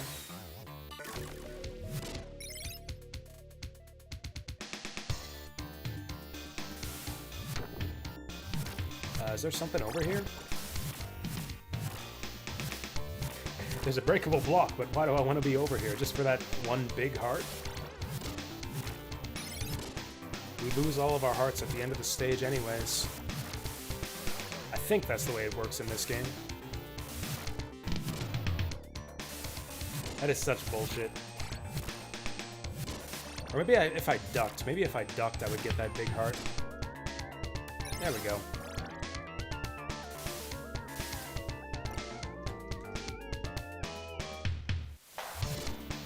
Ah! You know, what does an X68000 controller look like? Did it only have 2 buttons? Honestly, one thing that I actually miss was the R button special weapon from Super Castlevania 4. That's the one thing that I actually really like about Super Castlevania 4. Was the R button special weapon. Although actually, Bloodlines does the same thing. That's right.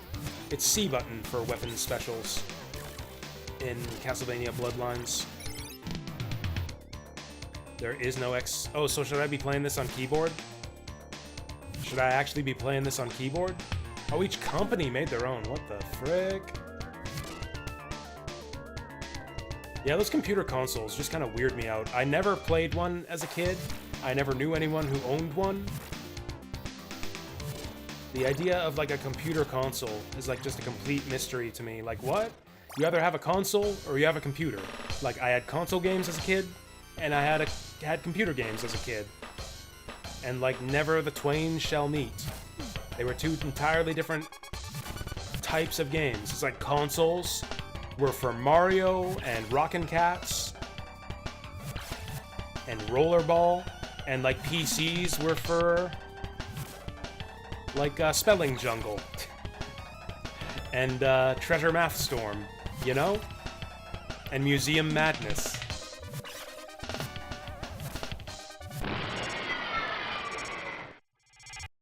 Yeah, and True Love. And True Love and Runaway City.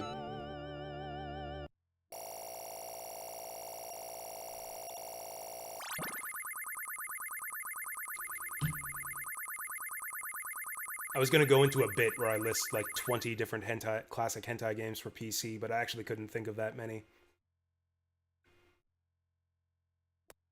True Love and Runaway City and Exchange and Kana Little Sister and what are other ones? I wish I could keep this bit going, but I can't remember any others. And VG Max. And Seven Sisters, I don't actually know that one. And Spider Solitaire. Actually, Spider Solitaire didn't exist back in the day. And Spider Solitaire, that's like a fancy, like Windows 2000 game.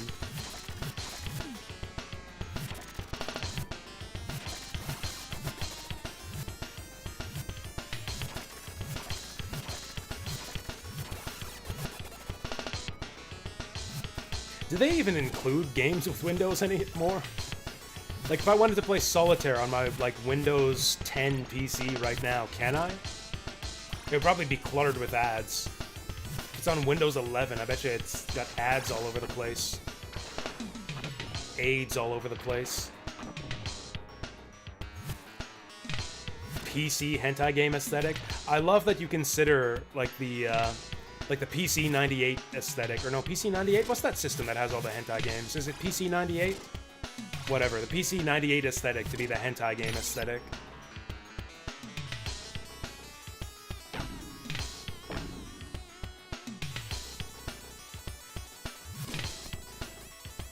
Damn it, we missed the high road. I remember there being cool secrets up there, but whatever. Oh, the imps are coming for me.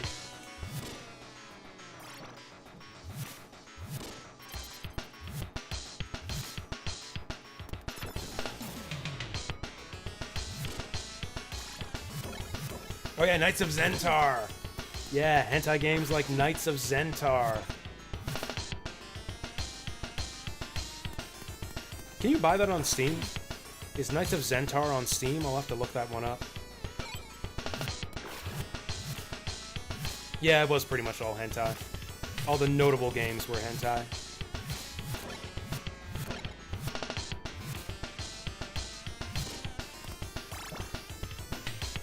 Oh yeah, let's actually use some of these special weapons since we got so many hearts. Played an RPG, plot twist has hentai. Like, that's literally... I guess it's the opposite. What about the opposite? What about the opposite, where you play a hentai, plot twist, it's actually an RPG with a good story? Like, play hentai game, plot twist, RPG with actual good mechanics and a good story. That was Demon's Roots for me last year. Demon's Roots was like my RPG of the year last year. Not quite. That was the same year that we played Xenoblade Chronicle. I must admit, I do like Xenoblade Chronicle quite a bit more than Demon's Roots. Oh, we can still get here even without taking the upper path. Alright, what you got for me? That's all garbage. Load of fucking garbage there. You suck. I've seen that clip. I've seen that clip of Samuel L. Jackson. It's like, Samuel L. Jackson, do you watch anime? Yes, yes I do watch, and yes I do watch anime. Hentai 2. Ha! Yeah, I've seen that clip.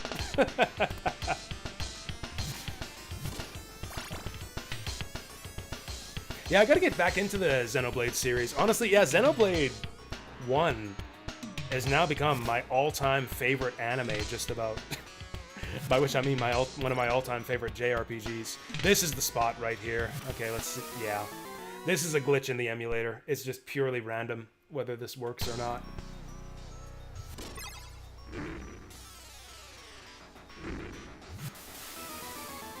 Yeah. Well, I hope we don't game over here. Fuck. Okay, we're not getting good luck this time. I feel like it's 1 in 3. It's like 1 in 3 or something like that to not die here. Okay, there we go, there we go. Sadly, that means we lose all of our hearts here. Now we gotta make sure, really make sure we don't die. Oh god. This is an exciting part, too. Oh! Oh! Oh! Oh, can we duck those? Whatever, whether we can duck them or not, let's just whip them. Damn! Probably should have gone for the candles.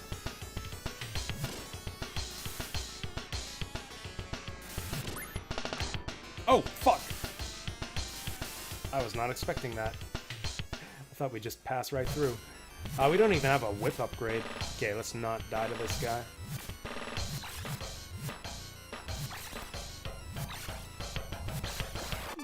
Oh god.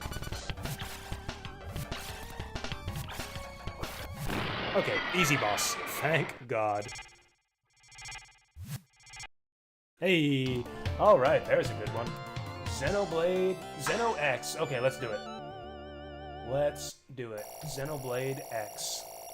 I still hadn't decided whether I was going to do Xenoblade X or Xenoblade 2 as my next Xenoblade game. I feel like Xenoblade 2 is kind of the more culturally significant game, like the game that I should play. But, which is kind of the reason that I got into Xenoblade in the first place. It's like, it's a game that everyone seems to have played and that people talk about constantly, so I should play it. Let's pause here. Is there no pause button? Is there no pause button on X68000? Alright, Xenoblade X. Is that 1 or 2 hours? 2 hours, good. Actually, that was how our Xenoblade Chronicles playthrough got started. What system is Xenoblade X for? Was that the one on DS? That's probably the reason I haven't played it yet. I think it's on DS.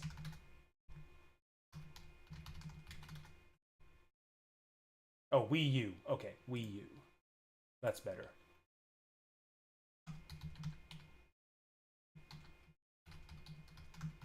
Alright. we got that on the spreadsheet. I guess maybe we get around to it in a few weeks from now, maybe December. We'll see how it goes. Forever stuck on... Oh, have they not remade that one? Surely it's got to be soon, right? Because they remade Xenoblade 1. Oh. This is such a funky rendition of, what is this song called? Wicked Child? Which is my favorite song from Castlevania 1. One of the best songs in Castlevania history. This is an interesting take on the song, but I don't... It's not exactly good. It's interesting, but it's not exactly good. Oh, it's Vampire Killer, that's right. Wait, is it? No, this isn't Vampire Killer, is it? Yeah, this is Wicked Child. This is absolutely Wicked Child.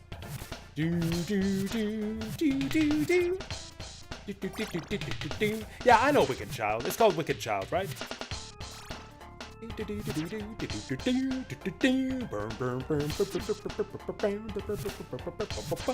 Yeah, this is stage 3, I think, of Castlevania 1. God, Fleaman running wild here.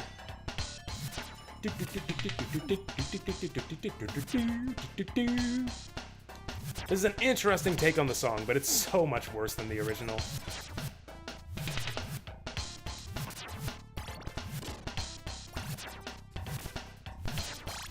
Actually, there's a cover of this song by the Mini Bosses that I remember way back in the game. Remember the Mini Bosses? Like one of the very first cover bands for video game music?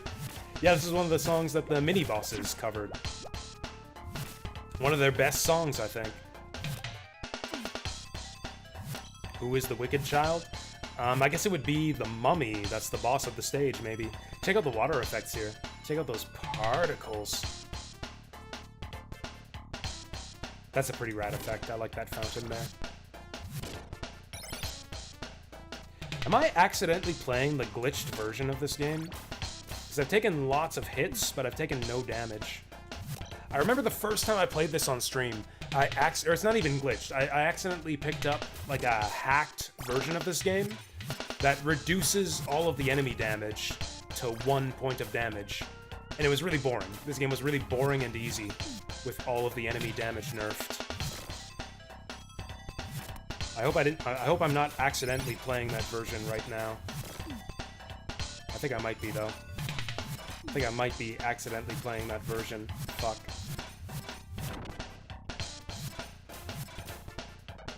It's kind of astounding how much my opinion of this game turned around once I actually played the real version. It's like after I played this game the first time with that like cheater edition, the hacked version, where all the enemy damage is reduced to 1 point, I was like, oh, this game's got some cool ideas, but it's really boring and really easy. 2 stars. A lesser Castlevania. Then I played the real game with full enemy damage, and I was like, oh, this is brilliant. This game actually has like brilliant level and boss design, and is super intense and challenging. 5 stars.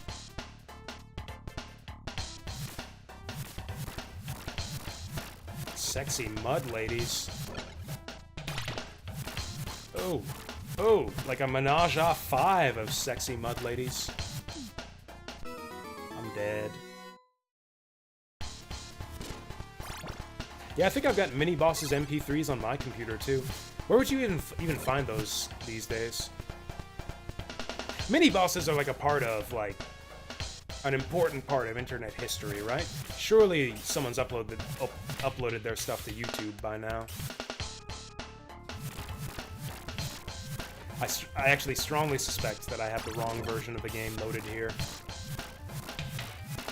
And that this is the version with the shitty trainer that reduces enemy damage.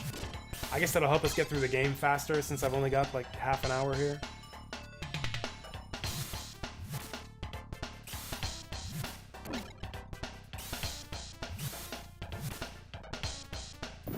Oh, secret passage.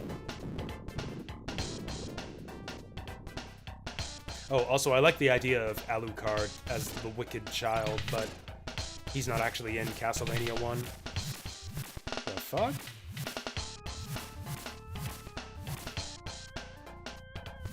Oh, wait. Yeah, this is it. Wait, what? Oh, there we go. Yeah.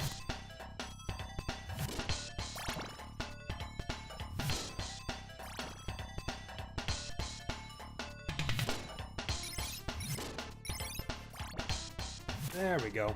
Alright, what do we got up here? Oh, you can't jump onto stairs in this game. That was one of the best editions of...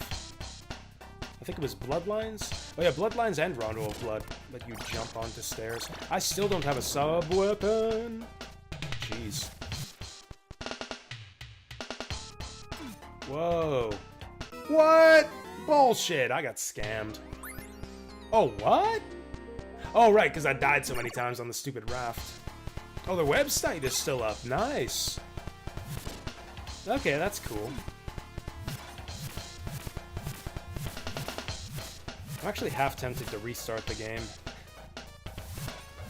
I'm actually half tempted to, like, find another ROM of this game and, like, restart to make sure I've got the proper damage numbers here. There's no way this is right. There's no way that the enemies are doing 1 damage by stage 3.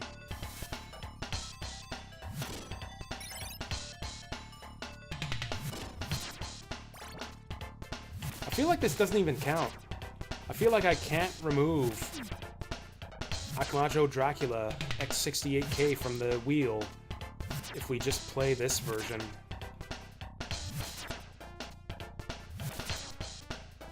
Okay, the albums are free? Nice. I mean, I don't see how they could justify making people pay for them since that shit was distributed free on the internet since, like, 1990 or some shit. I don't know exactly how old the mini-bosses are. They're from the ancient internet. I feel like they've been around since, like, the 90s. Like, the late 90s.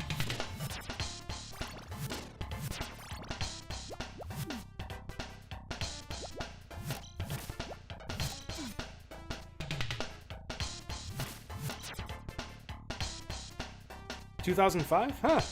Okay, I guess I'm wrong. That can't be right. That can't be right, because I was listening to them when I was in high school, and I graduated high school in 2005. It must be, like earlier in the 2000s. If it's the 2000s, it's earlier in the 2000s.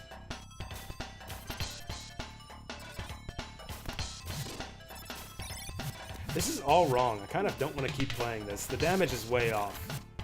This is not right. Okay. I've only got a little time left in the stream anyways. Here's what we're going to do. I'm going to load my other save, which will probably be like New Game Plus or Final Stage, and we'll see what the damage numbers look like there. If it's still wrong, I'm going to delete this file off of my computer so I don't accidentally load it again.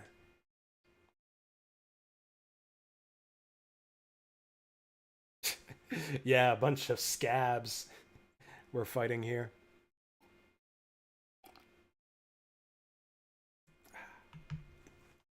I wonder if I can look this up on the internet. How old are the mini-bosses? That's certainly a valid Google search, right? Oh, there we go. Mini-bosses, Rock Band. A progressive rock band. Years active, 1999 to present. One of the earliest video game cover bands. In January 2000, Burke and Wood recruited bassist Ben Baraldi to form the Mini-Bosses. They self-released their first album, The Mini-Bosses, in September 2000. I don't know where Wikipedia gets its information. I don't know where... Or actually, what's the reference for that? What are your sources, Wikipedia? I don't know. According to this, they released their album in 2000. Okay, they were unsatisfied with the quality of this album and have since released new versions of their covers. So that's it. 2002 and 4 must be the re-releases of their old albums, because the sound quality on their old albums was much worse. It was like really low quality audio. I might still have... Do I still have those old MP3s? Because that would be the version I would have on my computer. Would be those like really, really low quality, like old MP3s from their first album.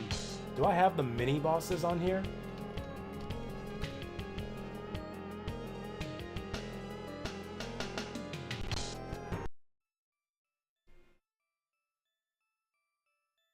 Mini bosses, Castlevania 3. Okay, we're gonna mute this. Is this the one?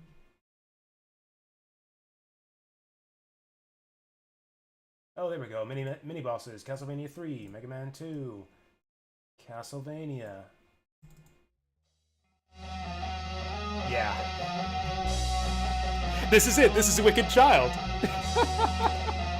Yeah!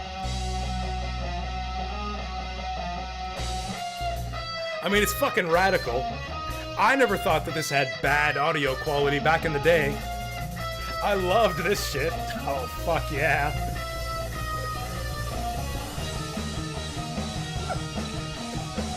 Oh, shit, it's 2000 again! It's 2000 again! Raise the roof!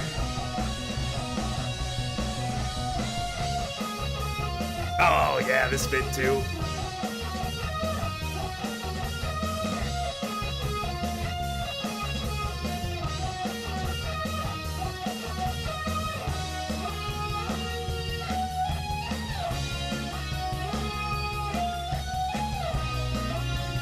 Oh, so good. So fucking good. This is like a medley of different Castlevania themes too. I think it's Vampire Killer next. They get a few songs in this one. Wicked Child is the one I remember because this is my favorite song. I think they do another one after this.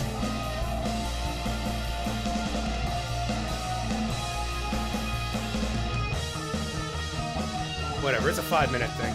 Let's listen to this while I check out if this is the right version of Castlevania X68K. But yeah, you can see that the audio quality is very much like 2000s era internet. So yeah, they must have re-released it. Still didn't save my game. What the hell?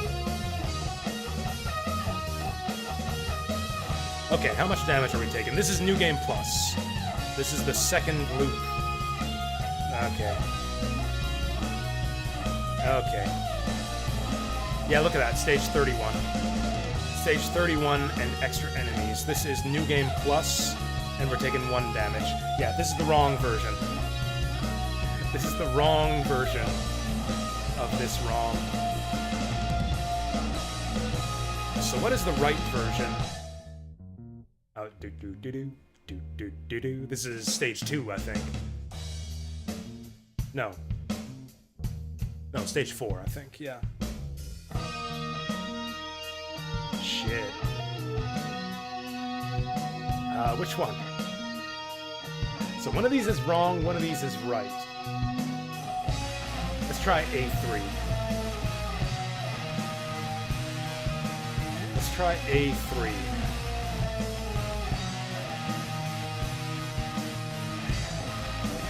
And I need to delete the wrong version of this game so that this doesn't happen again.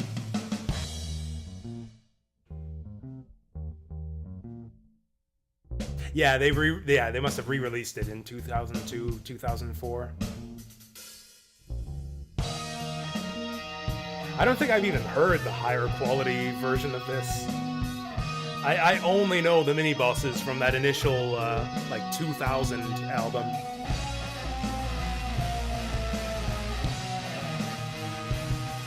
Yeah, this was rocking on my MP3 CD player. Did any of you guys ever have MP3 CD players? I listened to mine all the time in high school. Yeah, I had a CD player that could read CDs loaded with MP3s. I could hold like 100 songs on a CD and listen to them on my Discman. It was a Sony MP3 Discman. Did I hear that Nisa? Yeah, there's Vampire Killer. Nisa announced the... Oh, here we go. What the fuck? What the fuck? Kenichi. This is like my rental copy. This is from my rental copy of Akumajou Dracula X68K. Kenichi has looped this game like 3 times. Okay, so you went straight from like the Discman to the MP3 player. Yeah, for like a very brief period there. you could get MP3 disc players, where you could load a disc full of MP3s and play them on your CD player. It was really cool. I had like 8 different MP3 discs that I would listen to when I was in high school. And yeah, I had the mini bosses on the first one that I made. Anyway, sorry, I've been keep getting distracted. This Trails Through Daybreak? I don't know, I'm like 20 games behind the Trails series. I gotta play like 20 other Trails games before I get to Daybreak. Okay, yeah, this is definitely the correct one. Which one was this? This was the A3 one. Oh yeah, and that's the playlist that I use for pre-stream. I guess we could keep playing this file. This is New Game Plus. I mean, I don't have time to start another game. Actually, my friend might even be here by now, since I apparently have to check my phone, since my phone doesn't beep when he texts me. Look at this. This is the second loop. This is the second loop of Akumajou Dracula X68000. There's like 20 bats here, and I take 4 damage from each bat. No wonder a bunch of cheaters and hackers wanted to change the game so that you only take 1 damage. Oof.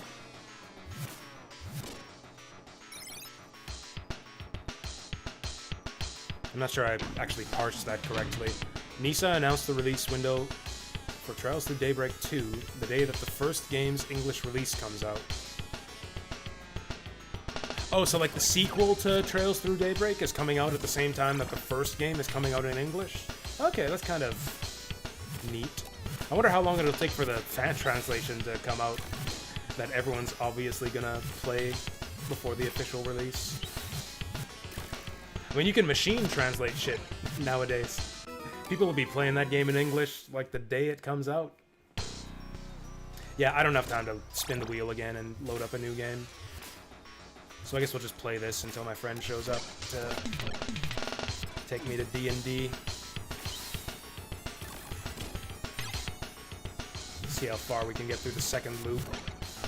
I won't take this game off the wheel. We'll play it for real next time. Although actually, oh god. Holy shit, second loop doesn't fuck around, guys. Oh god!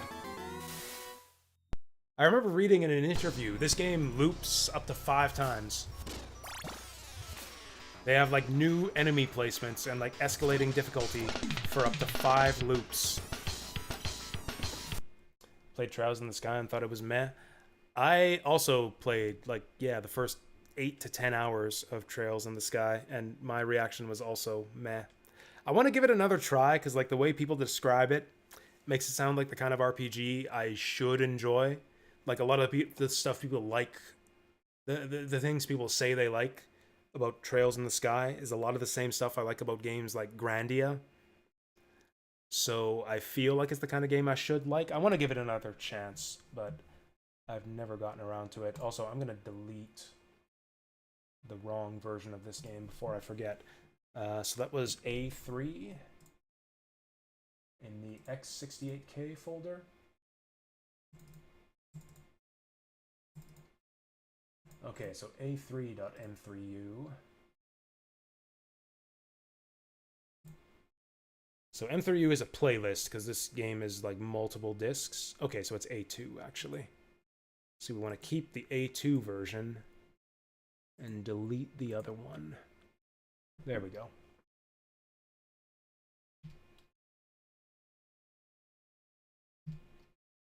There we go. Won't make that mistake again. Okay. Yeah, we'll just play this. We'll just struggle through the second loop of Akumajou Dracula X68K version until my friend comes here. Actually, I guess I want to make tea at some point. Actually, normally he doesn't pick me up till 7. Like, normally I have until 7. So, like, 20 minutes from now to stream. But he's been coming by early a lot lately. Lately, yeah, it comes around closer to, like, 6:45.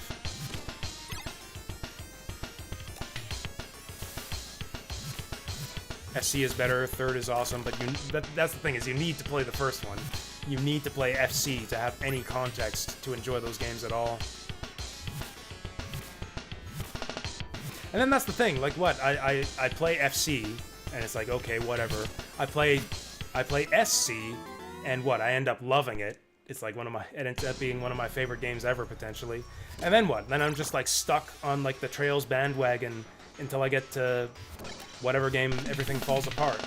Like then I've got to, if I end up becoming a super fan, I've got to play like 20 games after that. 20 mostly shitty to mediocre games after that. If I want to... Jesus. This game's really hard.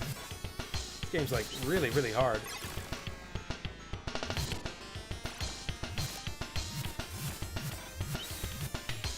I'll take your word for it. I'll take your word for it, Wandering Jin, and I will give Trails in the Sky another look.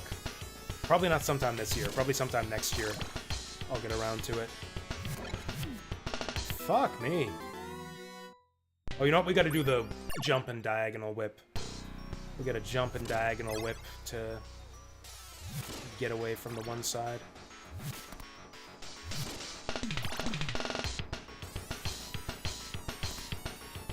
I mean, okay, I talk shit about the Trails series. Yeah, that's fair.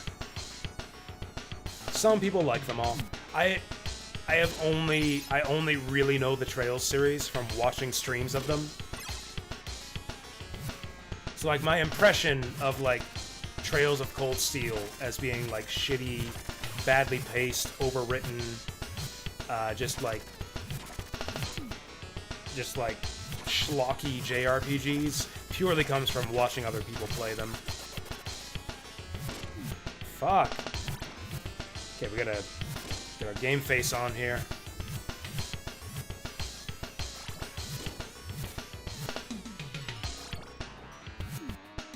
Oh, come on, I can't even react to that bat before he hits me in the face.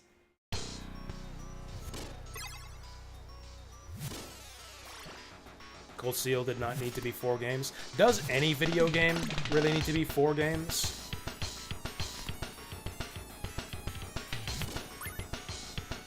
I don't know, that's a dumb response. I don't even know what I mean by that.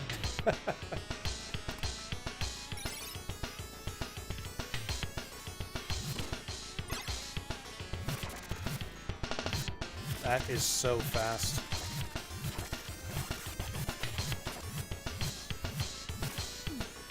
I don't know, I feel like maybe Trails just isn't for me. I don't know, because I really have an aversion to long-running anime series, too. For largely the same reasons. Jeez.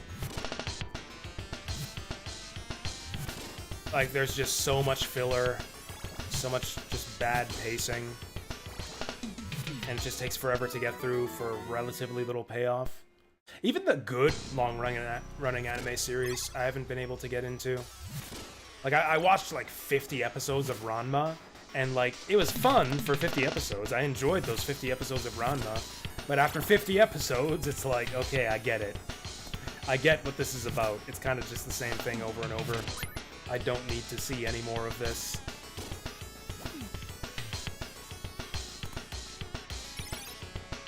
I guess Trails is different, though, to be fair. Trails is different. It's an actual ongoing, continuous story with, like, multiple breaks where you, like, switch continuities, switch to different characters. It has actual story progression instead of, like, just continual status quo reversion. Jesus, I'm too drunk to play this game.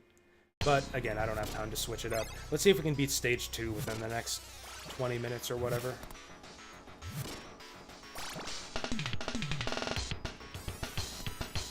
Oh yeah, and then after all this, we gotta roll the dice with the raft.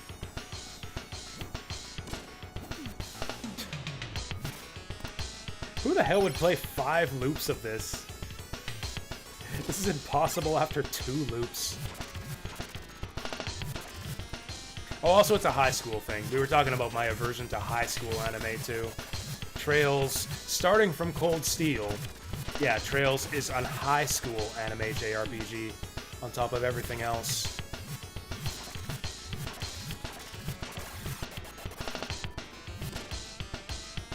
There we go, don't even bother killing these bats, just dodge them.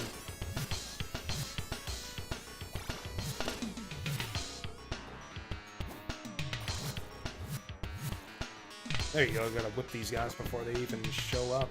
Whoa, that's super fast.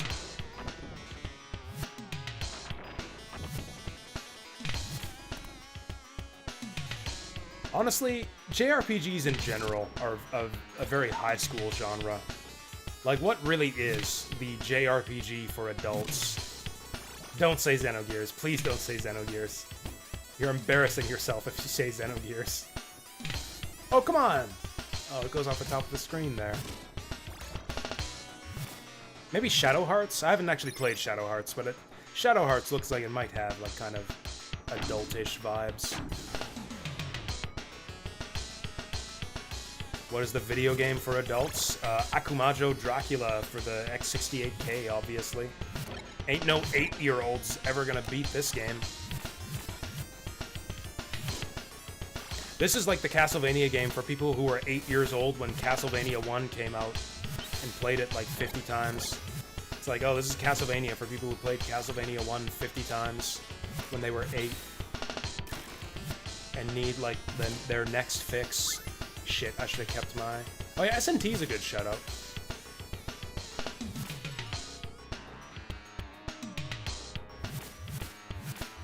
I don't know, I feel like the JRPG is, and always has been, just a very adolescent genre, which is fine, which is good. That's a good thing about JRPGs. They have, like, a certain energy, a certain, like, energy, a certain passion about them that you don't get from adult-oriented media, I think. I think that's what draws people to it. There's a great scene, a great bit of dialogue in Demon's Roots, where one of the characters actually discusses this. It's like kind of a gag line in Demon's Roots. One of the characters is the Maximilian, the King of Books, and he gets basically imprisoned in like a pocket dimension by the main characters. And later on, one of the characters reveals that she's been kind of using him, kind of going to him for advice and getting information from him. And she reveals that the way that she's been keeping him in line is feeding him books to read. And Party's like, oh, isn't that dangerous? Isn't, like, his whole shtick is that he uses all the information he gets from these books to, like, become dangerous? And she's like, no, I've just been feeding him fan fiction from my classmates. I've just been feeding him, like, not light novels and fan fiction from my classmates. It's totally safe. And they're like, what? How the fuck can you read that stuff? How can he be satisfied reading that stuff? And Maximilian goes into this little speech about, like, what he likes about fan fiction and young adult novels. And I feel like it's, like, kind of meta commentary about, like, the what's his name? The creator's opinions on just, like, anime and young adult fiction in general. A certain passion and openness that you don't get elsewhere. Demon's Roots actually does have, like, really smart, funny writing like that, I think.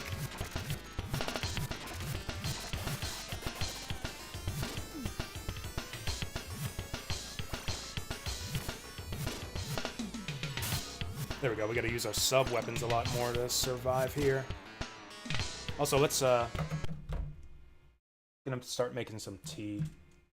I'll be right back.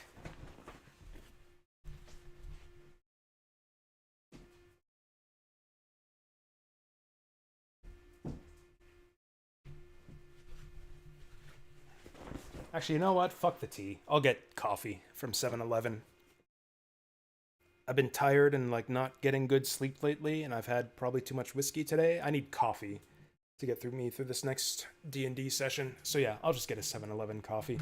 Oh yeah, so again, here's my phone. Here's my phone. It shows no alerts for text messages. Fuck, he showed up. My friend showed up to pick me up like a minute ago.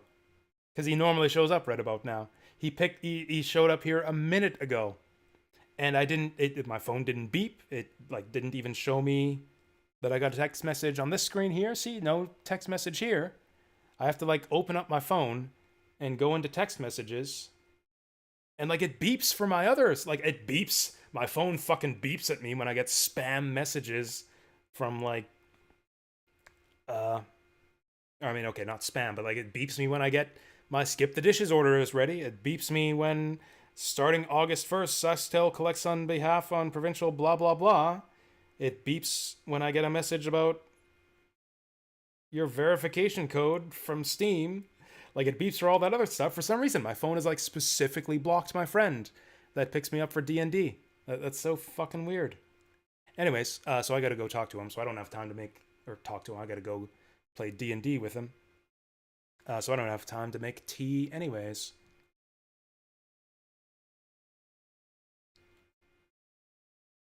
All right.